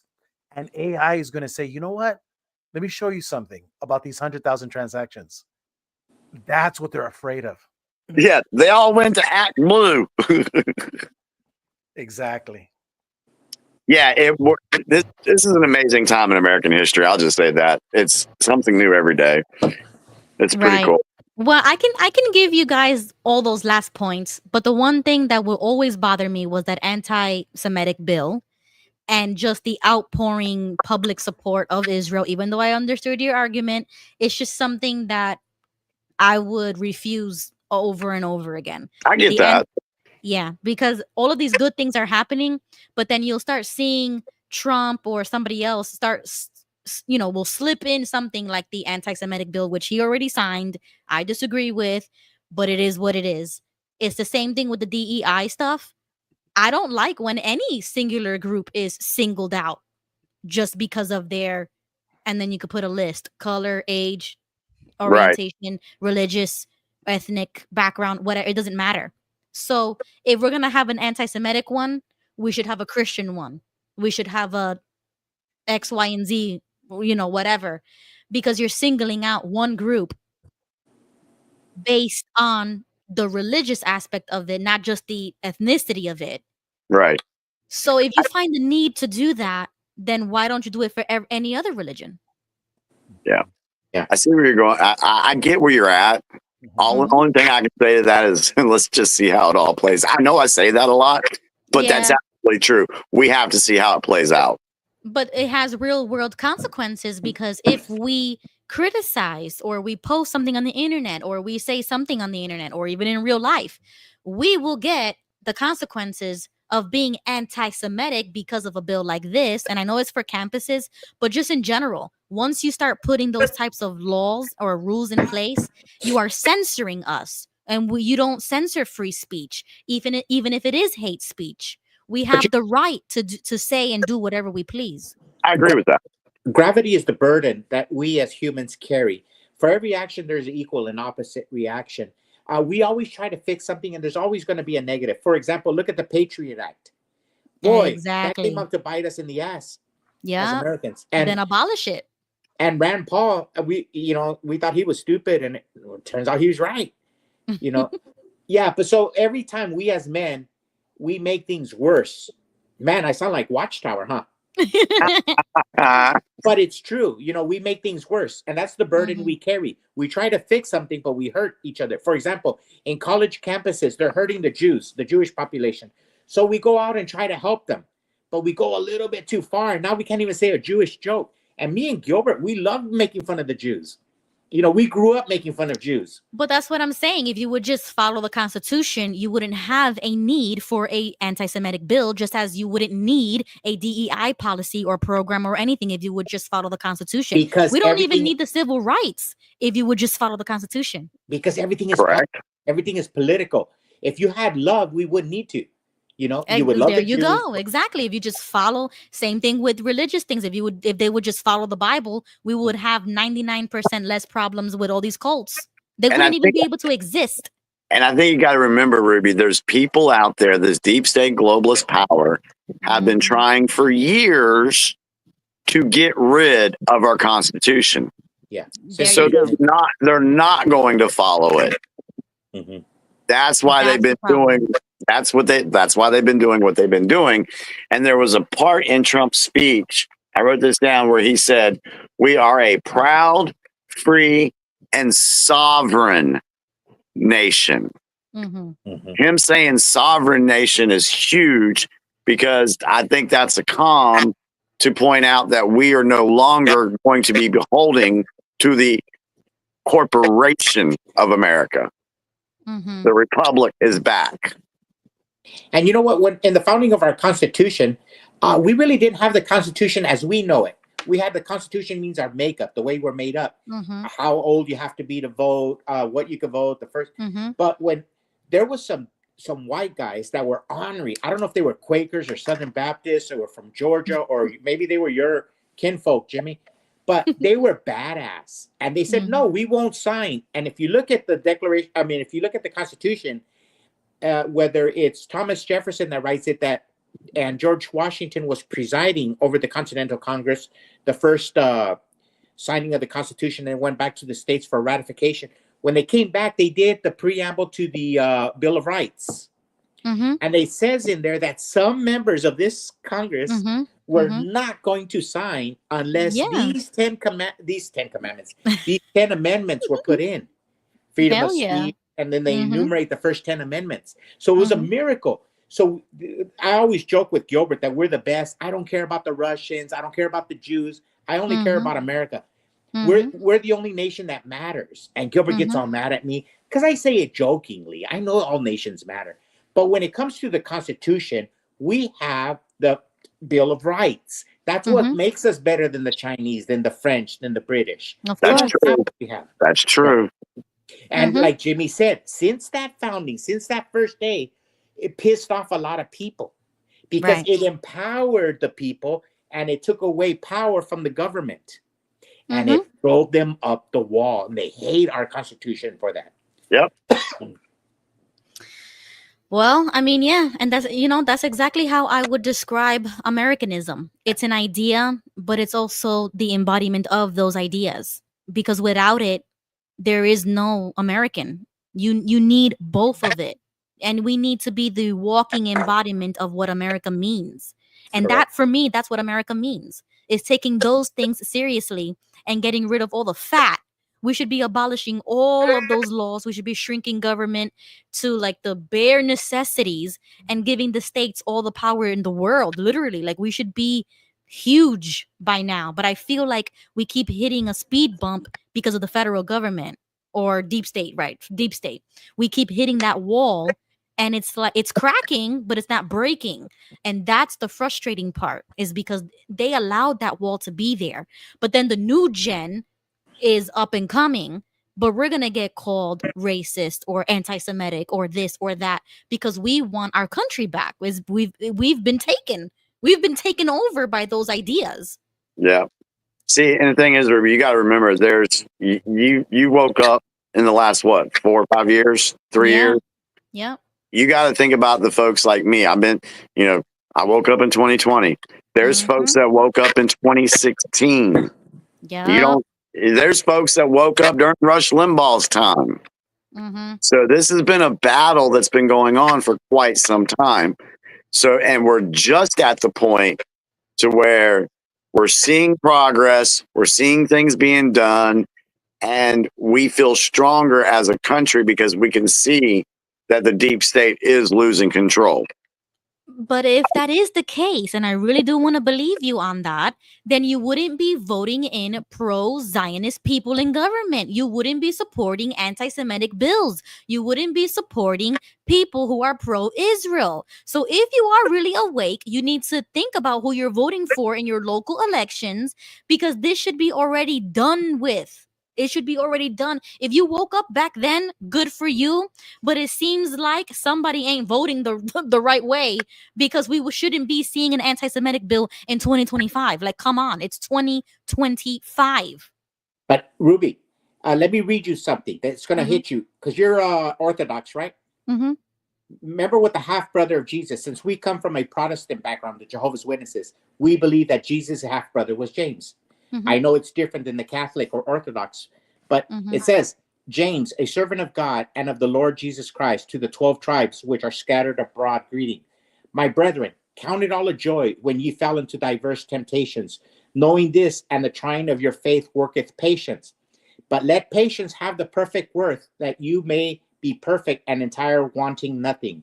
If any of you lack wisdom, let him ask of God, that giveth to all men liberally, and upbraideth not, and it shall be given to him.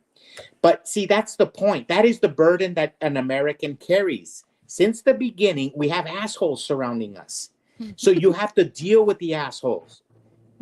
It's raining assholes. Did you watch Spaceballs? He goes, hey, who's here? I'm Major Asshole. And he goes, well, who are you? I'm so-and-so asshole. Oh, no, I knew it. I'm surrounded by assholes. That's what America is. You got to be patient, because when you won all the perfect battles, there's going to be another liberal who, like Jimmy says, you just woke up. There's going to be a new sucker born every minute.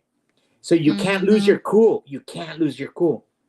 Right. I agree with you. Thank you for sharing that, because I agree 100%. All I'm saying is that what I'm seeing does not reflect the awakened voter. So if you are really awake, then you should vote accordingly, and you should denounce things when you see it, like I am, because people want to call me a Trump lover, but I'm telling you guys right now, I'm letting you know what I disagree with 1,000%, and how Trump is wrong for signing something like that. And if he was truly America first, he would have not done that. I mean, he can play the show, he can play the game, like you guys are saying, on TV, but once he signs something like that, that for me is not America first. But Ruby, you know what? Look at Paulina Luna. Oh, she's another one. I don't like that one. Okay, I don't like her either.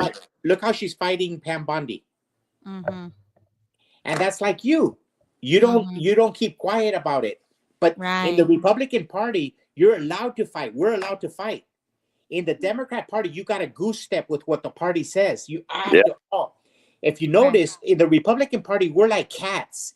It's hard to rustle cats. Like if we're cowboys and go, hey guys, go get the cows, and you go out there and the cowboys get the cows. Imagine if Paul goes, hey guys, go get the cats. The cats are gonna scatter. That's what we're like. Republicans, we're like cats. So it's gonna be hard to find 100% people agree with you all the time. But it's good that we have people like you, because you're brave and you say your point, and it should be said. Right. That's what I'm trying to show here. That even though Trump can be great, and I could compromise with some points that you guys made, but this is something that I cannot compromise, because it goes against America First values. So if we really care about America First, like I say I do, then I would denounce it, and I did, because that is just wrong. It should have never been signed. It should have never been passed. None of it. You should be able to criticize any group in this country. You should be able, even if you are a real racist, you have the right to be that way in America. And that's why we are great. Nothing should be censored online or offline. And I don't care what group you're a part of, what religion you're a part of. You have the right to be disrespectful, to disagree with other people. And just because they are Jewish or non-Jewish does not matter. You should be able to be whatever you want to be in America, and that's why America's great. Yep. Yeah. Man, you remind me of Davy Crockett's time. Davy Crockett, the great American patriot. He learned like that too. He was a very liberal senator. When he was in Congress, he tried to, and he got schooled by some of the old founding fathers of the country. You ought to go back and look at some of those old histories. But yeah, you're right. And he thought he was doing the right thing by helping people and expanding the welfare state. And he was put in his place by the founding fathers, his heroes, because he had a misconception of what our country is. But that's true. You know what? A lot of us guys are real old and we don't give a shit no more. It's like, we're just so old, we're old and you're real young. You're like, there's this famous communist that I like. I love him, but he's a commie. His name is Bruce Springsteen. Have you ever heard of him? He goes, with this wide open country in my eyes and these romantic dreams in my head. That's what you are, like the verse in that song. With a wide open country in your eyes and the romantic dreams in your head. But sometimes gravity falls upon you. The reality falls upon you. You're going to get roadblocks every single day. Every single day. I think, I know where Ruby's coming from, because I remember, when I first came into this stuff in 2020 and I was hell bent, fired up, saying whatever the hell was on my mind. When the whole, I don't want to say, the whole jabby jab thing came out, I totally disagree. I totally disagreed with everything. And we go into 2020 with the rallies, and I'm like, oh my God, would you quit talking about that? I don't want to hear about those no more. Okay. Because it's kind of like the anti-Sem. Oh my God, why are you signing this? Okay. It's kind of the same thing. So I was like, would you quit talking about it? Because I know what the truth is about this.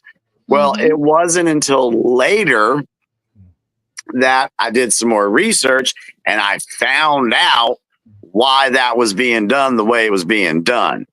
And then I was like, oh, okay, that makes sense to me now.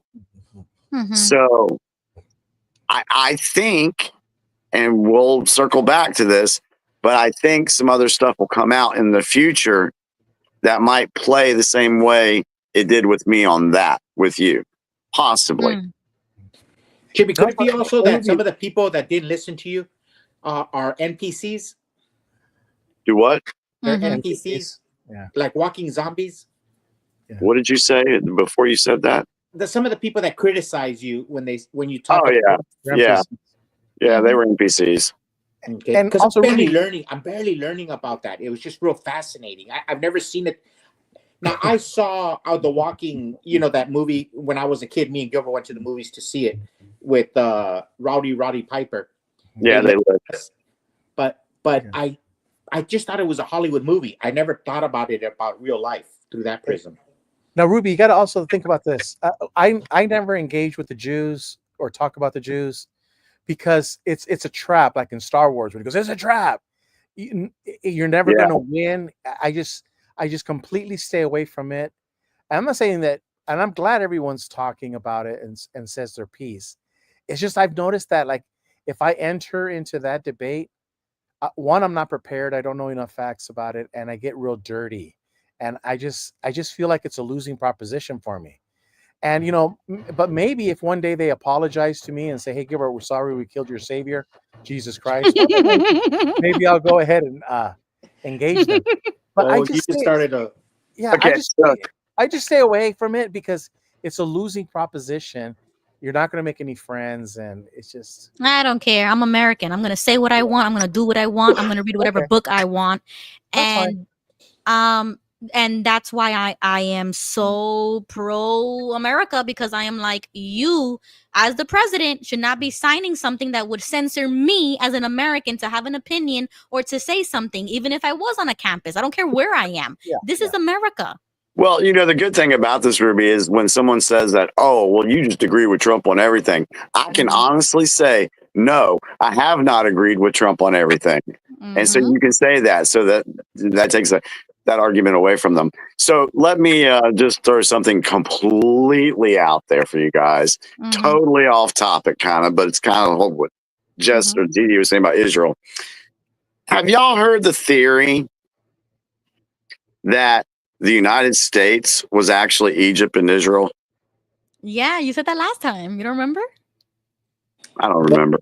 Yeah, you said that last time. And I don't know why it hit me, but I was thinking about the Ark, and they said that the Ark was made out of gopher wood, and that the only place on Earth where you can find gopher wood is like in Florida.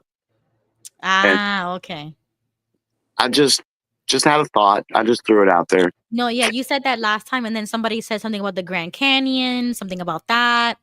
We need to talk about that sometime. Yes, we do. And then somebody said something about pyramids. Jimmy, that is a major rabbit hole. You just... Oh, it's one that I haven't even gone down that one. I know, but you discovered it. A big one. A big opening. Yeah, man, I was watching a video this week that was just blowing my damn mind on things. I was like, our reality is fake as shit. Yep. Oh, I got a video for you. Me and Gilbert talk about that all the time, and we remember there was this sister in our congregation. This is no lie, Jimmy. I don't know if you heard it or Ruby in your congregation, but we had people actually tell us, "I'm so glad we don't have to think no more. The Watchtower does all our thinking." No way. Yeah, I swear to God. Oh yeah. There's people that said that. What video you got? Man, what time is it? Oh, I got 26 battery. I didn't run my cords tonight because I didn't think we'd be on this long. Oh shit, that's this is Jimmy. This is Pepe. I feel you in this What is Just faking gay. That's Jimmy with the cigarette. I'm telling you that this video I watched the other night was talking about free energy. It was talking about the Tartarian Empire. It was talking about 1,000 years being erased from history that were actually not in 2025. Uh-oh. I'm gonna send you that video. It's about 34 minutes long, Ruby. I'm gonna send it to you. Oh, yeah, send that to me. It talks about the mud floods. And they show some. Oh, there was one time traveler thing. They had a picture from World War II. And in the picture, you see all the World War II guys, and then you see another guy sitting there with them who is wearing a t-shirt and shorts and looks like he should be surfing in California. Then there was another picture from World War II that showed him doing the dab. That didn't come out until 2014. Yeah, but I mean, do you really have a patent on arm movement? You know what? I don't know. But then, hold on. Then there was another picture of some soldiers together. No. It was just people dressed up, how they dressed up in the 20s and 30s, real nice, the hats and everything. Well, there was a guy in the crowd that had sunglasses on. Sunglasses didn't come out to like 1960 or 1970 something. Oh, what? You know what? I love those videos, but it's crazy. I try to dissect it, and I go whenever I see a video like that or an argument like that. I try to go to 1776, 1789, the signing of the Constitution, the 14th state, or the election. So my history books, you could go by decades of the United States, and I'm trying to. If there was a mud flood, and we run into the 1860s when Judge Rutherford came out, Judge Russell, you can dissect all the timeline. That's if it's all correct. Yes, I understand. But everything we've been taught, we could dissect it into decades. If it was real.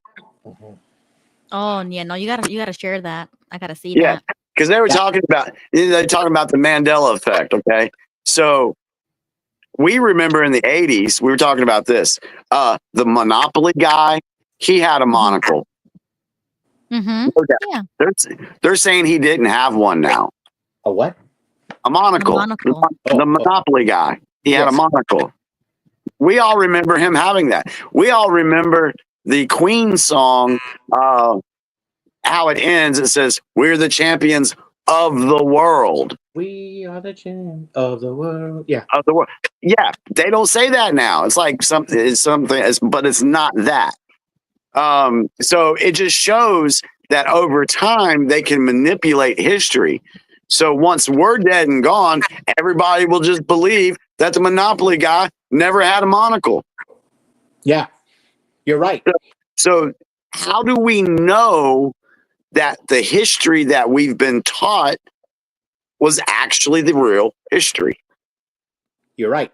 You know what? I tell Gilbert that all the time because we listen to rock and roll since we were babies. And the Stray Cats, they had a song, Sexy and 17. You remember that song? Sexy and 17. Where there's a part after the guitar solo where they goes, "You can't learn nothing in school. They don't teach you on the streets." So that was in the 1984, 1983 when we were kids. But if you go listen to them doing it in concert, they bleep those words out. Yeah. So even in rock and roll, they censor words out. Yeah, it's crazy. I'll send you that video when we get done here tonight. I'll go ahead and send it to you real quick so I don't forget. And I've always wondered about that because I've been a student of rock and roll all my life, and I noticed that they censor lyrics. Oh, there's another video.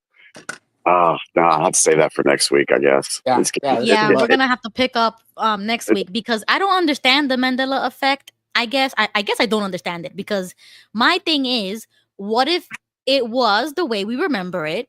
They just reprinted it, rebranded, or changed it, and they sold it again. And that generation who remembers the monocle or Monopoly, whatever, they died off and they just don't remember it anymore. And the new generation just remembers the new print, the rebrand of it. That's it needs a whole show.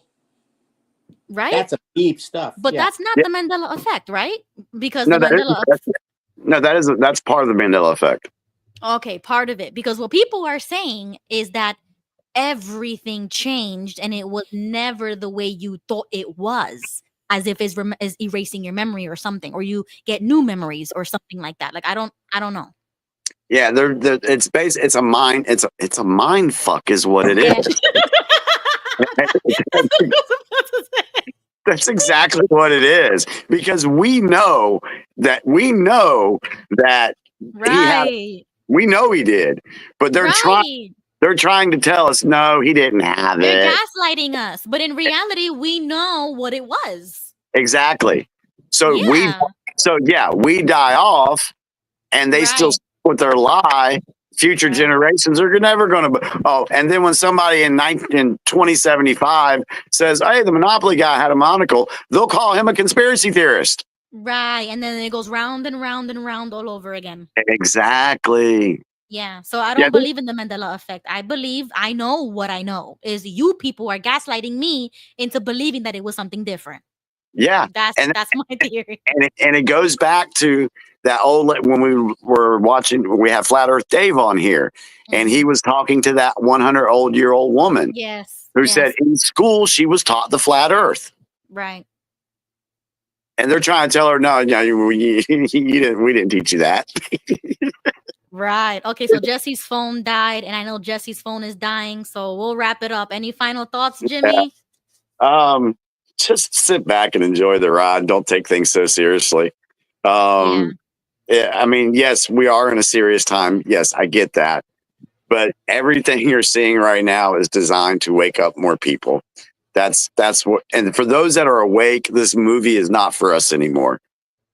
Yeah. So with experience going through all this stuff, then we're able to help others make sense of what's going on. They may not get it when we tell them, but eventually, the way things have worked out, the information does come out. So it's just, there's a lot more getting ready to happen. It's going to get crazier.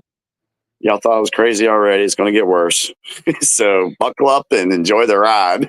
Yeah, let's see what happens. I want Trump to talk to every other world leader the way he talked to Zelensky. And that's when I will start believing that this is the real deal. Because exactly what Zelensky got, and we saw it, that's the Trump I want. And that's the Trump who I voted for. Did you watch the capitulation tour for 2017? I thought you watched it, right? So. Where Trump went around in 2017 to all those world leaders? Yeah, I think I did. Because he's already done that. He's already gone to these world leaders and done exactly what you wanted him to do. But I want to see it live. I want to go on TV and watch it the same way we saw with Zelensky. I want it again and again and again. Yeah, that'd be good for that would be good TV. It definitely would be. Yeah. Oh yes, Firecracker. She's the one who suggested it. I think I did, but that was part 1. We have to do a watch party for part 2 because I think there's a part 2. It's called The Greatest Show on Earth. I think. I think it's on something like that. Yeah, or the A to Z to the. I'll find it too, and I'll send you one that I remember. Charlie Freak did it. But there's so much every day. There's so much. Yep, exactly. Wow. Thank you, Jimmy. Thank you to Gigi, Jesse, Tony, Michelle. A lot of people are joining us now. Like, it's not just me and Jimmy anymore, and I'm so excited. Yeah, it's pretty cool. Pretty cool. So, yep. And I love King Tony and all of her points, but it's like her spirit belongs like in the 80s. You know what I mean? Like, we were nice back then, things were good back then, and you could be nice, but I feel like now it's like, no, we can't be nice anymore. We need to put our foot down and hold it on their neck until we are freed from the deep state oppression. Yeah. But the good thing is at least we've created a platform to where people feel like they can share their voice, and we treat each other respectfully. You know, sometimes it can get a little crazy, but it's still with respect and love, and that's how we unite. That's how we unite. Oh yeah, and I am going to be promoting more Americanism. I don't want to do left wing, right wing no more. No more party system. I want to go back to how I was in the beginning when I started this series, that I was more like third party. But now I just want no party. I want Americanism. I just want America to be first. So I'm going to do more promotions of not really caring who's who, who's what. No more labels. No more left and right. We just need America. Well, that's what Constitution. That's what I've been telling people for a long time now. This isn't about party. Right. And sometimes we get dragged into the conversation of right versus left because maybe some folks haven't come to the realization that this isn't about party. Right. You know, but I do understand the division. Like that is very real and true, because we cannot be, we cannot condone or approve of the evil. We can't. So there will be a division, but you need to know where you stand in that division. You cannot be lukewarm and giving favor or, feeling bad for one group but not the other. We can't do that anymore. So it has to be either all in or all out. This is why I said, we shouldn't even have Republican and Democrat. There shouldn't be any parties. Right. We should be having people in our government that represent us that are just for America. None of this, very simple. None of this crap, because we know that, like religion divides, political parties divide. That it's all by design. We got to get rid of that. Right. So I want to stay true to that oneness, that one body, that one system, and that's just the Constitution. And that's why I'm constitutionalist. I just want the Constitution. I don't need no civil rights. I don't need no DEI. I don't need anything other than the Bill of Rights and the Constitution. That should matter. I said that if I was ever in a political arena or threw my hat in a political ring, if it doesn't go by the Constitution, I ain't doing it. Yeah, and that's what constitutionalists are. It is purely the Constitution. It's like going back to square one and putting ourselves back in the shoes of the founding fathers and the dream that they had for this country. And even they disagreed with no party system. There's lots of quotes out there that say there should be no party system, and how detrimental it would be if the America would part into two and it was always that fight. Yep. Always. And we have it. Unfortunately, we already see it. So I'm gonna go back to that. And I know Tony and Michelle are really on the same page as me. So I'm glad to have them, like my wingmen. We're all gonna go back to that. What does it mean to be American? How to love our country and put our country first. Yeah. Always. Totally agree with that. All right, girl. All right, guys. Thank you so much for joining. Mr. M finally joined the chat. So sorry, Mr. M. He's going to have to catch up on. Yeah, it's late. We got to go to bed. Yep. All right, everybody. Good night. And I will see you next Tuesday right here, 9 p.m. Eastern time, because I do want to get more spicy into some of my ideology. And it's not for everybody. I'm giving you a warning. Every Tuesday night, I try to give you guys warnings and clarity and transparency into all of my stances, so that I can open up your mind maybe into something that I've already gone down this road and I agree with. So next Tuesday, I'm going to bring up some other spicy, controversial topics. Yeah. Yep. I mean, we did touch on the Jewish angle, but I am going to move into other angles of supremacy, because it's not just the Jewish supremacy. There's white, there's black, there's literally every other supremacy you can think of. So I'm going to dive into those, and you might be surprised. I don't know. I'll see you here next Tuesday. All right, night, girl. Okay, good night. Bye. I'm a gun throwing patriot, God being patriot. Pricing why they mad, cause I'm really Navy faking it. Free speech advocate, it's on my mind, I'm saying it. I'm about to buy another gun and ain't nobody taking it. Gun throwing patriot, God being patriot. Pricing why they mad, cause I'm really Navy faking it. Free speech advocate, it's on my mind, I'm saying it. I'm about to buy another gun and ain't nobody taking it. All red MAGA flags waving through the South like we just want 4 more years. Democrats can't get right. Trumping with that Yeezy flow. Don't go broke on Sleepy Joe. Make America great again.